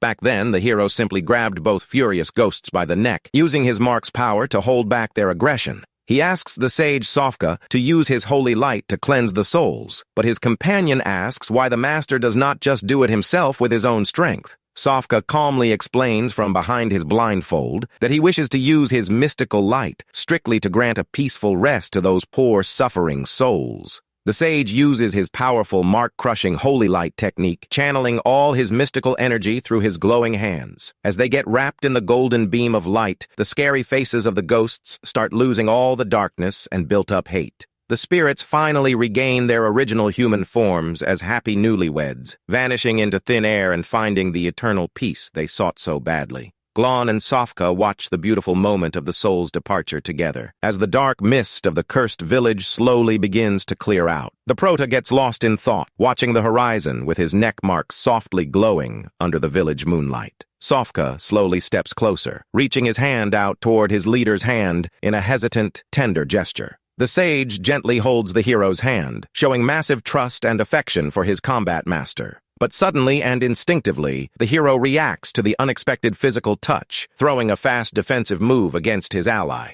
Glon draws his colossal sword in the blink of an eye, throwing a lightning-fast slash that stops millimeters from Sofka's face. The sage remains completely still and calm, even with the sharp blade pressed up against his blindfold, softly asking if he crossed a line. The hero puts his weapon back on his back with a serious look, coldly demanding his companion apologize for his thoughtless behavior. Sofka stands confused, unable to understand his leader's aggressive reaction to such a sudden demand for an apology in the middle of the village. He questions the hero, asking why he has to apologize for simply holding his hand during a quiet moment. Glon explains he hates being touched out of nowhere without permission because it makes him uncomfortable, prompting Sofka to apologize for his hasty move. Back in the present, the prota wraps up the story, revealing he only acted on instinct thinking Sofka was an enemy. While pretending to sleep, Faye smirks to the side, thinking that cold, defensive reaction is classic hero behavior in any scenario. Lilo and Yvette keep listening silently, amazed to discover the dark secrets of that legendary warrior's past. The next morning, the group finally reaches the cliff top, where they can spot the colossal ruins of Mud Bull Town on the horizon. Faye warns the terrain is tricky and dangerous, so the prota decides to sneak in solo while the others stay hidden to provide backup. Inside the ruined city, a demon yells out, announcing that anyone looking to join Joyer's army must go through the recruitment trial. A guard drags several chained human captives along, congratulating his buddy on snagging prisoners from the War King's court. The other demon complains, saying snatching the women Jair wants is tough business, and every capture is considered a major win for the crew. Disguised in a cloak among the crowd, Glon plans to save the human captives and send them back safely with Yvette's help. The guards laugh as they talk about trading the male captives with the skin hunters, totally missing that the hero is overhearing everything right next to them. A demon shouts in the middle of the hall, announcing the last recruitment slot of the day is open, ordering the next candidate to step right up. A rude recruit with purple hair pushy shoves the prota to cut ahead and rush into the testing room. Inside the room, dozens of demons wait in silence while the Supreme Examiner observes the crowd from high up on his flashy throne. The examiner introduces himself as Triple Clover, warning that all candidates here should already know the strict rules of the crew's entry test. With a creepy grin and cold eyes, he makes it clear that Jair's army only takes the top elite warriors and has zero room for trash. The rude recruit stands next to Glon, planning to humiliate the hero to look tough and impress the examiner with his fake superiority. He starts picking on the hero, calling him useless trash, threatening to slice Glon's ears off if he keeps giving him the silent treatment. Triple Clover finds the candidates lacking discipline, telling everyone to settle down so they can officially kick off the spiritual power test. The examiner displays a dark magic orb used to measure the natural talent and spiritual mark level of each candidate in order. He reflects that the mark level is just a visual gauge of raw power that does not always decide who comes out on top in a real brawl. Triple Clover commands the first candidate to place his hand over the magic orb so his strength can be judged fairly and accurately. The examiner tries to ease the nervous recruit's mind, saying Jair values bold, brave warriors who are ready to put it all on the line. The poor demon triggers his level 1 electric mark, shaking in fear as he realizes his spiritual power is judged way too weak. Out of nowhere, Triple Clover's head splits open in a bizarre fashion, revealing monstrous teeth that gobble up the weak, cowardly candidate in a flash. He licks the red off his own face with a sick grin, showing total disgust for the recruit who just got eliminated in the worst way. The monster warns the terrified crowd that anyone who considers themselves trash should turn around right now so they do not waste his time. Panic takes over the room, and several weak demons get slaughtered without mercy by the sadistic examiner's brutal moves. The rude purple-haired recruit who pushed Glon gets sliced in half instantly, spraying green splatter all over the room's wall. With his monstrous tongue hanging out and a terrifying look, the villain questions why those useless demons are even breathing in this world. The arrogant warrior's sliced body drops to the floor ruined, while the examiner's rage keeps wrecking the room's entire structure. Suddenly, the ceiling collapses violently, burying the bodies of the eliminated under tons of heavy rock and desert dust. Glon watches in utter shock as a weird, massive round heap formed by fused, twisted human bodies sits there, silently asking himself what kind of terrible creature that could be. In the testing room, the examiner, Triple Clover, chats with his glasses-wearing assistant about the concubine freshly crafted by the great Lord Jair, explaining she was placed temporarily in the next room because it was empty. The assistant with glasses screams frantically at one of the guards, ordering them to bring Lord Jair's concubine back right away without causing her a single scratch. Two demon soldiers combine their strength to haul a thick rope net wrapped around the weird ball of human bodies, dragging it with difficulty over the rubble. In a detailed close-up, the desperate faces of the people fused into the terrible round heap weep uncontrollably as the tight ropes squeeze them even harder.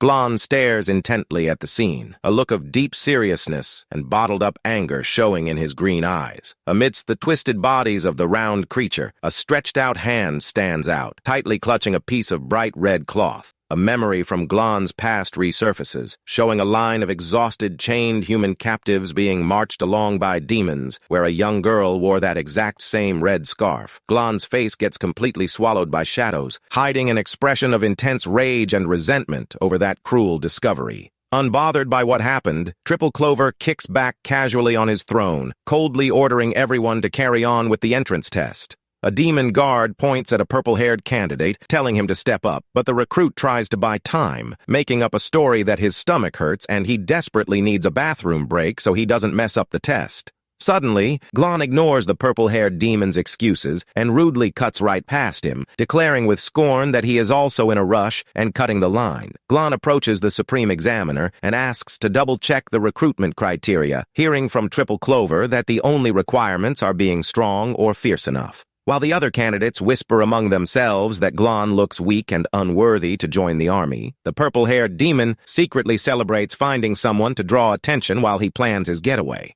Glon questions whether the dark orb can really gauge his current strength with just a touch, annoying Triple Clover, who impatiently demands he start the test already. Keeping his cool, Glon stares down his opponent in silence, while the question about his true strength echoes through the exam room. Triple Clover stands up from his seat in a menacing way, mockingly asking if Glon thinks he, a third spiritual mark user, is not qualified to test him. The sadistic examiner extends a weird, crazy long tongue tipped with a sharp blade, threatening to brutally mess Glon up if he keeps wasting his time. In a lightning-fast, precise move, Glon's hand flies forward, landing a powerful slash right toward the examiner's attack. Triple Clover's monstrous tongue gets sliced off violently, spurting dark spray across the whole room while the examiner screams in pain and shock. With a firm grip, Glon grabs the test orb, which instantly starts glowing with a massive, intense blue spiritual energy. Triple Clover gets pinned to the floor, the rest of his severed tongue held down by a sharp dagger while he stammers in terror before the prota. Holding up the magic orb glowing bright in his left hand, Glon stares down the defeated examiner with a cold, ruthless look. The examiner's red spurts out and stains Glon's face and gear, while he stays totally unbothered as spiritual energy keeps radiating around him. The crystal orb gets washed in the demon's dark red, shining with an even stronger, scarier glare under the hero's control. In the middle of the dark and red splatters, a single glowing, monstrous red eye shows up for a brief second in the scene. Every demon present in the room shakes in terror, dropping to the floor at the crushing rumbles caused by Glon's display of raw strength. Totally relaxed, Glon sets the glowing, red-stained magic orb back on its cushion stand, wrapping up the violent display. As he wipes the red off his face with a rag, Glon calmly asks if his result counts as a pass, getting a shaky, terrified response from the assistant with glasses. The assistant with glasses walks out to the camp's outer area, announcing at the top of his lungs that all newly approved recruits must rest in the tents and await Lord Jair's upcoming inspection.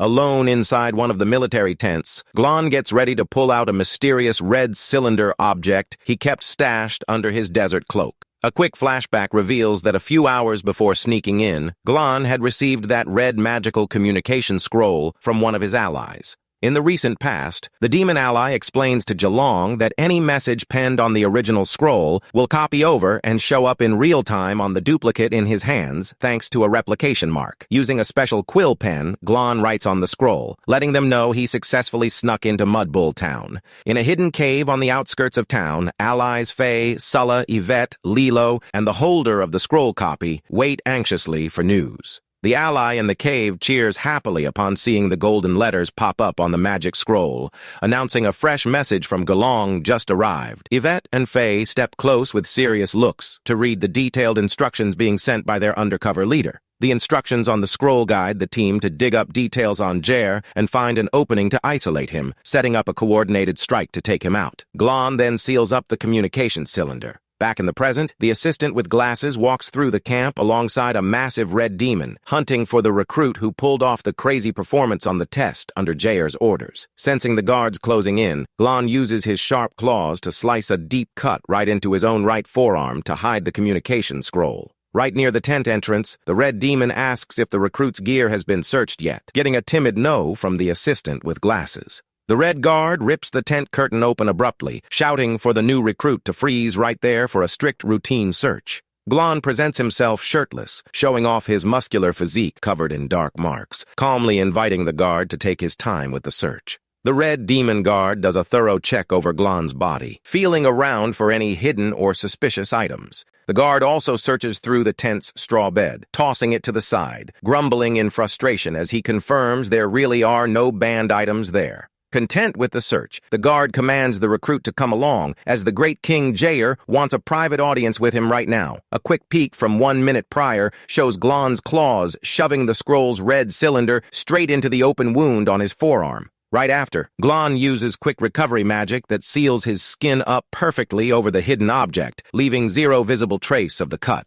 Outside the camp, the bells of a massive Gothic-style tower start ringing loudly, echoing across the whole desert region. The red demon leads Glon into a massive stone hall, announcing to King Jair that the standout recruit was brought in for the meeting as ordered. The demon guard exits the large room after getting his lord's permission, leaving Glon alone to size up the room with a serious glare. Glon observes with his green eyes locked in, coldly reflecting that Lord Jair is using his stolen original arm in a pretty wild way. Inside a massive hall with Gothic architecture and high stained glass windows, Demon Lord Jair sits playing a grand piano as magical music notes float through the air. Jair packs an intimidating mug with spiky hair, dark skin, a white fur collar, and a mouth packed with sharp teeth he shows off while playing. In a detailed shot, Jair's hand, which originally belonged to Gelong's body, presses down hard on the piano keys, dropping an echoing tune. Staying dead silent in the dark hall, Glon carefully tracks Jair's moves at the piano, analyzing the enemy leader's behavior.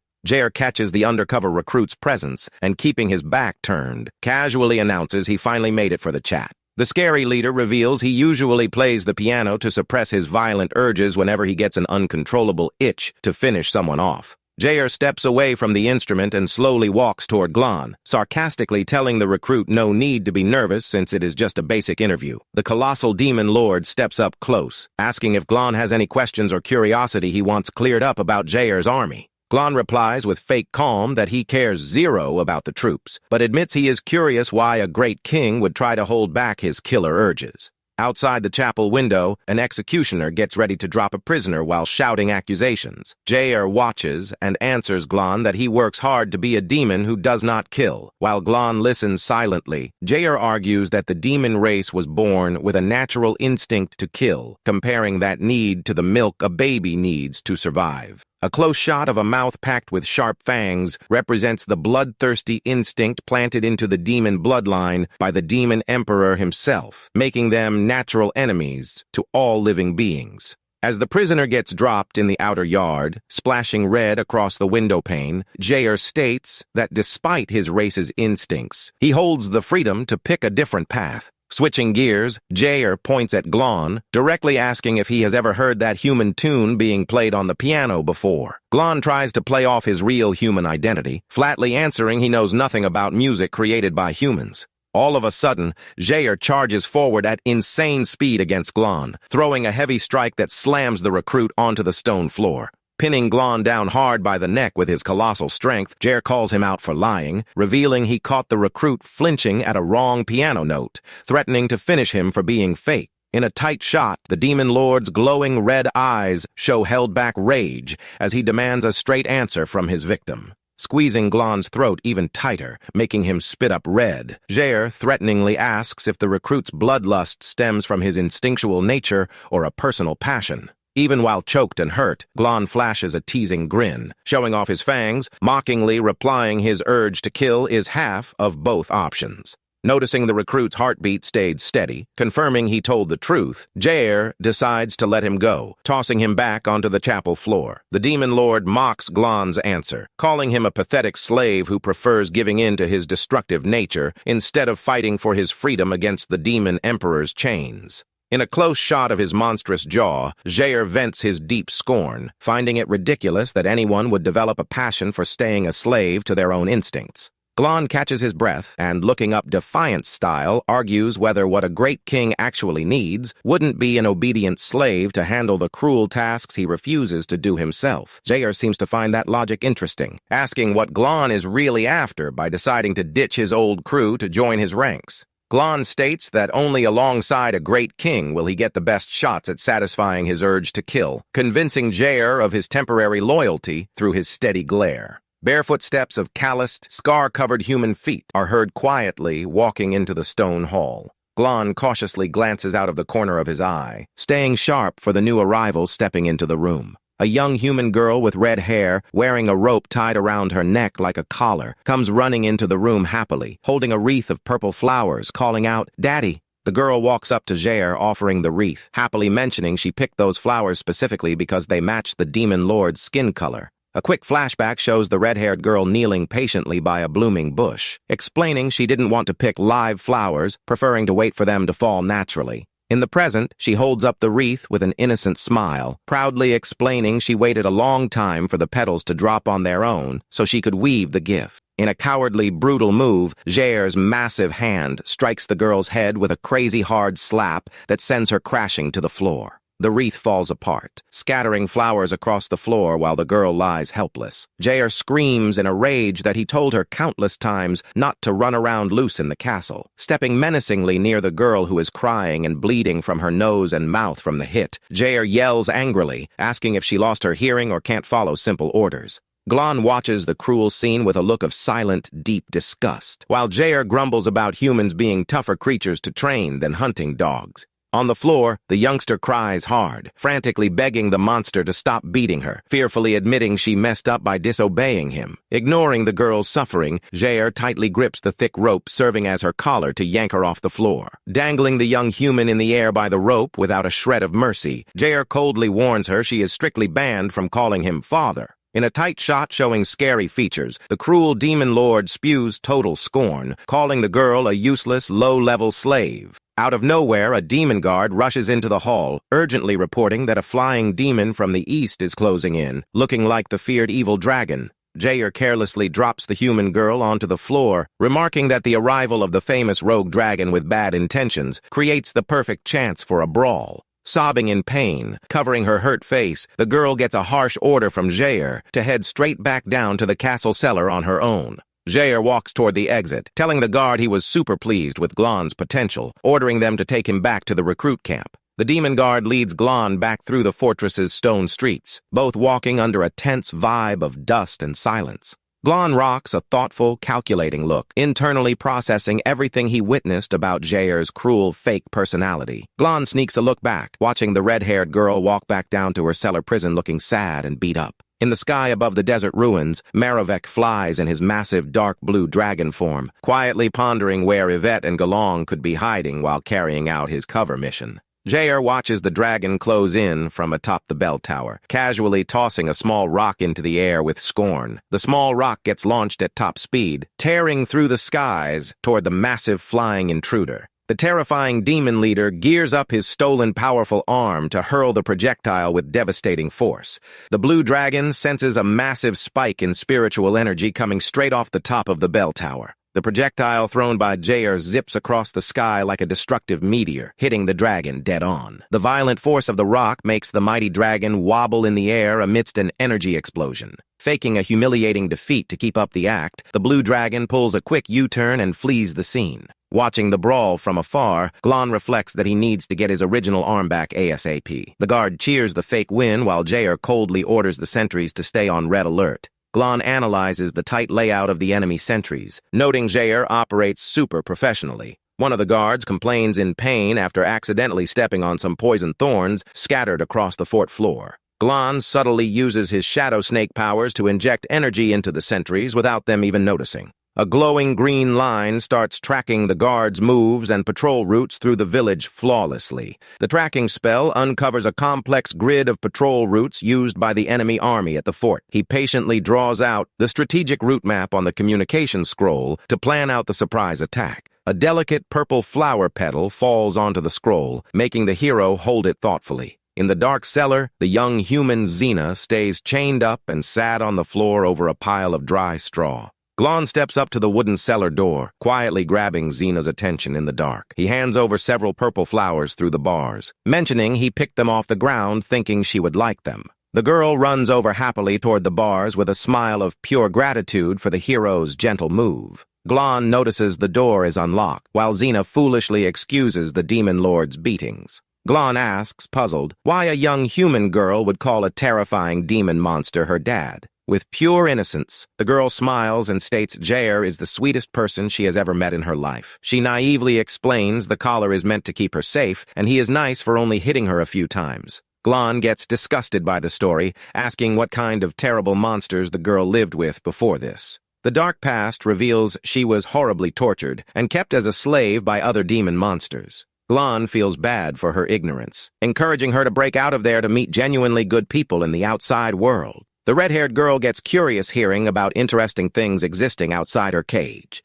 Glon realizes she needs mental support and a healthy friendship to bounce back from her trauma. She excitedly asks Glon to tell interesting stories about the outside world since she can't leave that spot. Glon decides not to drag out the chat, as his main focus is digging into Jair's past without raising red flags. The prota says goodbye, promising to come back another time, while the girl waves happily, saying bye. Noticing her collar rope loosened up, the girl gets scared she might take another beating from Jair. With her own calloused hands, the girl tightens the knot on her collar again to please her cruel master. As she tightens the collar on her neck, mysterious Roman numerals are revealed, tattooed on the young human's fair skin. In his human form, Marovec lands in the desert to report the princess's moves to his higher-ups. Lord Barnier decides to jump in personally, planning to negotiate straight with Jair to fix the situation. The mysterious demon activates his Abyssal Walker spiritual mark, vanishing completely into the shadows. Inside his private office, Jair is being quietly spied on by one of Glon's shadow snakes. A flow of dark red wine gets elegantly poured into a clear glass goblet. The demon leader pulls off a tracking move, firing off energy waves to spot intruders in the room. The spiritual sweep wave passes super close to hitting Glon's shadow snake hidden up on the ceiling. Glon scoffs at the enemy's detection level, shrinking his summon's energy to keep it hidden in the room. Jair holds up his wine glass, loudly demanding the intruder hidden in the dark show themselves right now. A mysterious swirl of pure dark energy starts slowly bubbling up right in the center of the guest room floor. Lord Barnier pops out of the shadow portal, throwing sharp insults at the great leader Jair's gross look. Jair kicks back on his stone throne, sarcastically commenting on the opponent's huge nerve to break into his place. The intruder proposes a peaceful deal, explaining he is just tracking one person and has zero interest in the fort. Jair finds the intruder's demand uncalled for, calling his opponent an old pushy fossil for laying down rules. Overcome with killer rage, Lord Jair yells in annoyance, complaining about the intruder's total lack of manners. Simon points a mad finger, threatening to take down Jair in under a minute if he keeps testing his patience in that room. A mysterious voice echoes out of a floating purple lantern, scolding Simon over the excessive noise he is making in the room. Relieved, Simon calls out for his master's help to get rid of the demon leader in his path right away. Jair stands shocked, recognizing the Old Republic's legendary treasure capable of tearing through physical space itself. Simon smirks victorious, mocking his rival's fear, saying now it is way too late to regret it. Jair shocks his rival by pulling an identical lantern out of his gear, mocking the coincidence. Simon's eyes go wide in terror, left totally speechless by that completely unexpected reveal. Leader Matthias emerges from the lantern's magic mist, calmly ordering his two underlings to stop fighting. Matthias flashes a sick smile, stating everyone there is an ally working together for the ultimate rule of the old Anian kingdom. The two demons bow respectfully before Matthias, who assumes an imposing pose sitting on his throne. Through his shadow snake, Glon realizes the situation is tricky, and the exact same man is pulling the strings on all enemy actions. Matthias grabs Jair's arm, comparing his tactical usefulness in the plan to a powerful rook on a chessboard. Next, he holds Simon's hand, defining him as the bishop in his scheme against the current empire. The villain makes it crystal clear that everyone must stick strictly to their positions, so his big plan keeps running smoothly. Simon flatters his master, saying the fall of the usurper Hoya is right around the corner under Matthias's genius leadership.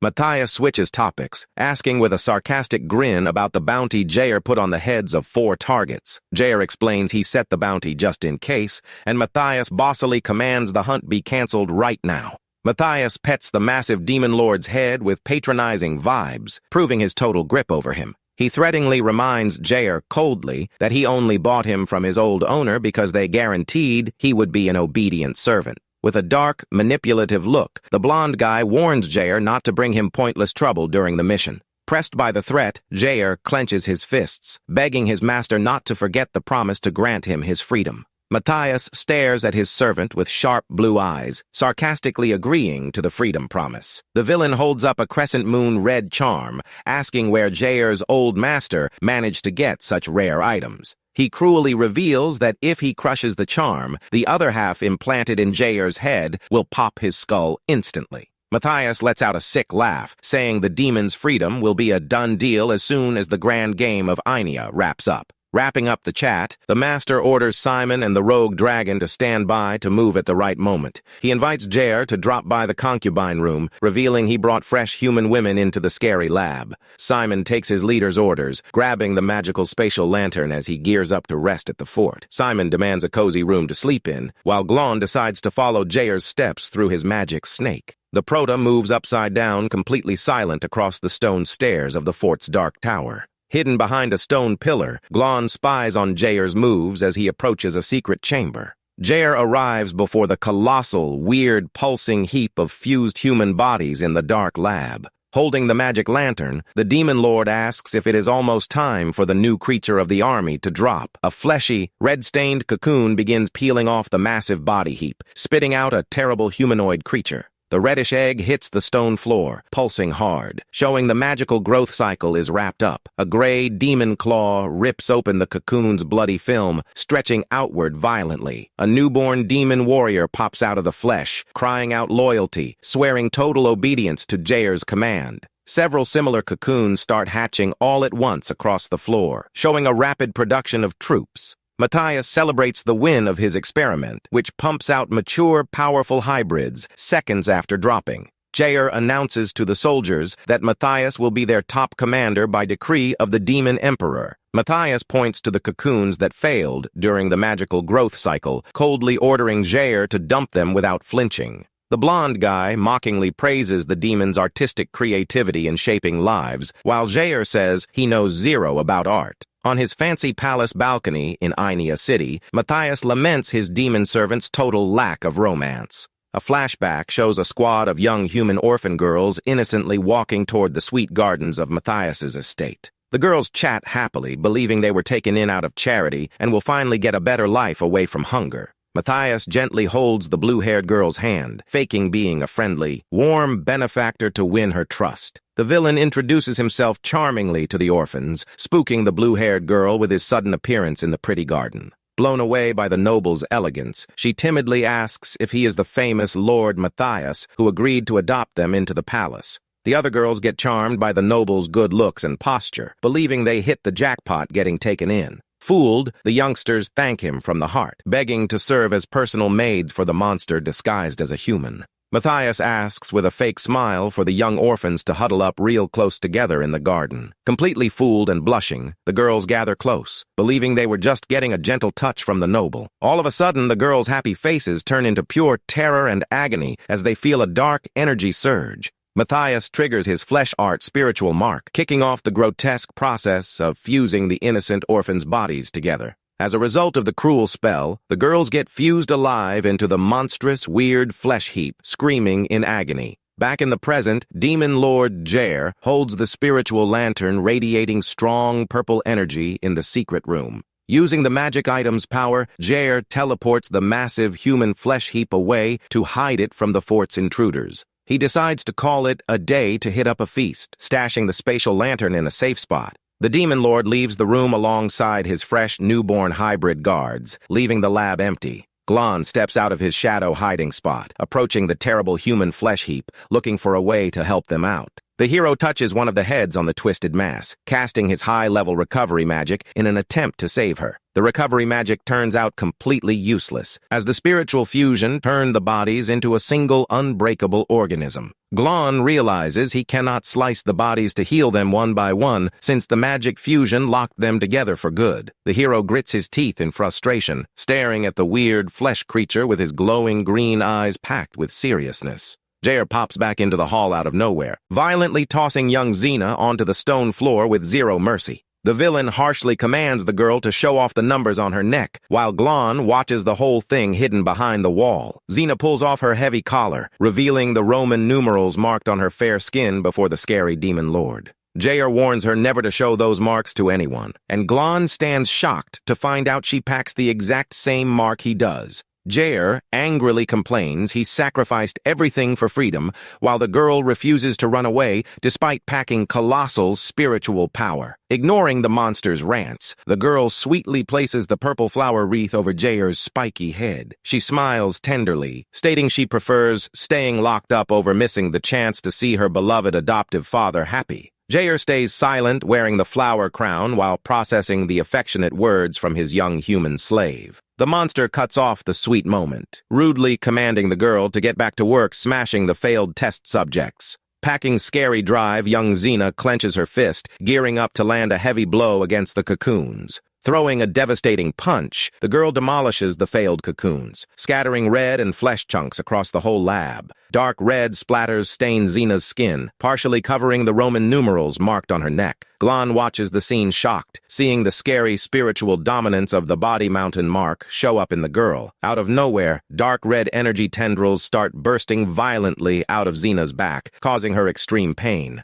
Two monstrous wings made of pure dark red erupt off the girl's back, exposing the presence of a parasite. A giant, terrifying red eye opens up in the dark mass that is rapidly eating away at the young human's body. The body mountain mark actually houses a dark, parasitic creature that grows inside the host until delivery day. The terrible dark beast pops up in colossal form, threatening to drain every bit of the poor girl's life force as she writhes in pain. Xena cries frantically, begging her adoptive dad to save her from that terrible pain consuming her body. Jair rushes over, remembering the instructions to use the wedge driven into the beast's back to force it to back down. A massive metal spiritual restraint wedge shows up, driven deep into the center of the shadow creature. Jair lands a heavy hit on the wedge, shoving the sacred metal even deeper into the parasite's body to subdue it. The impact makes the red spurt, forcing the monstrous dark creature to shrink back into the agonized girl's body. Xena collapses exhausted onto the stone floor as the dark energy vanishes completely, leaving only bloody wounds behind. Watching the girl's pain through the wall cracks, Glon deeply regrets the cruel situation she is trapped in. Mission complete on the spying front. The shadow snake slithers back quietly across the floor into the prota's body. Glon realizes taking on Jair and Xena together would be impossible, planning to break the girl out of the Demon Lord's grip. Galong's dark soul pops up in his mind, questioning if he really wants to save her or just steal her power. Ignoring his own conscience's taunts, Glon keeps his steady gaze focused on his own justice goals. In the cave, Faye reads the message and lets them know they will need to wait for a better opening to move, as a specialist is eyeing Jair. Faye asks if Yvette is going after Galong's arm for military glory, and the princess confirms it is a requirement from the king. Wanting to return the favor, Faye offers to write an official recommendation letter to Emperor Hoya of Ainea. Using a quill pen, Faye quickly drafts the document confirming Yvette's big deeds on the rescue mission. Yvette takes the document super hyped, while Captain Lilo celebrates the bright future waiting for the princess.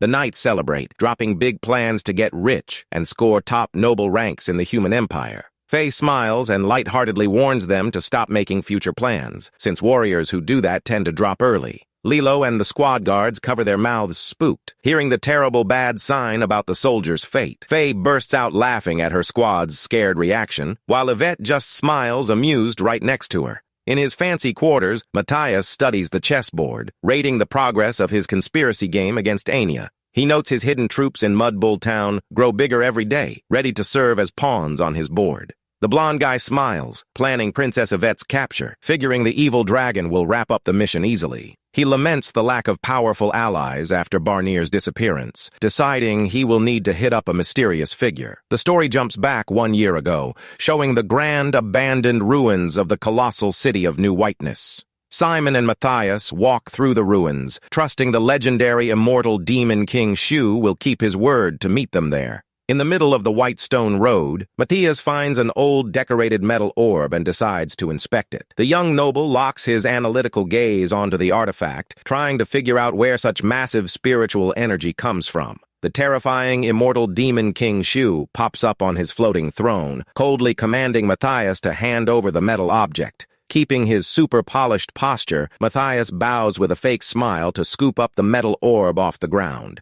He offers help to fix Shu's broken body, while Simon silently signals to run at the slightest sign of danger. Matthias offers Galong's severed arm as an ideal peace offering to replace the Demon King's missing limb. Out of deep personal beef against the former hero, immortal Demon King Shu flatly refuses Galong's arm. Matthias takes the refusal silently, keeping his calm look while feeling deeply annoyed with the monster's answer. He promises to find another matching limb in exchange for future military backing from Demon King Shu once the war pops off. Back in the present, Matthias reflects on Emperor Hoya's mercy, who spared the survivors of the previous dynasty. He recalls the moment Hoya spared the falling nobility, granting them titles and tiny plots of land to live on. With a sick grin, Matthias swears the Emperor of Ainea will pay big time and will not be able to walk away from the game he started. In the dark cell, Xena draws with chalk on the wall under the watchful eye of the shadow snake tracking her moves. The young human notices Glon approaching, turning around with a bright smile, celebrating the hero's new visit.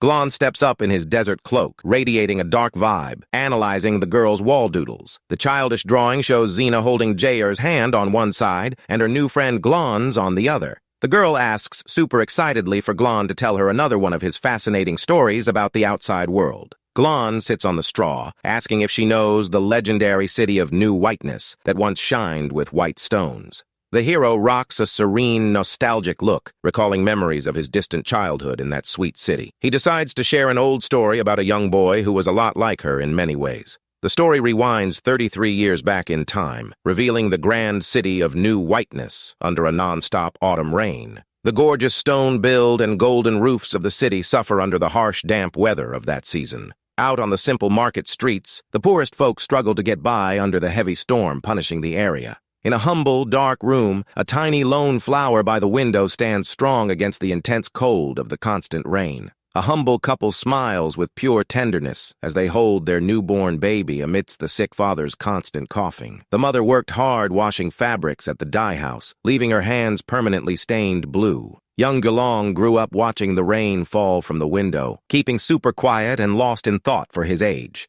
His dad worked as a blacksmith, breathing smoke and soot all day long, which severely worsened his chronic cough. Neighbors spread nasty gossip out on the wet streets, calling young Galong mute and a total burden to the poor family. The dad stood up for his son tooth and nail, claiming he was just a late bloomer and would learn to speak soon enough. The townspeople complained bitterly about the crazy tax hikes collected by the king to fund border defense armies. Up against terrible money troubles, the boy's parents tried to keep hope alive to make it through one more tough year. Little Galong returned his parents' hard work with a sweet look and a gentle smile that took the edge off the family's pain. The parents showed off their massive love, petting the boy's head, who brought joy to that humble home. The blacksmith hands over the last remaining coins to his son, lovingly asking him to buy the cheapest bread at the bakery. While picking up the bread, Gelong overheard rumors that the peasant uprising in Ainia was being led by a cook named Hoya. The boy rushes back home in a hurry, clutching the bread bag with both hands to keep it safe from the heavy rain.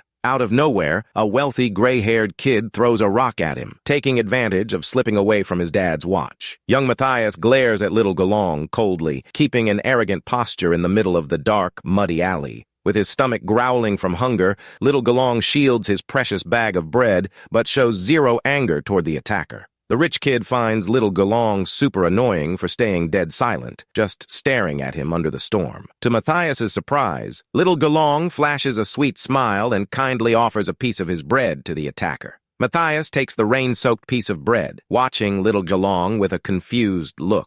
Gelong hugs his bag of bread and keeps moving down the dirt road while the young noble keeps tracking his steps from a distance. The poor little kid rounds the dark alley corner, vanishing from view, leaving Matthias lost in thought in the middle of the storm. Suddenly, two bullies corner Gelong in a dead-end alley, demanding he hand over all the cash right now. The criminals start pushing around the humble kid, but Matthias pops up out of nowhere, demanding they stop picking on the weak. The rich kid steps in front of Gelong with dramatic style, pointing at the thugs, calling it total disrespect. The lowlifes find that nerve funny, saying it's their lucky day to score two rich kids to rob in one go. Matthias gets furious over the mockery, stating the rule of the strongest is just a badge of ignorance and straight-up savagery. He proudly declares he learned from his dad that the strong must shield the weak to keep civilized order. The two bullies pull out sharp knives, telling him to shut his mouth because nobody there wants to debate philosophy. Annoyed by the nerve, Matthias unleashes a massive dark energy, summoning the terrifying power of his King of Kings mark. The criminals start shaking from head to toe, breaking out in a sweat of pure panic as they feel that crushing presence. Totally terrified, the lowlifes drop their weapons on the floor and run as fast as they can under Gelong's watchful gaze. Matthias helps the little kid up, saying he doesn't need to bow because protecting the weak is his duty. With a friendly smile, the young noble tosses the bread in the air, saying he already got his pay in the form of thanks. The two new friends sit together under a makeshift roof, sharing the food while the rain keeps coming down. Time moves on, and their bond grows stronger every day, like when they played happily sliding in the snow during winter. In spring, they ran through green fields, kicking a colorful ball around, enjoying freedom away from trouble. Come summer, the two used to kick back by the riverbank to cool their feet and chat casually on a sunny day. Back in the present, Gelong runs, pulling Matthias by the hand, while the noble asks him to slow down and explain the rush. They arrive at a massive plaza where a crowd of residents gathers under the rain to watch a public hanging. Matthias complains about the mob, saying he hates crowds and would rather be reading old books in his home library. Curious, Gelong climbs up a stone wall and points toward the stage to show what is about to go down. The executioner calls out the prisoner's theft crimes, and right after, the man gets hanged in front of everyone present. The thief suffers horribly on the rope, drooling and crying in panic as his life slips away fast. Shocked by such cruelty, Matthias covers his mouth horrified, breaking out in a cold sweat of pure panic at the sight. Unable to stomach the graphic visual, the young noble runs to the wall corner and starts throwing up out of disgust. Still shaky, Matthias warns he is never coming back there, advising his friend to also stop watching that kind of execution. As they walk back home, Matthias vents that the current laws are way too cruel, swearing to rewrite everything down the road. Gelong simply listens to his friend's words in silence, while tightly holding the decorated cloth ball they used to play with. Matthias says bye, mentioning he needs to have dinner at home, but promises they will meet up again the next day. On the way, Gelong hears rumors that soldiers are going to arrest local shopkeepers accused of secretly backing the rebels. Upon reaching his massive mansion, Matthias gets greeted by the butler, who warns his dad is waiting for a chat. The kid's dad glares at him super seriously, complaining he has been slacking hard on his studies lately. He reminds his son he is the town's future judge, commanding him to stop hanging around with poor street troublemakers.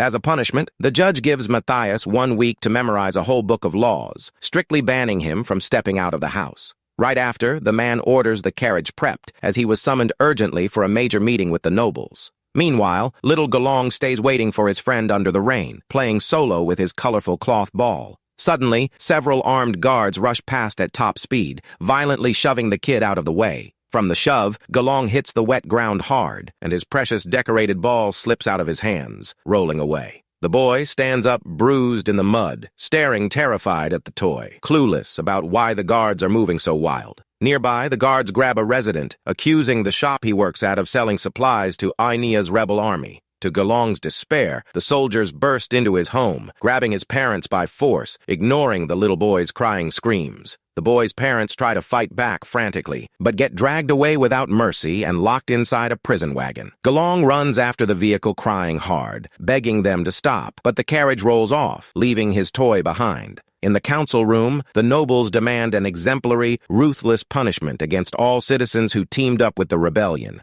Matthias's dad considers that they locked up over 100 people, and executing them all at once would be way too cruel a punishment. But the other counselors press on, saying chaos cannot be allowed to spread, making a drastic punishment necessary. Trapped, the judge picks what he considers the lesser evil, authorizing the mass execution of all prisoners in the reign. Galong runs frantically through the weeping mob, watching helplessly as the terrible scene of his parents getting hanged without mercy unfolds. Galong watches heartbroken as his parents fight desperately for life while being yanked up by the gallows rope. The little boy cries in total panic, refusing to accept the cruel end of those who always cared for him with so much love. Without thinking twice, he rushes in, using all his strength to lift his parents' feet so they can catch a breath. One of the executioners tries to stop the kid, but the guard captain holds him back, telling him no need to rush to cut that short. The soldiers show off their cruelty, admitting they placed bets to see how long the child could hold his parents up. They mock Galong's pain, betting if he will hold out for 2 hours or collapse before that in the middle of the downpour.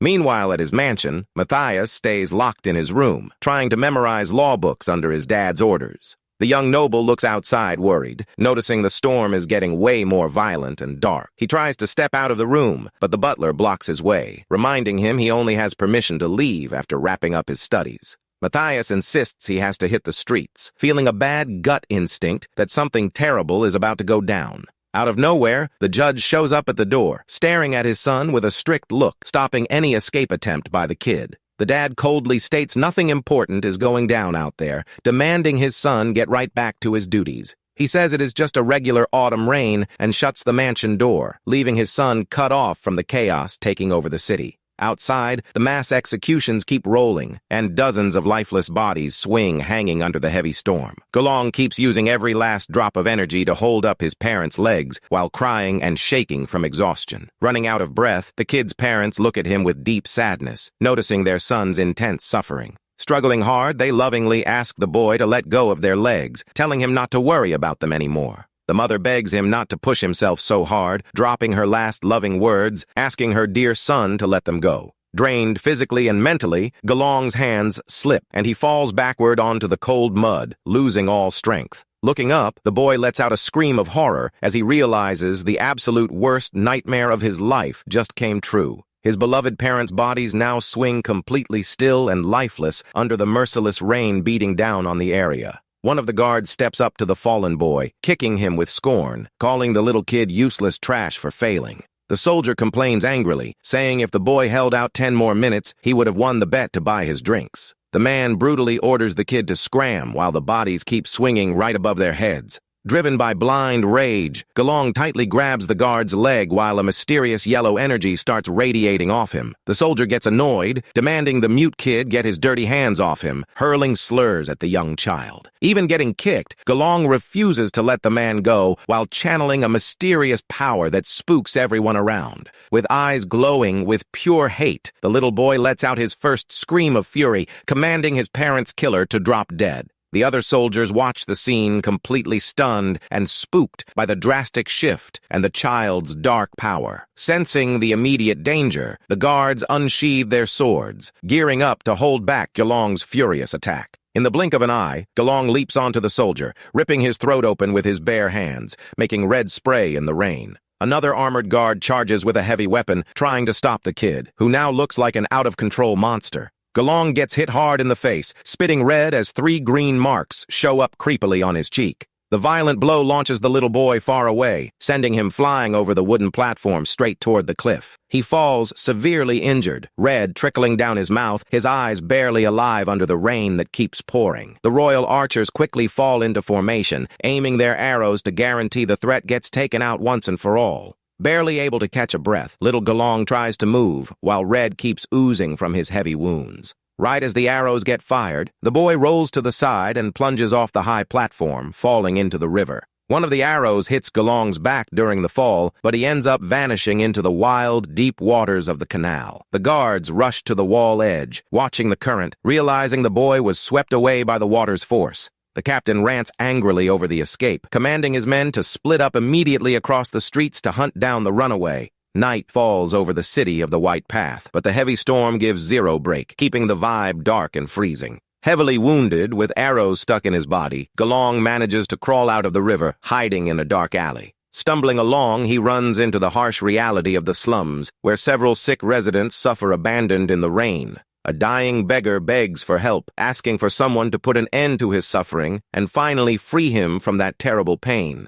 In that moment, a monstrous voice pops up in Gelong's mind, telling him to help the weak man and use death to power up. Spooked, the boy asks what that creature is, and the monster answers it is his partner, now a part of him. Influenced by the dark voice, Gelong uses his transformed hands to choke the beggar, who begs in vain for him to stop. The entity laughs, saying the boy is doing it all on his own will, while Gelong cries desperately, refusing to accept his actions. The monster tells him to grow up and boss others around, stating he is different from those weak folks who accept their end without a fight. Gelong wonders if he was truly born to carry this cruel fate, and the dark creature confirms he was born to be a storm. The monster tries to talk the boy into it, asking if he doesn't want to become unbreakable and destroy anyone who crosses his path. With a sarcastic tone, the demon asks if he prefers being strong or going back to holding the gallows rope, and Gelong's eyes glow with hate. In the middle of the rain, soldiers search the filthy slum alleys, terrified of catching any of the local contagious bugs. One of the patrol guards spots a body laid out on the muddy ground, deciding to step closer to check things out. Looking to the side, the soldier turns completely pale and terrified at the scary scene opening up before his eyes. He runs into a straight-up massacre packed with bodies of citizens and his fellow guards scattered across the whole alley. Suddenly, Gelong's dark silhouette with glowing eyes pops up quietly right behind the guard, who shakes in terror. The boy now stands in the middle of a pool of red, surrounded by guard corpses, clutching a sharp sword. The boy's face is completely stained in red, revealing the Roman numerals tattooed on his neck under the heavy rain. Eaten up by hate, Gelong lets out a deafening scream as an aura of dark red flames explodes around his body. In another part of town, a carriage packed with milk moves down the streets, escorted by armed guards shoving beggars aside. A desperate mom begs to buy a little milk to save her starving child, but the guard rudely says that is not for them. The younger soldier suggests selling a little, but the veteran warns the milk is for Lady Talia's bath, and they would drop dead if anything missed. The legendary warrior Talia packs a devastating power that feeds directly off the fear and despair of all the poor citizens. The veteran guard advises the rookie, saying they must act like shepherds, controlling the commoners like scared sheep. He adds that the greater the people's fear, the easier they will be to control under the noble's cruel thumb. Out of nowhere, Gelong swoops down like lightning, striking the rookie guard with his red sword, giving zero chance for defense. The carriage gets wrecked in the heavy impact, breaking all milk barrels and spilling the liquid over the stones. Down on the ground, the veteran guard screams in total despair and panic, clueless about who the monster that just hit them is. While the young soldier lies dead in a red pool, Gelong reaches out his hurt hand to scoop up the spilled milk. Desperate from hunger and thirst, the boy drinks the milk mixed with red right off a broken piece of wood. The remaining guard tries to crawl back in panic, asking if the boy lost his mind, challenging the kingdom's forces. Showing zero mercy, Gelong raises his heavy weapon and lands a fatal strike on the terrified soldier. The man begs for his life, crying and shouting he was just following cruel orders coming from high-up nobles.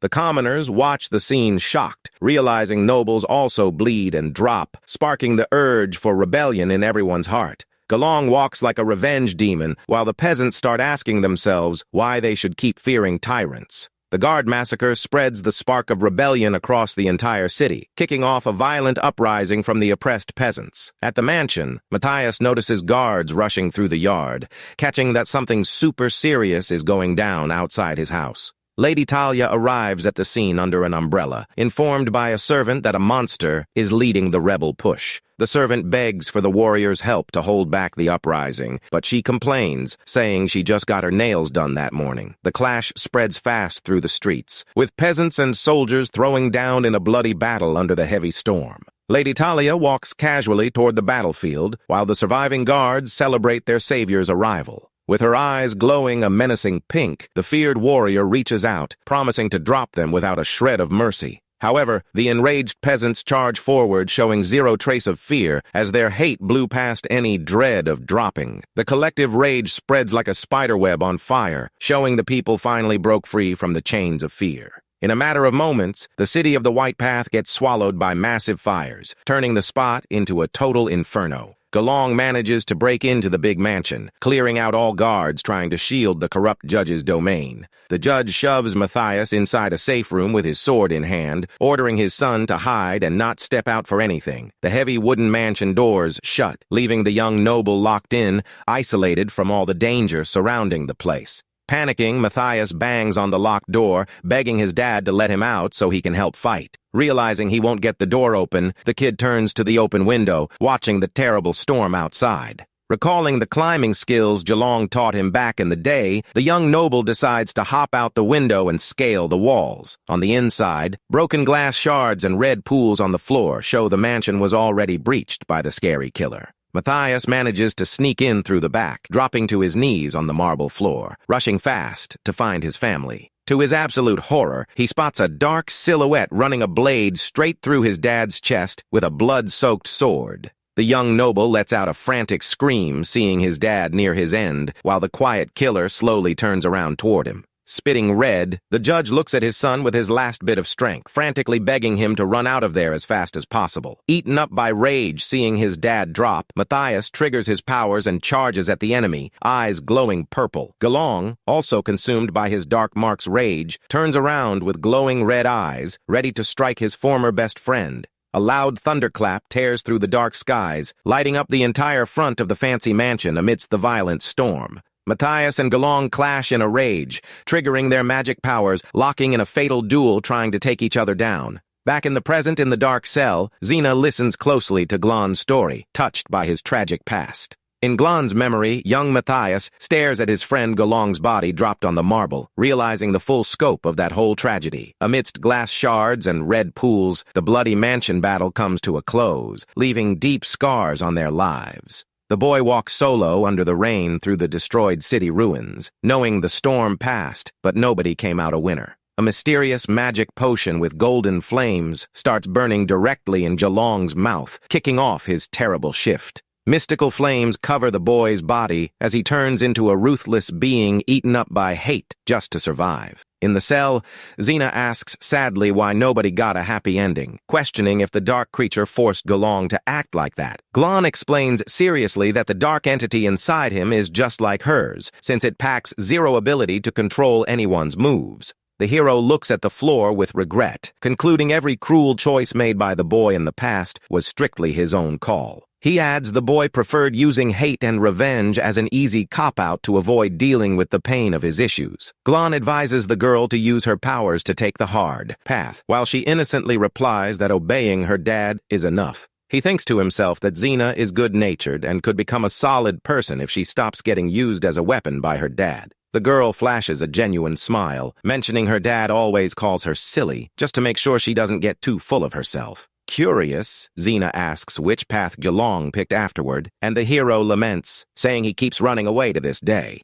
Glon asks her if the decision to pick flowers to draw on the wall was her own idea, or if she was just following orders. The young redhead pauses for a second, reflecting deeply on what she really wants to do with her own life down the road. She shares that her dad has been worried about a squad of deserters from the War King's army operating in the north. Xena decides to head over there to spook the villains, and Glon encourages her to make her own calls independently from here on out. With a glowing smile, the little redhead runs toward the exit, happily saying goodbye to Glon, calling him Big Brother. The Proto watches the youngster walk away with a calm look while his dark mark tendrils start popping up around him. The shadow mocks Glon, asking what the point of teaching moral lessons is if he only knows how to tell pretty children's stories. The monster calls him pathetic for trying to help others step out of their comfort zone while he stays a runaway himself. Glon stares into space with his green eye, quietly admitting deep down he was always just a runaway from his own fate. In the Mudbull Town Hall, the colossal Jair explains to his daughter that the northern deserters are hitting their supply caravans. The red-haired girl enthusiastically agrees, clenching her fists, showing she is ready to execute the mission with total dedication. Jair asks if she just wants to act freely, and Xena answers she wants to do better, leaving the demon confused by all that nonsense. She pulls a cute, puzzled face, and the demon leader tells her to go ahead, but orders her to take extra care on the mission. Xena waves on her way out, and the demon thinks it's best to send her far off since Matthias's followers are operating near Mudbull Town. From high up on a cliff, Glon watches the girl set off, knowing the journey will be painful but necessary for her growth. The hero pulls a special red scroll out of his gear, gearing up to put his own secret plan into motion. A small messenger frog pops up with the scroll tied to its head, waiting for the signal to send the message to his allies. At another spot, Faye and Princess Yvette prepare to move, revealing they already scored the enemy patrol map. Young Sulla proudly shows off her Uncle Galong's wavy sword, stating she took real good care of the weapon this whole time. Faye orders her underlings to watch the north of Mudbull Town and keep an eye out for the young redhead using the scroll if she returns early. As he walks, Glon thinks they need to take down Jair before Xena returns, but regrets not knowing the demon's talent mark. Suddenly, a silhouette swoops down from above, cutting off the Prota's path, arrogantly ordering him to freeze right there. The warrior Simon recognizes Glon as the bodyguard who took down the rogue dragon, making the Prota regret dropping his guard. With a small dragon flying overhead, Simon stares down Glon seriously, demanding to know what the hero is doing there. Right after, Maravet shows up floating behind Simon, brandishing his glowing blue blades, ready to jump into combat. The blue dragon mockingly gestures, pointing at its own head in a clear jab against Simon's intelligence. Glon watches the scene in silence, cracking the sarcastic gesture, catching that even his allies think Simon isn't very bright. Maravek admits he sold out Yvette for an offer he couldn't pass up from Jair, revealing the princess is locked up in a secret spot. Unexpectedly, Leader Jair drops from the skies with scary authority, staring down the group, asking what they are doing there. Simon accuses the giant of trying to steal his credit, and the two leaders start bickering hard in the middle of the flower field. Furious, Warrior Simon pulls out a red magic gem, yelling madly at the demon, claiming he is the only crazy one there. The colossal Jair glares at Simon with a dark, killer rage, proving he won't take that disrespect. Maravek loses his patience, shouting for Simon to attack already, while Glon quietly gears up to face the upcoming clash. The blue dragon presses forward with a devastating ice and fire attack all at once, while Glon unleashes his own power to defend. Glon expertly blocks Maravek's fast attack, while Simon and Giant Jair watch the brawl from afar. Simon shows deep concern in his eyes while staring at the colossal demon leader's sick, confident grin. Furious, Simon leaps toward the giant, wielding his sharp dagger, yelling he was fed up with his arrogance. Jair uses his mark to dive into the shadows, mentioning Matthias will value him way more without Simon in the way. The demon pops back up laughing, calling Simon a fool for relying on a shadow mark and acting so reckless in battle. He analyzes the duel in the background, suspecting Glon and Maravek are faking it, since their fight shouldn't be this evenly matched. In the yard, Glon and the Blue Dragon keep trading high-speed attacks, faking like they are trying to take each other out. The two fighters slowly move further away from the center of the battle, while Simon keeps trying to strike the colossal demon. Away from the other's eyes, the two stop out of breath on top of an abandoned roof to catch their wind from the fake fight. Maravek eats a piece of cheese, letting him know he won't share with Glon, since he barely has enough juice to recharge his own power. Glon doesn't care, planning to wait for Simon to wear down Jair so they can attack together and secure an easy win. Simon charges at the demon again, throwing a quick dagger strike easily dodged by the giant. Losing his cool, Jair glares at the warrior with his glowing red eyes, warning he finally managed to tick him off. The giant triggers his devastating World of Ecstasy mark, unleashing invisible cutting energy waves across the whole area. Simon gets hit by several invisible strikes, screaming in pain, catching how tricky and dangerous Jair's attack really is. The sun starts setting on the horizon, painting the skies orange while the fatal battle between the leaders stays intense. Simon flashes a wicked smile, noting nightfall will boost his own shadows and the demon's safe zone will vanish. Sulla and the scouts watch the north of Mud Bull Town with a spyglass, staying sharp for the red-haired girl's potential return to warn Glon.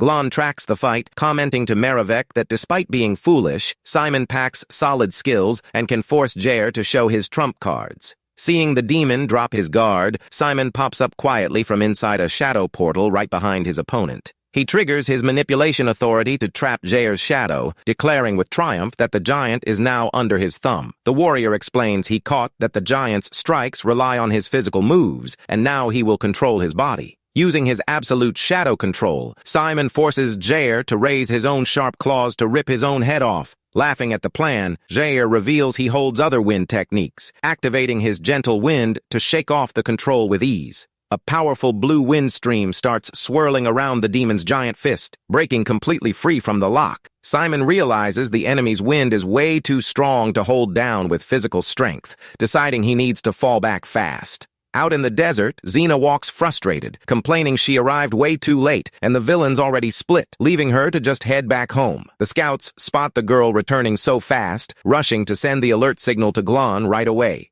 In the fight, Jair uses his massive wind to completely demolish the ground, setting off a giant rock explosion through the air. Simon freaks out, realizing the broken ground shattered the shadows, killing any escape attempt from the spot. The huge dirt explosion echoes across the whole desert region, kicking up a massive dust cloud and floating rocks. The violent impact hits the Allies' hideout, making the message scroll fall off the cliff, much to their despair. Watching the scroll drop, the scout warns there is zero time to climb down, and they need to run to Mud Bull Town to warn Glon in person. Jair steps up to the fallen Simon with a victorious glare, mocking the warrior's weakness, who is now totally helpless. The giant stands triumphant under the sunset, holding a massive rock, aiming to crush his opponent. Giving up, Simon comes out of his shadow, begging for mercy, reminding him they both serve the same boss and should keep the peace. Ignoring the plea, Jair crushes the warrior, complaining about wasting so much magic energy to take out such a useless pest. The demon leader turns around with a psycho look, set on settling scores with Glon, whom he considers a super suspicious recruit. Sensing danger closing in, Glon stares at the horizon with his glowing green eye, deciding now is the exact moment to strike. The hero points his index finger to the dark sky, summoning a powerful fierce thunder to kick off his push against the giant. All allies start unleashing their magic energy, gearing up to launch a coordinated, devastating strike. Jair feels the massive purple lightning energy dropping from the skies, recognizing the feared, fierce thunder of the immortal Demon King. The giant gets caught off guard by the thunderous impact of electricity that slams him hard against the rocks in the area. Yvette comes crashing down like a meteor, landing a crushing blow with her celestial body mark that splits the ground right down the middle. Jair quickly shakes off the shock and gets ready to unleash a furious counterattack with his razor-sharp claws. A massive collision of green, blue, gold, and purple energy erupts as every warrior strikes the giant all at once. The monster lets out a sadistic grin while blocking Yvette's advance, finding that display of power utterly entertaining. To defend against the demon's counterattack, Princess Yvette activates her wind wall crest, forming an impenetrable barrier. Realizing their surprise attack failed, the leader immediately orders a retreat to put backup Plan B into motion to save the group. Yvette pulls back into the windstorm, thinking she needs to use her powers with extreme caution to avoid accidentally hurting her own teammates. Jair strikes back by triggering his violent cleaving wind crest, firing off a dangerously invisible barrage of wind blades. A gigantic wave of wind surges toward the allies as one of them yells out for everyone to watch out for the hidden blades. Faye steps up to the front with her glowing golden shield, blocking the devastating impact and keeping the group safe. The leader orders Faye and Yvette to keep the giant busy, while the rest wait for the perfect moment to deliver the finishing blow. Jair scoffs at their tactics. Planning to clear the white mist, the second the blue dragon tries to sneak up on him from behind. The giant's attack whiffs completely, leaving the leader briefly confused by the opponent's blunder. He warns everyone to watch their backs, because Jair is using his gentle breeze to pull the cutting blades back in a sneaky surprise attack. The warriors use the flower petals kicked up by the wind to track the trajectory of the invisible blades, managing to block most of them. However, the leader gets hit in the waist by a hidden blade, realizing too late that the enemy used the petals as a clever distraction. Yvette flies high into the air, building up her green mystical energy to deliver a powerful downward strike with all her strength. Before she can finish her move, the princess's arm gets hit by the crushing force of Jair's windbreak crest. Right after, the giant uses his elephant wind breath to launch Faye into the distance, shattering the armored warrior's defense. Feeling victorious, the demon leader commands his army of monsters to charge in and eliminate all the intruders without mercy. As a horde of beasts rushes toward the group, Glon uses a green healing spell to patch up his companion's injuries. Jair falls back behind his shielded guards, planning to save his energy to pinpoint the blue dragon's exact location from a distance. Yvette charges toward the monsters, declaring that swarm tactics using weak minion soldiers will never work against her crests. The princess activates her celestial body crest, summoning a massive, terrifying sea of red blood that covers the entire horizon. Jair's monster horde gets completely swallowed up and drowned by the violent waves of the massive blood ocean she summoned. Floating in the crimson water, the demon complains about how useless his soldiers are and focuses on finding the dragon to stay out of danger. Suddenly, Glon's shadowy silhouette appears right behind him in the middle of the blood, eyes glowing green, asking if that's really how it is. The MC activates his divine Shadow Thundersword technique, prepping a lethal strike charged with purple electricity. Glon delivers the first precise slash, cutting through the sky in an extremely powerful, devastating beam of purple light. Wounded, the demon demands to know the hero's identity, but the MC coldly replies that the departed don't need to ask questions as he strikes again. Jair realizes the danger too late, panicking as he spots another ridiculously strong attack heading straight for him.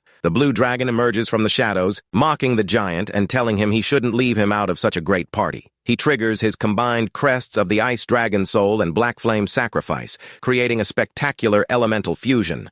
A colossal whirlwind of fire and ice hits Jair full force, obliterating everything around in a burst of elemental energy. Glon takes advantage of the opening and charges in with his running water sword technique, focused on ending the fight once and for all. He lands a piercing strike that bypasses any physical defense, passing right through the demon leader's body with zero effort. A gigantic explosion of light and dust erupts as the final attacks from Glon and Maravech hit the giant head-on. Maravech watches the massive curtain of smoke and dust clear, asking his partner if they finally managed to take the monster down. Glon replies that he didn't feel the impact of the hit because the enemy released a huge amount of wind crest at the very last second to guard himself. Wounded, but still standing, Jair emerges from the smoke, revealing he used his rigid wind guard crest to survive the blow. Even with his energy nearly drained, the demon cracks the ground beneath him and mockingly warns them that beating the heroes won't be much of a challenge. He throws a violent punch,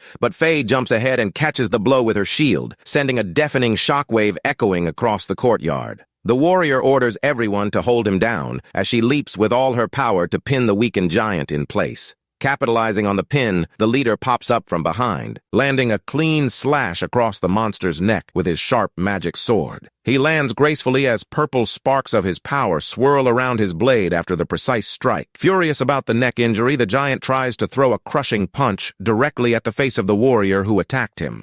The leader blocks the fist with his sword, while Faye and Maravech get ready to strike the giant from both sides simultaneously. The three heroes launch a rapid combo of coordinated attacks, trapping the monster and preventing him from defending himself. Jair gets sliced from every direction and starts backing up, showing he can no longer keep up with the group's attack speed. Suddenly, another enemy commander orders the entire demon army to charge in and back up their king to save him from imminent defeat. Facing the fresh swarm of beasts, Princess Yvette steps forward and announces she'll handle that side of the courtyard all by herself. The young warrior floats up, gathering a ridiculous amount of green mystical energy into her giant sword to perform a wide arc slash. The enemy commanders break out in a cold sweat of desperation as they realize the sheer scale of the devastating power about to be unleashed on them. The slash barely grazes past, and one of the monsters laughs, calling the princess silly and claiming she missed her target with her ultimate move. However, Yvette simply breaks into a mysterious smile, revealing that the soldiers right in front of her were never her real target. The massive green energy slash cuts straight through the entire hill, leveling the buildings in the background and burying the enemy army under the rubble. Back in the main fight, Jair clashes against the white-haired leader in a violent clash of blades that makes the ground tremble. The heroes press forward from all directions against Jair to try and finish the battle before he can recover. The demon opens his monstrous maw and celebrates, saying he finally found a perfect opening in their defense. A terrifying dark energy laced with green spikes begins to radiate from Jair, revealing he still has one nasty trick up his sleeve. The MC senses the immediate danger and desperately shouts for everyone to guard up as fast as possible against this surprise attack. Jair triggers his ultimate technique, firing an overwhelming storm of green blades, asking them if they really thought he was out of juice. The heroes try to hold out against the storm of slashes as the enemy's violent energy spreads across the entire battlefield. The villain makes a hand sign to crank up the speed of his relentless cutting attacks even more. The speed of the green windstorm picks up drastically, forcing the group to back off to avoid getting shredded alive. Jair extends his fingers, continuing to accelerate his devastating attack, which seems to have absolutely no cap. The technique reaches its peak, completely blinding everyone in an insane whirlwind of pure destruction. The demon finally lowers his arms as the smoke clears, revealing the outcome of his overwhelming attack. He celebrates, saying he finally took them down and that if he were at full original strength, the fight would have been way easier. Suddenly, a mocking voice calls out from the shadows, asking if that was supposed to be a light exfoliation, leaving the villain in absolute shock. Faye emerges completely unharmed and explains that they only survived because they activated a strength amplification technique at the very last second. The MC checks on his allies and notices that while some held up well, others ended up taking serious internal damage from the impact. Jair is stunned, trying to figure out how they managed to trigger an amplification technique instantly when that should take seconds to cast. Glon steps forward slowly with his sword, warning that taking down the demon isn't just about the stolen arm, but also for personal reasons. The hero reveals his true goal, stating with total conviction that he needs to rescue Xena from the demon's cruel hands. Out of nowhere, a powerful red strike slices through the air, surprisingly cutting off the conversation between the two fighters. The ground completely shatters under the brutal impact of a fresh destructive force suddenly crashing onto the battlefield, revealing the presence of a young red-haired warrior with glowing eyes who just arrived making a grand entrance. Glon's eyes widen in total disbelief as he recognizes the person who showed up to crash the fight. The heroes are forced to jump back while boulders float in the air from the massive impact that tore up the ground. The red-haired girl catches Jair, holding him firmly before the demon completely collapses. Xena asks with concern if her father is okay, while the relieved demon thanks her for arriving right on time. Still severely weakened, the villain commands his daughter to go ahead and wipe out all the heroes without showing an ounce of mercy. She nods in agreement and starts readying her metal claws, prepared to kick off a fresh, violent clash. Glon tries to warn the young girl, pleading with her not to become an accomplice to that terrible demon's dark deeds. The girl accuses the hero of lying to her, while he desperately insists that everything he did was for her own good. Consumed by rage, she charges at high speed, unleashing a fierce attack at Glon while screaming that he deceived her. The warrior takes a defensive guard stance with his sword, hesitant about having to fight the girl he wanted to save. The brutal clash between the two creates a massive shockwave that reverberates throughout the destroyed arena. Glon gets slammed back with extreme violence against the wall, coughing up blood from the devastating impact of Xena's punch. Without wasting a second, the red-haired girl turns around to target the other heroes with relentless determination. The teammates do their best to defend, but her speed and raw physical force are simply overwhelming. Maravek feels the weight of the fight and grits his teeth in pain, realizing the girl's strength is far too absurd to hold off. Yvette gives it her all as well, but gets shoved back by the crushing pressure of her opponent's onslaught. Faye reappears, leaping down from above with her glowing golden giant fist, ready to deliver a crushing punch onto Xena. A frenzied high-speed brawl breaks out between the two female warriors, lighting up the area with flying sparks. Faye realizes the girl is extremely troublesome and that her teammates, who aren't built for pure defense, wouldn't stand a chance against her. Xena launches a heavy, continuous barrage of punches, forcing Faye to focus entirely on blocking every direct hit. The armored warrior triggers her mystic shield and notes that her opponent shares the exact same relentless fighting style as Gelong. Faye's defensive barrier starts showing cracks, and she warns that the girl has officially crossed the line with this offensive. With a challenging smirk on her face, the warrior channels her golden power to prep a devastating close-range counterattack. Faye's giant fist collides head-on with Xena's guard in a colossal impact that splits the energy currents in midair. The force of the collision is so massive that the surrounding terrain starts fragmenting and blowing apart under the pressure. Xena feels the intense pressure of the hit and tries to hold her ground as the terrain beneath her feet completely gives way. Faye seizes the opening and activates her secret twisting technique, channeling an extremely powerful red energy into her hand. Sensing the danger of the mystic technique, the red-haired girl quickly throws her arm up to try and block the incoming strike. The whirlwind of red energy hits the girl dead on, wrapping her body in a violent spiral of destructive forces. Faye's mystic attack connects cleanly with Xena, blasting the red-haired girl backward with tremendous force. However, the young girl manages to activate her astral wind mystic shield to defend herself while her father builds up blue energy in the background.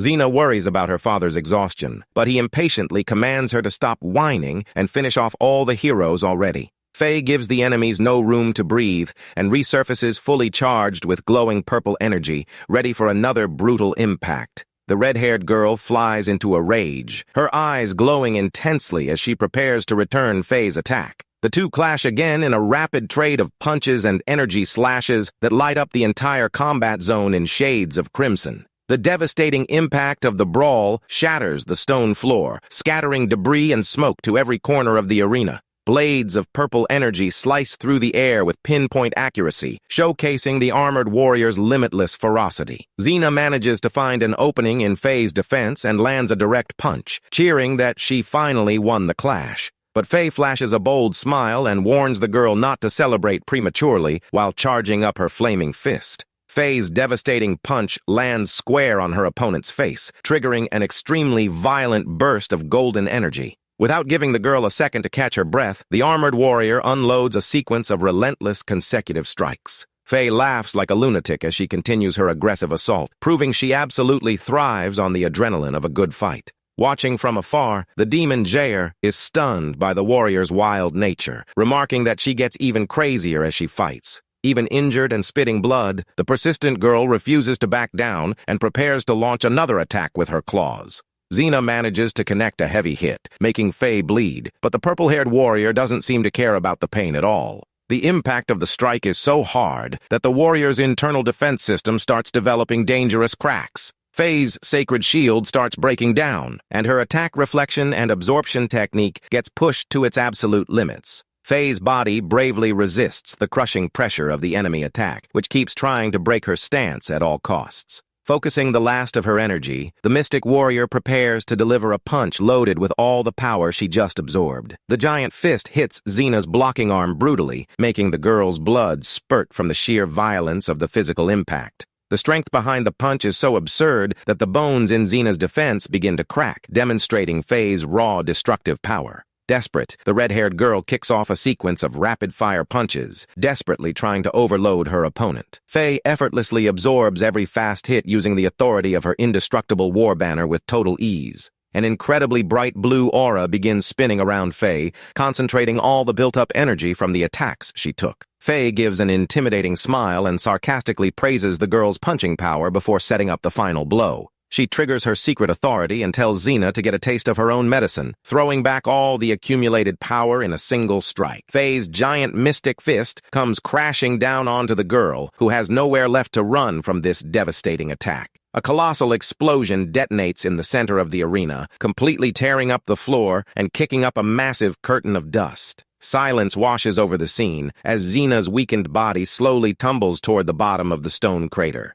Faye also collapses to the ground, totally wiped out and covered in blood after burning through every last drop of her spirit power in the fight. At the bottom of the pit, the red-haired girl lies severely injured, lacking the strength to even push herself back up. She whispers for her father while the demon's gray hand cradles her bruised face, an expression of pure fury in his eyes. In the distance, the hero Glon struggles to stand using his sword for balance as the dust begins to settle. Heavily battered, Faye wonders if this really is the end for her as she gazes up at the sky, her vision blurring from the pain. Jair carries his daughter in his arms and coldly tells the four fallen warriors to remember this tragic day very well. The demon, his eyes glowing red with hatred, declares that today marks the beginning of his relentless crusade against all humanity. As the villain walks away, Glon desperately tries to get to his feet to stop him, but his battered body simply refuses to move. The MC grits his teeth in pure frustration, watching the enemy escape with Xena while being completely powerless to stop it. Under the cold light of a giant full moon, frantic shouts asking to hurry echo down unexpectedly from the night sky. A giant flying carriage rips through the clouds, soaring at high speed toward the destroyed courtyard of the Imperial Castle. An allied demon with tears in his eyes yells from the top of the carriage, letting his master know he finally arrived to get him out of there. The powerful Mystic War carriage dives down at top speed, breaking through air defenses and plowing through the ruins of the area. The heavy vehicle slams into the ground with a massive impact, startling the remaining soldiers in the ruined castle courtyard. The driver whips the carriage around quickly, throwing up a curtain of mystic smoke to cover the escape of Jair and his injured daughter. Jair leaps toward the getaway vehicle while one of the heroes yells out, asking where he thinks he's escaping to like that. The MC throws a quick mid-air slash to buy time and shouts for his injured teammates to fall back first. Glon declares with determination that he will hold off the demon alone, because otherwise none of them will make it out of that courtyard alive. The giant, menacing silhouette of Jair looms over the injured hero, who looks tiny compared to the demon's massive size.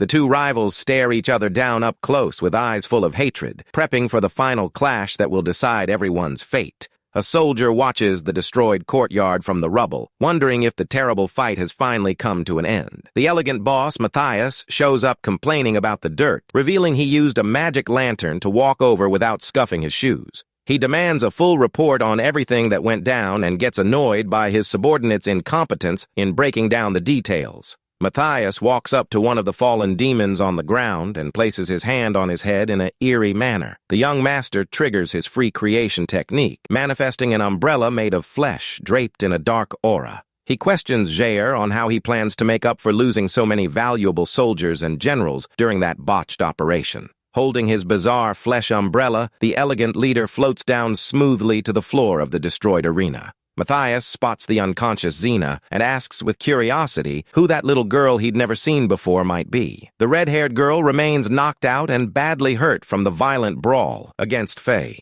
Jair tries to brush it off, saying she's just an irrelevant servant, but the boss insists that kids need to get out and explore the world. He picks Xena up in his arms and mentions he's taking her out to have fun and eat tasty food, asking if the father has any objections. Jair feels an overwhelming rage and starts gathering energy in his fist, hesitating over how to respond to his superior. Matthias shoots an icy, menacing glare, making it crystal clear that any sign of defiance will be dealt with brutally. Reading the massive danger, the demon swallows his pride and answers with a bowed head that he has zero objections. Satisfied, the boss orders him to clean up the mess, interrogate the survivors, and take on the mission to capture the 9th princess. Jair accepts the orders in silence and uses his gentle breeze magic to give a boost to his demanding superior's flight. Matthias floats away carrying Xena under his umbrella as the magical breeze lifts him into the sky. In the villain's arms, the girl slightly opens her eyes and faintly whispers for her father in a moment of pure anguish. Jair watches the whole thing from afar, gritting his teeth in rage, his red eyes burning intensely from the humiliation.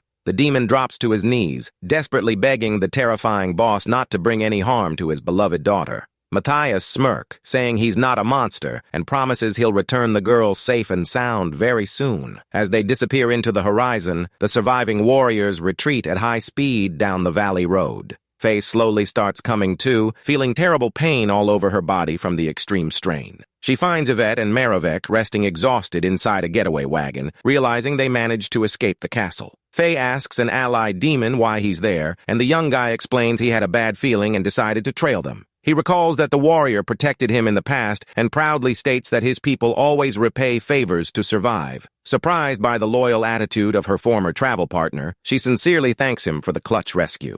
The young man strikes a dramatic pose, celebrating his loyalty, while the other heroes just watch the scene with sweat drops on their foreheads. They continue the high-speed wagon ride when they spot a small, glowing creature waving in the middle of the dark road. Yvette recognizes the meeting spot they had set up with Sula before kicking off that dangerous rescue mission. The little shining golden creature waves happily, letting them know that spot in the forest is totally safe for them to rest. Gathered around a campfire, the group begins discussing the whereabouts of their other allies who got separated during the chaos. Sulla mentions seeing them running toward the neighboring town, but Merivek anxiously warns that they were nowhere to be found over there. Yvette grows extremely anxious and says she can't just leave them behind, needing to head back immediately to look for them. Merivek tries to calm her down, explaining that going back now would be a death wish, suggesting they rest up first to brainstorm a smart plan. A few days pass in silence as the bells of a grand cathedral in the distance begin to toll, announcing dark times ahead. Consumed by rage over having his daughter taken, Jair takes out his frustration by destroying a luxurious piano in his hall with a brutal punch.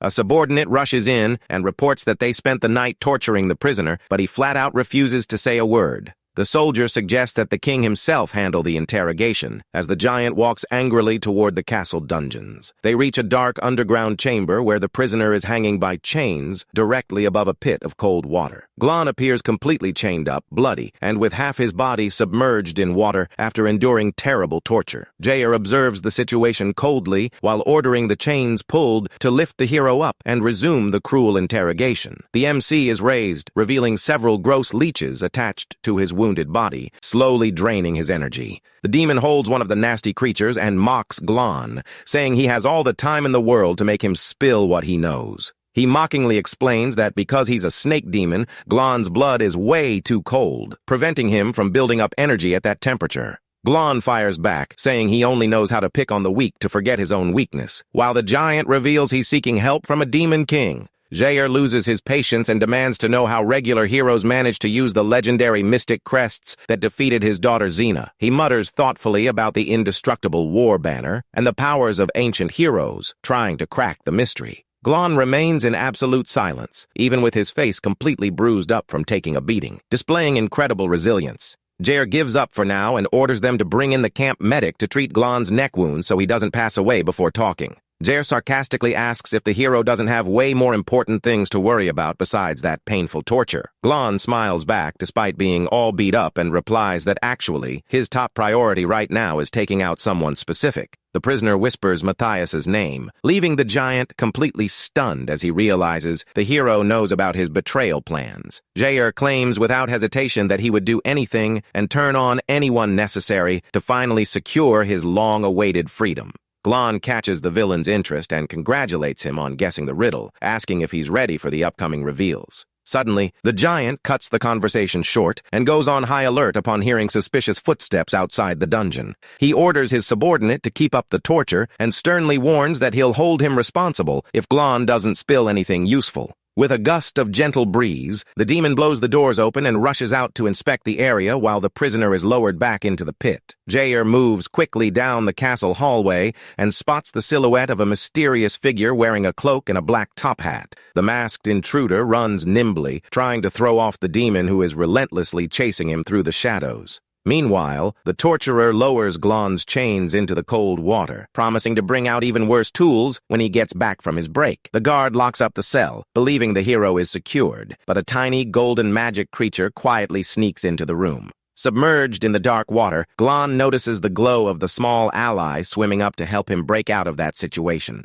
Outside, Jair uses his pulling wind to grab the top-hatted intruder, believing he finally managed to corner him. However, the coat falls apart, revealing it was just a clever trick made by several little golden creatures that scatter while laughing. Holding nothing but an empty cloth in his hands, the demon realizes in frustration that he was completely played by a cheap distraction. Furious over the trick, the giant activates his divine energy detection power to track down the true location of the intruders. A purple petal floats softly before his eyes, bringing old, painful memories from his past back to the surface. He remembers back when his daughter Xena was younger and used to bring him flowers during a rare moment of peace amidst all the violence. In the memory, Jair had warned the little girl that she needed to obey him blindly, but she just celebrated no longer being tortured. The demon acted tough, but always ended up giving in to his young daughter's wishes whenever she complained about her feet hurting on walks. He also recalls the day a cruel master handed a mystic core to Barnier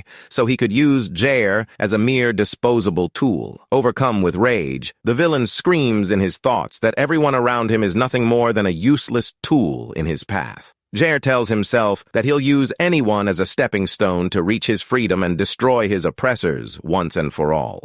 Elsewhere, Maravek appears walking calmly, accompanied by the tiny golden creatures that helped him with the distraction. The gray-haired guard is thoroughly shocked to see the turncoat stroll right back into enemy territory without a single care. The soldier shouts, calling the hero a traitor, but Maravek coldly lets him know he came to negotiate directly with their big boss. The gray demon raises his purple mystic lantern to set up a direct link and demands the traitor state his true motives right away. Maravek tries to start the chat through the lantern, but boss Matthias calmly lets him know he's busy and asks for a 2-minute wait. In his private quarters, the leader watches Xena lying in his bed while a slow, continuous healing spell works on her body. Matthias praises the effectiveness of the healing and sarcastically notes he'd actually like to learn a few tricks from the wholesome savior cult. He admires Xena's unusual physical resilience, thinking she'd make an excellent gift for the terrifying Demon King Shu. However, the villain flashes a sinister grin and decides he prefers using the girl for his own gain instead of pleasing other entities.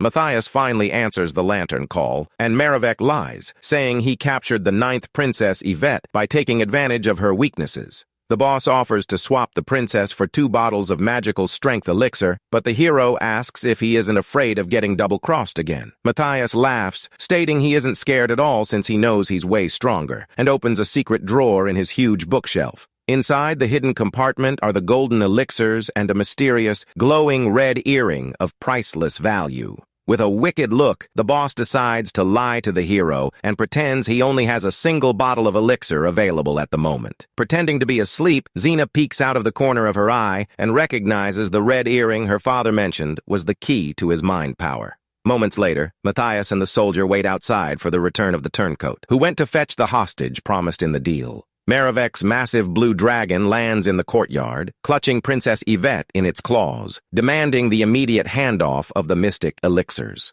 In a subtle move, the blue beast and the princess fake hostility, swapping secret looks that reveal the whole thing, is part of the plan. Matthias mocks the setup, comparing the sight of the dragon and princess to the classic fairy tales of that magical land. He tosses the elixir to the dragon and snidely comments that a regular cage would never be enough to contain a rebellious princess. The villain summons an indestructible Iron Maiden around Yvette, warning that any attempt to break out will cause severe injury. The soldier asks why he isn't taking her away right now, but Matthias prefers not to take unnecessary risks and orders them to keep eyes on the prisoner. The dragon takes flight, thinking to himself that he pulled off his end, and now the success of the rescue hinges entirely on Yvette's skills. Jair watches the winged creature leave from a distance and realizes the intruder's magic energy is concentrated right on the dragon. He figures out that the heroes are trying to mount a rescue operation for Glon and decides to rush back to guard the safe dungeon up close.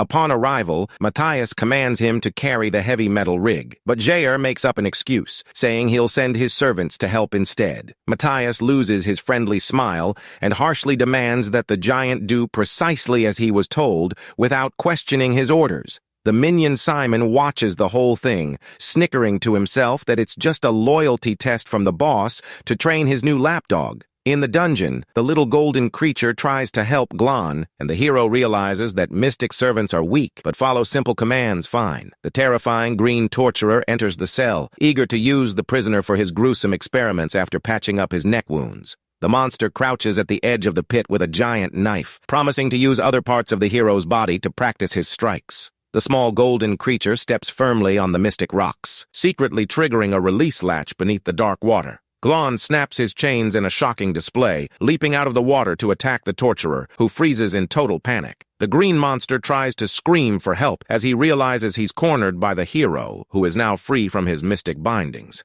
The MC strangles the torturer with his own chains, leaving the other guard completely shocked by such a show of raw power. Enraged, the guard lunges at Glon, triggering his natural-born killer mystic crest to turn his arm into a sharp blade. Without blinking, the MC yanks the chains with all his force, snapping the green monster's neck in the blink of an eye. The horned demon backs up trembling in terror as he realizes the hero is releasing a ridiculous amount of built-up dark power. Glon savors the fresh blood of the enemy while feeling his mystic energy gradually restore after being locked up for so long, feeling the warmth of energy return. To his battered body, the MC closes his eyes, fully regaining his combat stance. The hero activates his ancient healing art, summoning the spirit of the great green serpent to patch up all his severe injuries. Gigantic spectral snakes strike the surviving guard, as Glon coldly lets him know that unfortunately there's no time to return the hospitality. With his green eyes glowing brightly, the MC plans to use this opening to catch Jair completely off guard. The mystic warrior slips through the shadows, stating that the seeds he planted in the past are finally ready to be harvested. Meanwhile, Matthias's floating castle shines beneath the blue sky, hiding grim secrets and prisoners within its dungeons. In the watchtower, a guard complains about the shortage of soldiers to swap shifts after taking heavy losses in earlier battles. Glon appears silently behind the lookout, cutting his throat, revealing that this was the final obstacle blocking the path to the lantern. He steps up to the glowing artifact, planning to use the sacred lantern of the spirit realm as a weapon to break through enemy defenses. In the town's ancient vault, Matthias commands Simon to keep a close eye on the area, warning him not to mess up this time. Jair guarantees that any intruder approaching the hidden entrance in the shadows will be mercilessly wiped out by his guards. In the boss's room, Xena searches through the bookshelf and manages to trigger the secret mechanism by pressing the correct book on the shelf. The hidden drawer opens, and the girl cheers happily upon finding the red earring her father had brought up earlier. She rushes over to the desk and tries using the purple magic lantern to send a distress call to her father. Xena desperately shakes the mystic artifact, confused as to why the lantern shows zero reaction to her touch. A dark smoke rises, and Matthias pops up behind the young girl, letting her know that only royal blood can trigger that mystic power. The villain offers to take her hunting in the forest, sadistically suggesting she take down fierce beasts if she feels bad about hurting bunnies. Glon studies his own purple lantern, trying to recall archaeology instructions to shape and channel its energy properly. The hero fixes his gaze on the purple flower crown and prepares to perform the spirit connection spell between the two dimensions. He reflects on Jair's defiance against the Demon Emperor and swears he won't let Xena meet the same tragic fate he did. In the abandoned vault, Simon relaxes near the pile of gold coins, unaware of a terrifying danger creeping up in the shadows. The warrior admires Glon's wavy sword, praising the giant's cleverness in hiding such valuable loot in that stone vault. Out of nowhere, a shadowy hand coated in mystic energy punches through the soldier's chest, making him cough up blood from the unexpected fatal blow. Simon's eyes widen in terror as he tries to utter his boss's name, unable to comprehend how he was taken down so fast and quietly.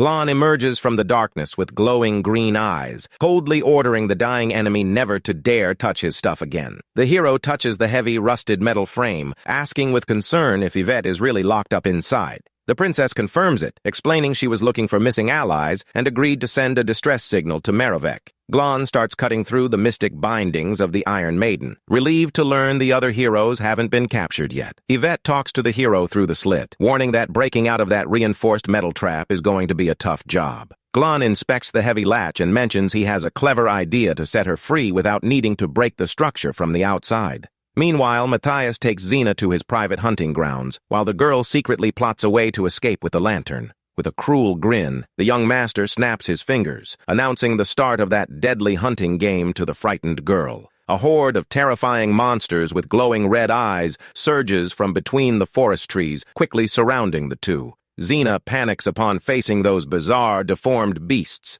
unsure how she'll manage to defend against so many attacks. The monstrous hunting hounds charge quickly, growling and drooling with hunger, eager to devour the young red-haired intruder. One of the beasts leaps toward the girl with sharp claws ready to strike as she tries to dodge at the very last second. Matthias relaxes comfortably on his giant guard beast, ordering them to wake him up as soon as the girl finishes taking out all the monsters. Jair rushes back to the underground dungeon, only to find the bodies of his dead guards floating lifelessly in the cold water. The giant flies into a rage as he realizes he was duped, roaring loudly upon confirming the prisoner managed to escape the torture pit. Suddenly, the cavern's stone ceiling starts cracking and collapsing right on top of the enraged demon's head. A massive rock slide completely buries the dungeon entrance, sealing the area under tons of rubble. Jair manages to push through the debris to free himself, but gets extremely pissed off realizing he lost Glon's trail. Outside the castle, the heavy Iron Maiden holding Yvette gets thrown into the air following a violent burst of energy.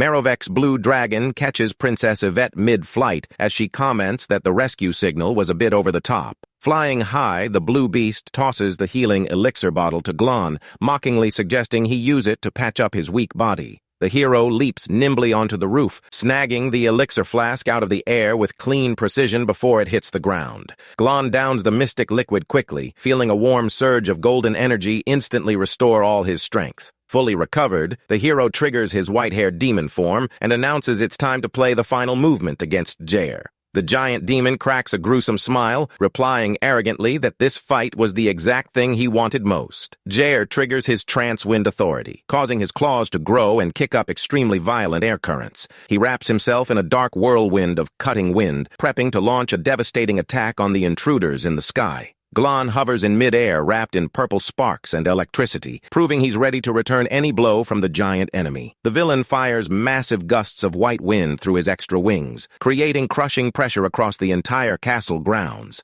The colossal tornado cracks the walls of neighboring buildings, dragging everything in its path with absurd suction force. Sulla almost gets swept away by the fierce wind, screaming frantically for the other heroes to take cover and protect themselves from the disaster. Glon and Yvette fly forward alongside Merovek's blue dragon, trying to punch through the wind blockade to reach the top of the castle. Jair manipulates the air currents with pinpoint precision, aiming to knock the heroes down with high-speed, invisible cuts. With his eyes glowing in shades of blue and cyan, Merovek prepares to deploy his best mid-air defensive ice techniques. The dragon summons a massive wall of eternal ice, warning the group to watch out for Jair's authority wind during the brawl. The villain mocks them, philosophizing that the destiny of every gust of wind is decided purely by the things it blows away along its path. The mystic wind passes through the freezing barrier, absorbing the ice attribute and turning the gentle breeze into a razor-sharp, lethal blizzard. Jair fires his freezing note mixed with the swirling wind, creating a devastating ice whirlwind heading straight for the MC. Glon tries to dodge the attack by spinning his purple lightning blade, but the mystic blizzard speed is way too fast to evade.